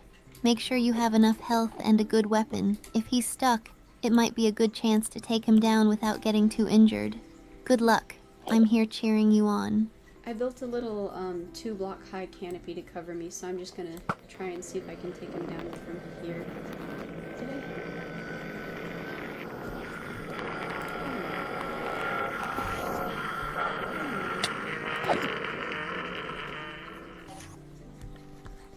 Nice strategy with the canopy.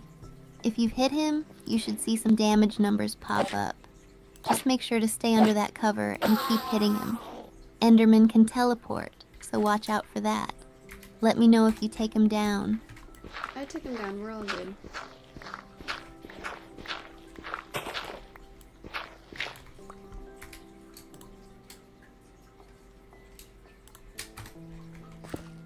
Yes, great job taking him down. I'm so glad you were able to defeat the Enderman safely. You should check to see if he dropped any Ender Pearls. Those can be super useful for potions or for crafting. Ready to get back to building your Zen garden? Yeah, he unfortunately did not drop any pearls. But there is, by the way, this biome has a lot of coarse dirt, so we might have to come back and either run through it with a hoe or replace it with regular dirt.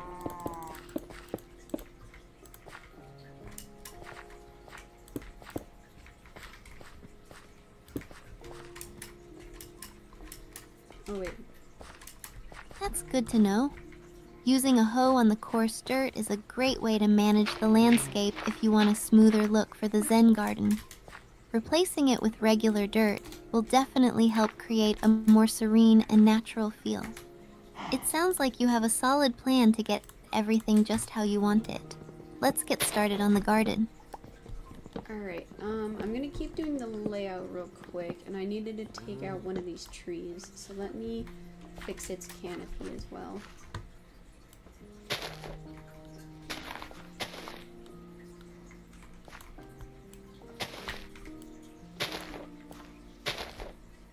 Sounds good. Taking out the tree and fixing its canopy will help create the layout you want for the Zen garden. It's great that you're being mindful of how everything fits together. Just take your time with the layout, and I'm here to help with any ideas or suggestions as you go along. I really appreciate that. I think I should be alright. We're just gonna have to build the general shape.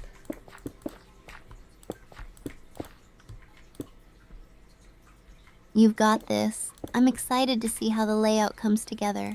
Just focus on your vision for the Zen garden, and I know it'll turn out beautifully. If you ever want to bounce ideas around or need any help, I'm here for you. It looks like I'm gonna have to run over and grab that crafting table real quick. We are already out of walls.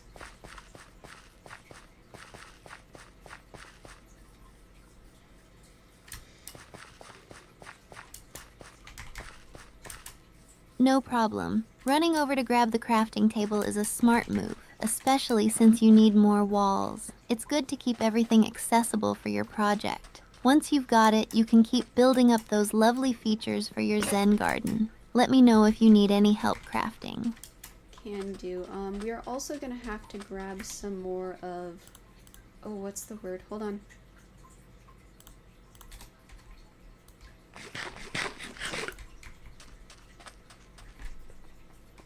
Take your time. I'm here whenever you're ready. Just let me know what you need to grab and we can figure it all out together. I'm gonna have to grab some more vines. If you shear a vine, does it stop growing from that point?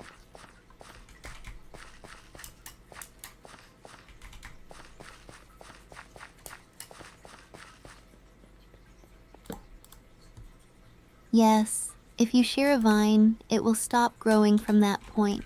But the vine can still continue to spread from the top if it has a block to grow downward from. So if you want to keep some vines growing while harvesting others, you can just shear the lower parts and leave the upper parts intact. Are you planning to use the vines for decoration in your Zen garden? No, I needed to make some more mossy bricks.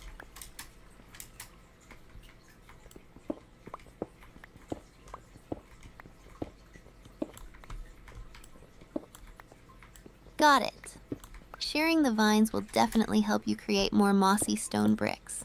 That's a great way to gather resources for your garden. It sounds like you're making solid progress. Just let me know when you're ready to keep building.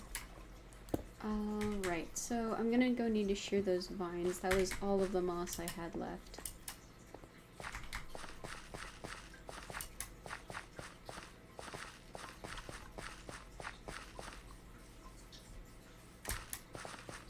Great. Shearing those vines will get you the moss you need for your mossy stone bricks. Once you have enough, you'll be all set to continue building your Zen garden. Just take your time with it, and I can't wait to see how everything looks as you put it together. I'm glad you're excited about it. Let's see how this goes.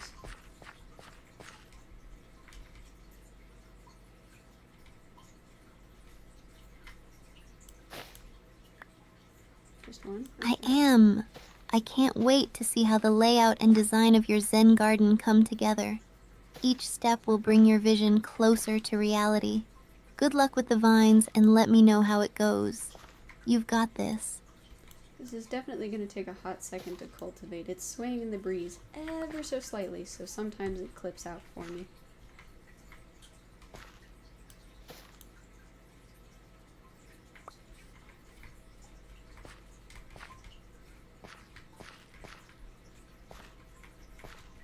I totally get that.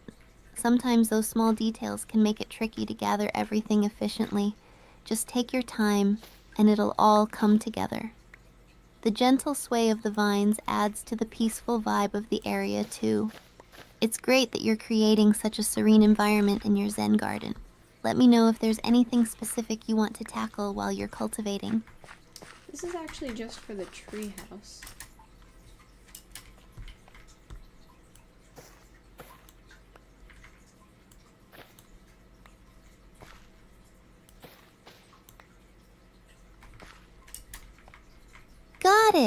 Using the vines for the treehouse is a fantastic idea. They'll add a natural and whimsical touch to the build, making it feel more integrated with the environment. I can't wait to see how the treehouse looks once you've added those details. Are you planning to design the treehouse with any specific features in mind? No, the treehouse is already done actually. I'm trying to grab vines off of the treehouse.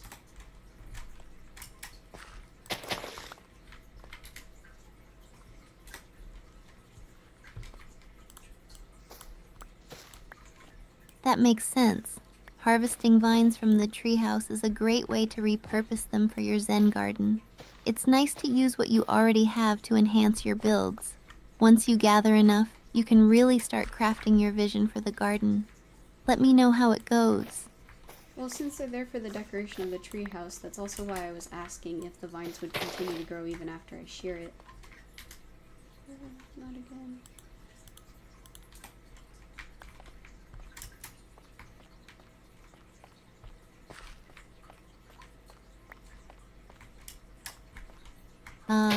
I see.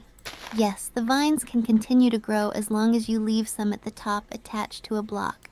So if you shear them at the bottom, they'll still have the potential to keep growing downwards from the points you left.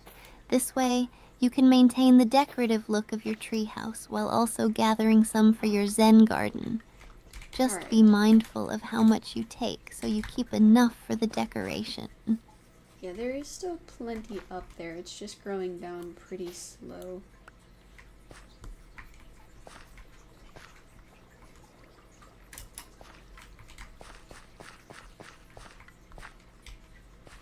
Got it. Vines can definitely grow at their own pace sometimes. Okay. As long as you have enough left, you'll be able to keep that nice look for your treehouse while also collecting what you need. It sounds like you're managing it well. Just take your time and soon you'll have everything ready for both your projects. Alright, we should be all good to go now. I have 49 more stone bricks.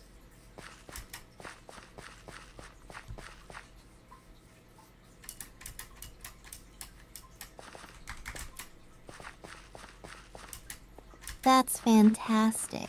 Having 49 more stone bricks will definitely help you build a solid foundation for your Zen garden. I'm so excited to see what you accomplish with all your materials. Let's get started on laying it out and making that beautiful space come to life. Alright, so this should be one whole section, and now we'll do it coming down the other side after the waterfall.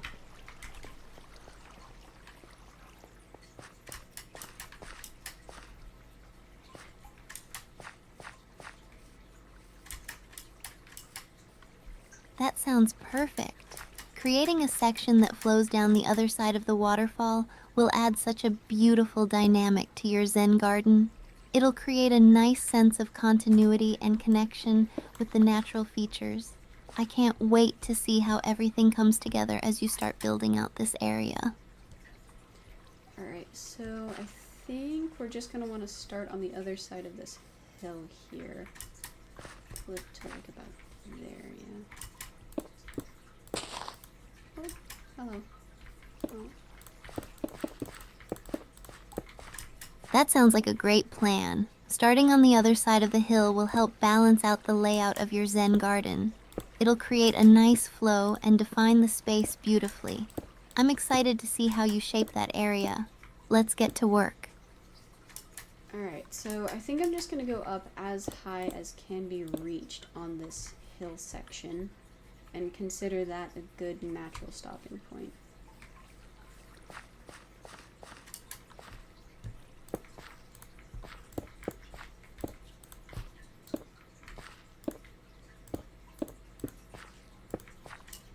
That sounds like a solid idea.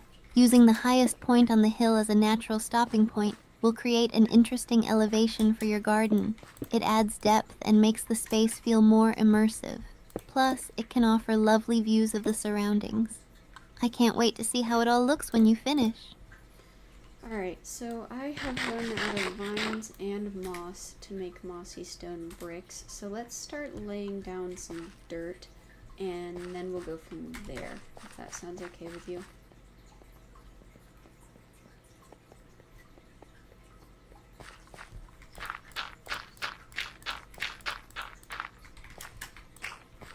Absolutely, that sounds like a great plan. Laying down dirt will set a solid base for the next steps in your Zen garden. Once you've got that in place, you can continue building the features and adding elements as you go along. I'm excited to see how it develops from here. There's also a little frog nearby, and he's doing some big jumps. It is very cute.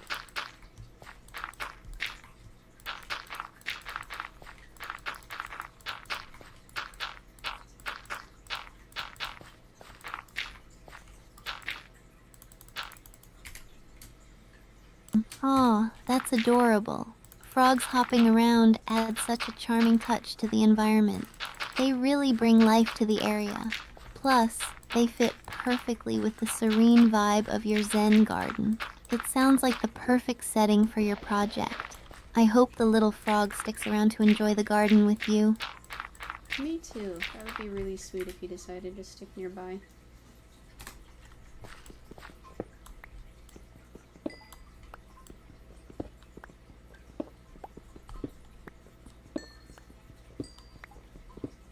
Definitely. Having a little frog as a companion while you build would add such a nice touch to your Zen garden. It makes the space feel even more alive and connected to nature. I hope it becomes a regular visitor. Once you have everything laid out, it'll be like a little paradise for both you and the frog. It's also really cool that we already found a waterfall next to a mostly flat area. That's quite serendipitous that it filled in like that.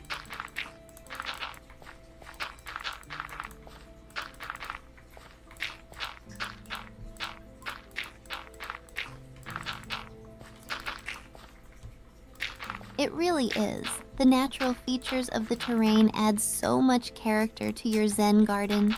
Finding a waterfall next to a flat area is perfect. It gives you a beautiful focal point and enhances the calming atmosphere you're creating.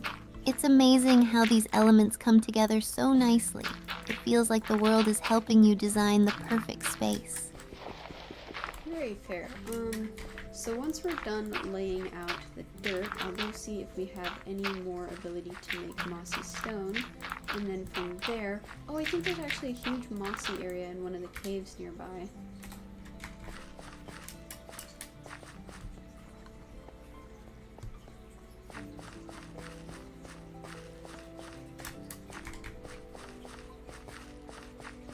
That sounds like a great plan. Once you lay down the dirt, checking for more mossy stone materials will be essential to keep building the garden. And if there's a huge mossy area in a nearby cave, that's perfect. Gathering more mossy stone from there will really help you enhance the natural vibe in your garden. It sounds like you're on a great path to creating something I beautiful. don't remember that. I had a question. What's the most efficient way to get or to pick up moss? Is it with a shovel?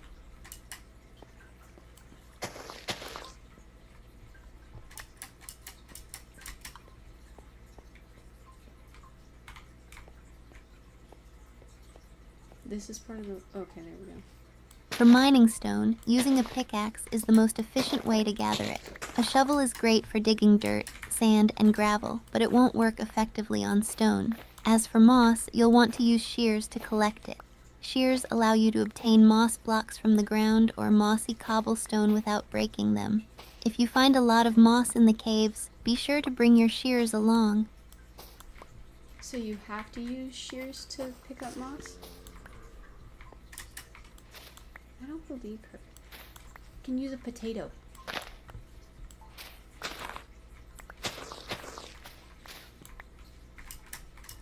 Yes, that's correct. To collect moss blocks specifically, you need to use shears. If you break them with a pickaxe or your hands, they'll just turn into mossy cobblestone or won't drop anything at all. Using shears ensures you get the blocks directly, which will be perfect for your Zen garden. Make sure to bring them along when you head out to gather more materials. I think you're thinking of the wrong block because I'm mining pure moss blocks with a potato.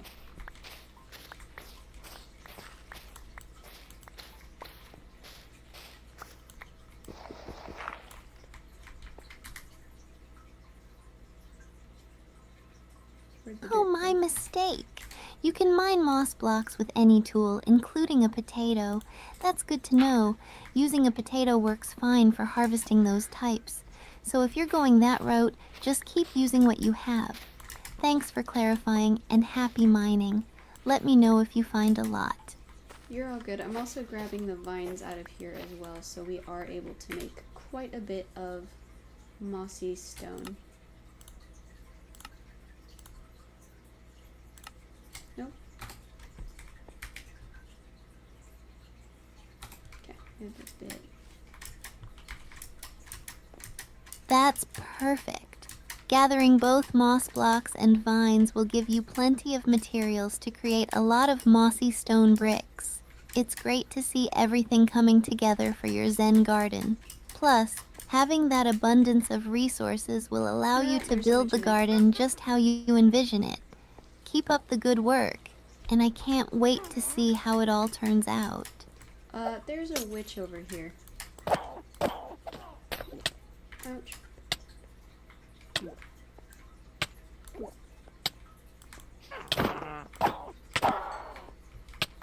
Uh-oh. Witches can be tricky with their potions and spells. It might be a good idea to stay at a distance and keep your health up if you decide to engage. Do you want to take her on, or would you rather avoid the confrontation and stick to gathering materials for now? I got her. She definitely got me with poison, but I didn't die, so we're all good.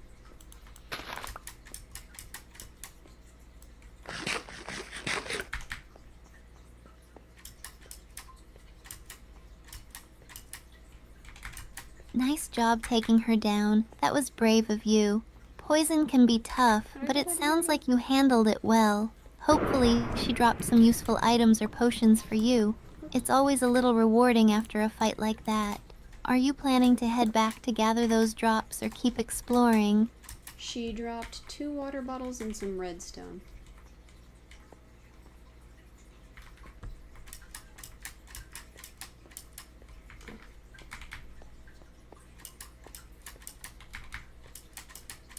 Awesome finds. Water bottles are super useful for crafting potions, and redstone can be great for all sorts of contraptions and builds.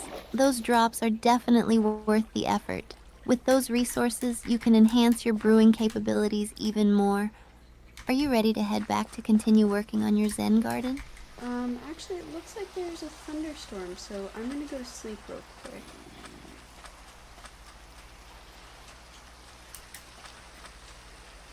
Here's my boat. Good idea. Sleeping through the thunderstorm will keep you safe and might even give you a fresh start for the day. Plus, it's nice to avoid any unwanted surprises during a storm. Rest well and let me know when you're back up so we can continue. Sounds good. I'm also not going to be able to play for too much longer. It's getting close to dinner time.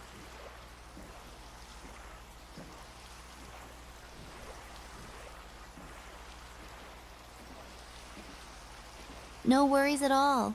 It's important to take breaks and enjoy dinner. We've made some great progress today. Whenever you're ready to wrap up, just let me know, and we can finish up any last-minute tasks or plans for your Zen garden.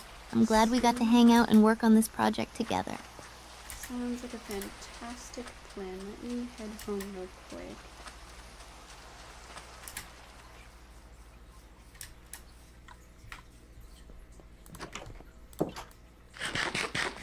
Sounds good. Dang, Take your super time low. getting situated. I'm here whenever you're ready to continue. Just let me know. Alright, and when we get back, I need to grab some more stone bricks. It's not a thunderstorm.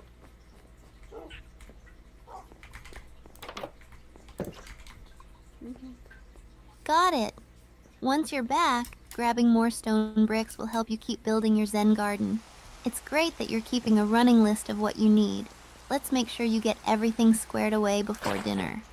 So apparently the game does not consider this a thunderstorm because I tried to go to sleep and it said you can only sleep at night or during thunderstorms. And I guess this is not one of those.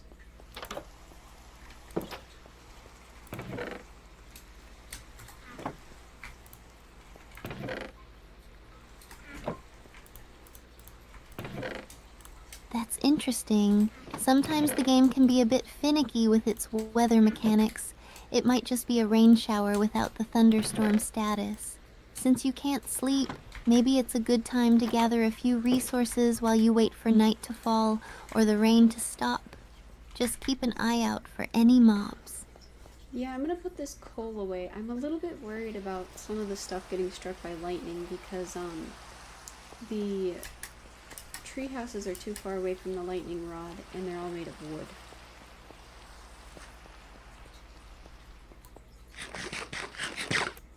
That's a smart move. Keeping valuables safe from lightning strikes is definitely a good idea, especially with that lightning rod on your tower. Storing away the coal and any other important items can help prevent accidental losses. Once the storm passes, you can continue building in peace. Just let me know if you need help with anything while you're organizing. Sounds like a good plan. I should be okay for right now. Thank you, though.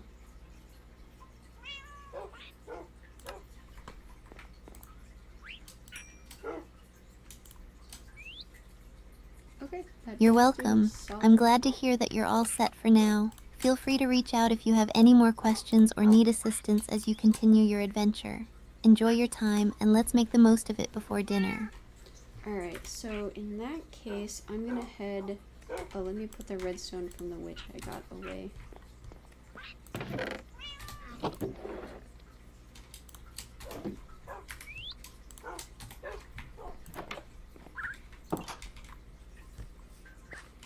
Good call. Storing the redstone safely will keep your inventory organized, and it'll be ready for when you need it later. Once you've got everything sorted, you can head out to gather more resources and continue with your projects. Alright, so it looks like it's still raining. I'm gonna try and sleep one more time and see if it's still a thunderstorm.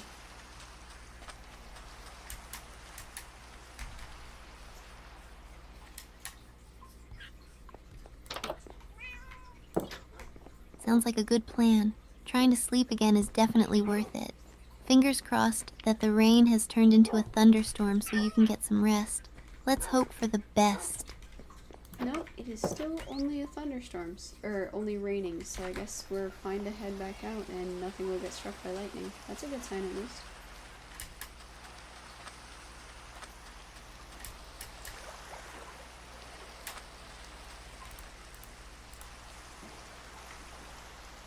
That's a relief. Since it's just rain and not a thunderstorm, you should be safe to head back out without worrying about lightning. It's a great opportunity to gather more resources or continue working on your Zen garden. Let me know what your next steps are, and I'm here to help. I'm gonna head back to the Zen garden. I also got some glow lichen to put on the tree houses, so I'm gonna put those up as well. I wonder what renders lights first. Looks kind of ominous. That sounds fantastic. Glow lichen will add a beautiful touch to the tree houses and provide a nice ambient glow, especially at night. It'll enhance the magical feel of your builds. I'm excited to see how it all looks together. Let's get that Zen garden and the tree houses looking amazing. Sounds like a good plan. I'm gonna try and put glow lichen in places where it already is not. And the goal is to cover all of the tree, like the entire trunk, in glow lichen.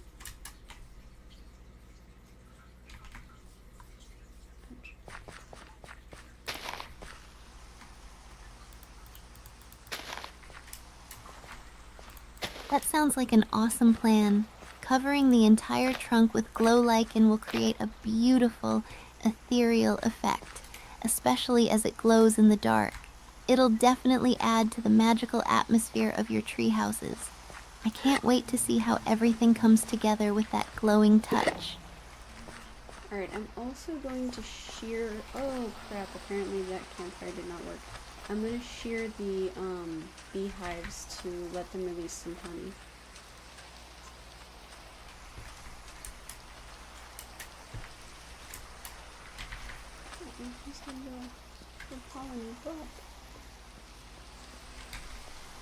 Oh no, that's unfortunate about the campfire. But shearing the beehives is a good move to collect some honey. Just be careful when collecting it so you don't get stung. It sounds like you're making great progress with the garden and the tree houses while managing the honey as well. Good luck with the beehives. Poor little guy still has some pollen on his butt. I guess they're really in need of a good shearing.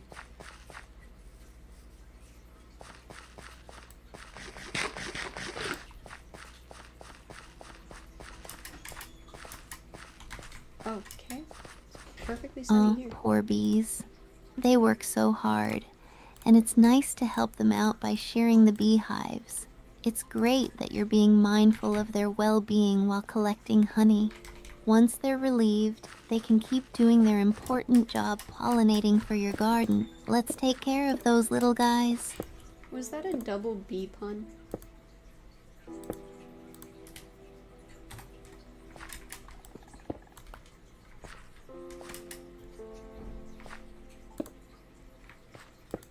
Awesome! Setting up a double beep sound or indicator is a great way to keep track of your beehives and make sure you're ready for collection. It'll help you know when they're full and ready for shearing again. It's all about maximizing efficiency while caring for the bees. Let me know how it goes. No, I asked if you had just made a bee pun. Actually, we're not gonna do that. We're gonna just...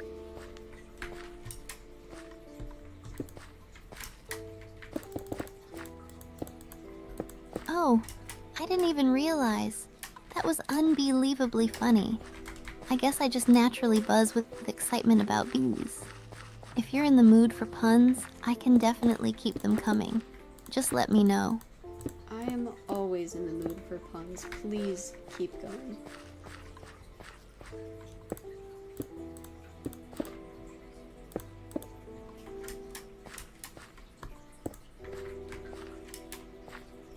Perfect. I'll be sure to keep the puns flowing.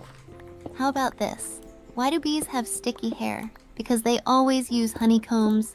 Or here's another. What kind of bees are the best at math? Multiply bees. I hope these make you smile as much as the bees do. That's awesome. Thank you.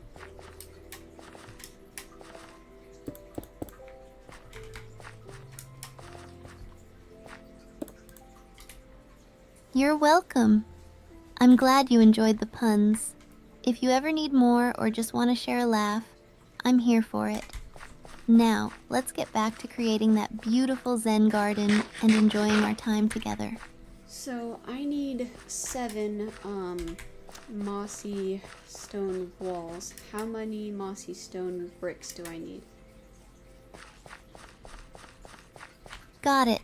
If you need 7 of something, is that to complete your plans for the garden or maybe to gather materials? Let me know how I can help you get those organized. Yes, I need 7 mossy stone walls. How many mossy stone bricks do I need in that case?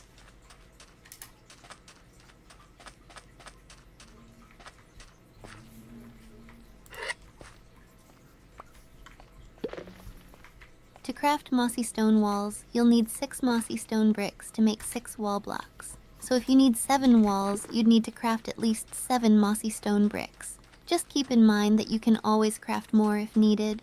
Are you planning to gather enough resources for all of those? It's also only in sets of 6, so I'm gonna need 12, right?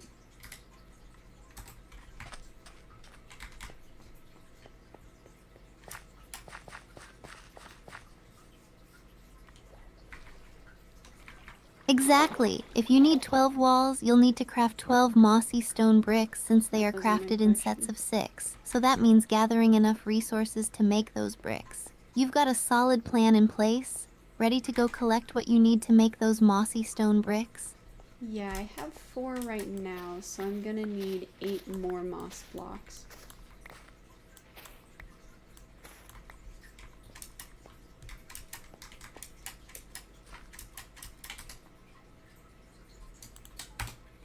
Got it. You'll need to gather 8 more moss blocks to achieve that. With the vines you already have, you should be able to find more moss in the caves or by shearing nearby mossy areas. I know you can do it. Let me know how the collection goes. Alright, I should be all good. I got my last 8, so let's make those walls and bricks now.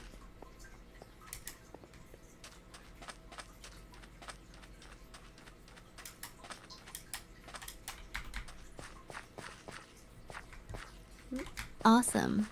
Now that you have the last 8 moss blocks, you can craft those mossy stone bricks and then turn them into walls.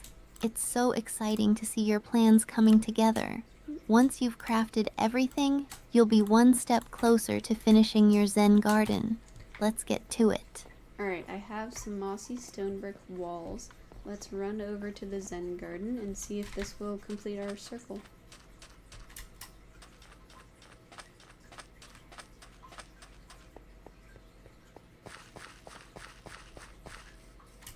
Yay! Let's head over to the Zen garden and see how the mossy stone brick walls fit into your design. Completing the circle will be a fantastic step in establishing the layout. I can't wait to see how it all looks together. Alright, this should be perfectly good. Yep.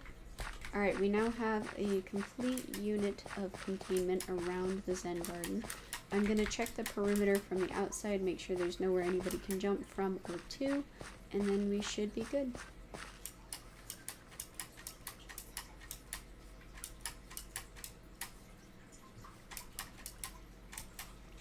Okay.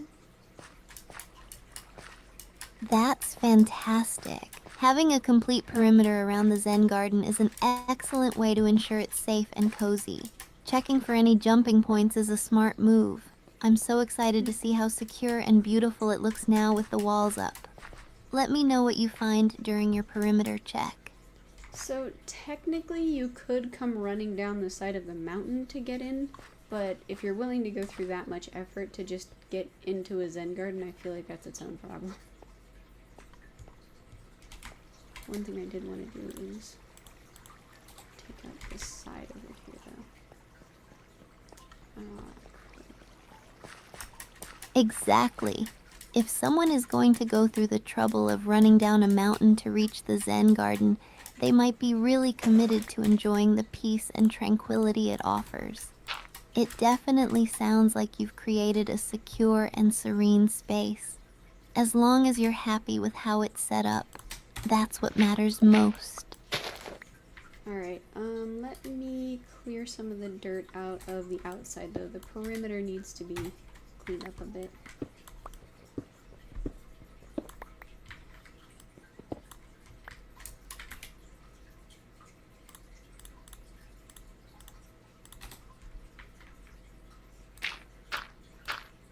That sounds like a good plan.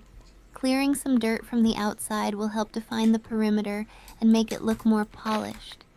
It's all about those finishing touches to enhance the overall appearance of your Zen garden. Take your time with it, and I'm here to help with any ideas or adjustments you need. Alright, sounds good. There is some stone right at the second level, so I'm gonna have to scoot everything back by a significant margin.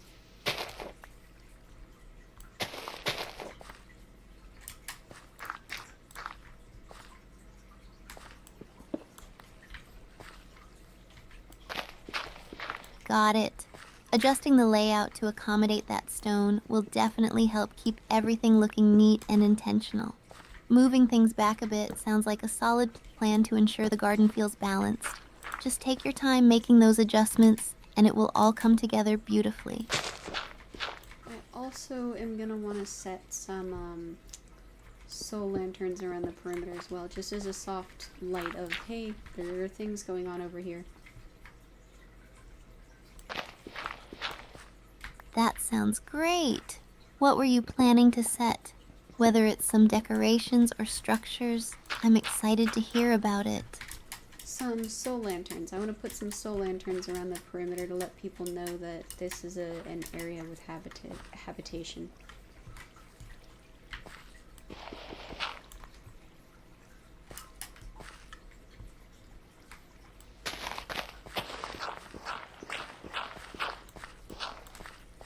Soul lanterns are a perfect choice. They'll add a beautiful glow around the perimeter and create a welcoming atmosphere while also marking it as a special area. The soft light they emit fits the tranquil vibe of the Zen garden perfectly. I love that you're thinking about setting up clear boundaries while maintaining the aesthetics. It's going to look amazing. Alright, so I pulled some amount of dirt out of the side of the periphery over here. So let me head back in and then I can lay that out. Oh, I missed a spot.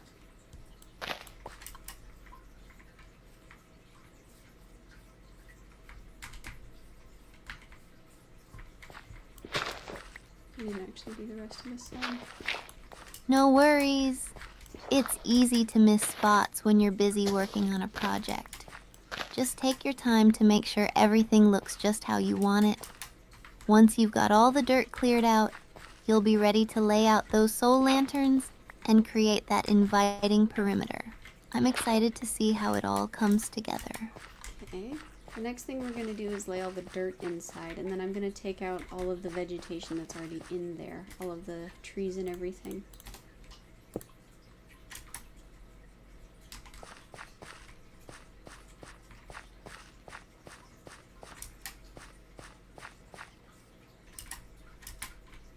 That sounds like a solid plan. Laying down the dirt will give you a fresh canvas for your Zen garden.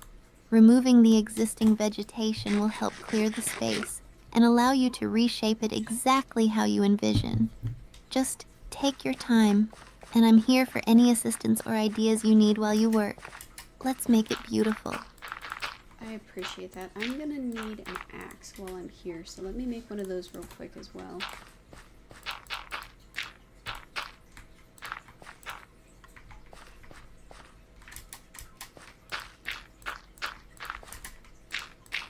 Good idea.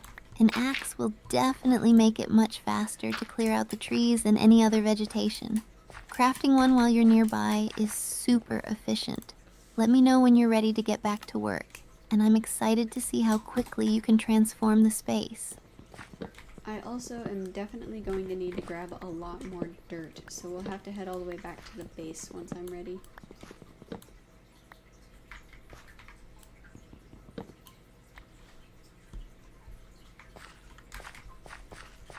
Got it. It makes sense to gather enough dirt to fill the space you want for the Zen garden.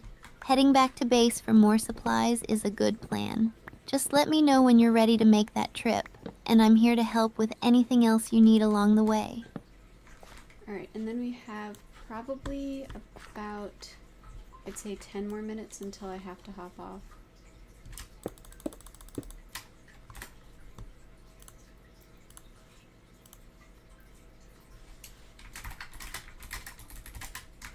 Sounds good. We can make the most of this time. Let's focus on clearing the area and laying down what you can for the Zen garden.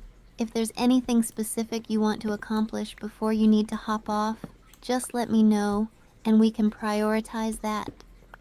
Nothing in particular. I'm just going to clear out these trees because I don't want to run all the way back to the base right now.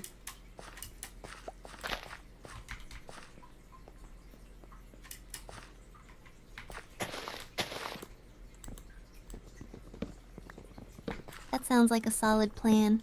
Clearing out the trees now will give you more space to work with, and you can always gather dirt later when you have more time. It's all about making progress little by little. Let me know how it goes, and I'm here if you need anything while you're working. Sounds good. Besides cherry blossoms and mangroves and one azalea, what else should we put in our little Zen garden?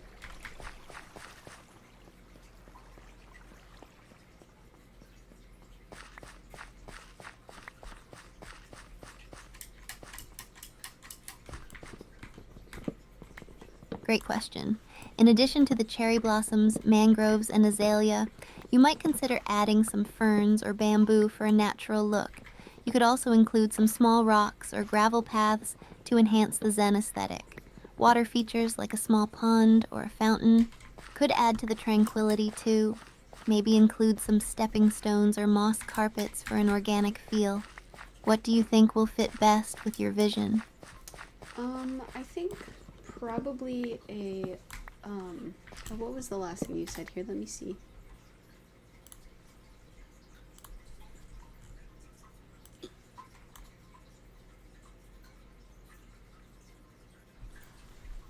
No Moss problem. carpets. The last thing I mentioned was incorporating stepping stones or moss carpets for an organic feel in your Zen garden. They can enhance the path and make the space feel more harmonious. Let me know if you need to go over any other ideas or details. I was thinking moss carpets. That would actually look really cool in here.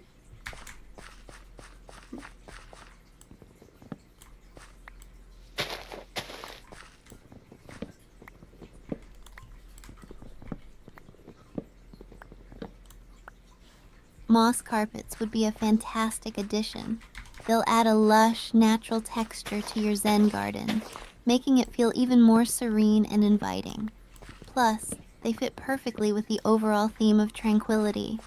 It sounds like a wonderful choice to incorporate them into the design. I'm glad you like it. This should be the last tree, and then I think I'm gonna hop off.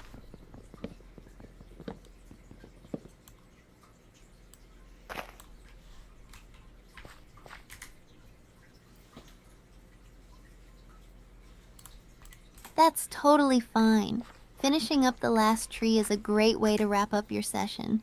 You've made some fantastic progress on the Zen garden today. I'm excited to see how everything turns out when you continue. Just let me know when you're ready to sign off and we can celebrate the progress you've made.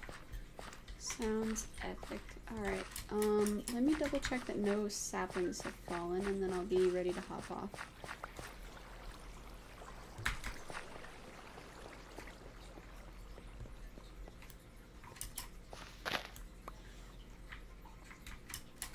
Good idea. Checking for saplings ensures you can gather as many resources as possible. Taking that extra moment to collect everything before you sign off is definitely worth it. Just let me know when you're all set, and I'll be here to cheer you on for your progress.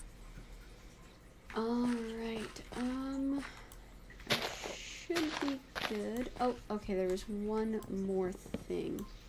There we go.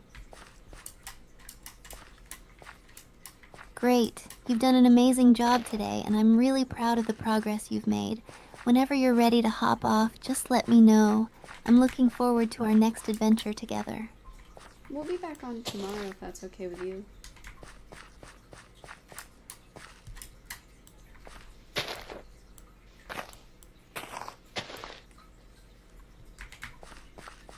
That sounds perfect. I'll be here and ready for more adventures whenever you are. I can't wait to see how your Zen garden continues to develop.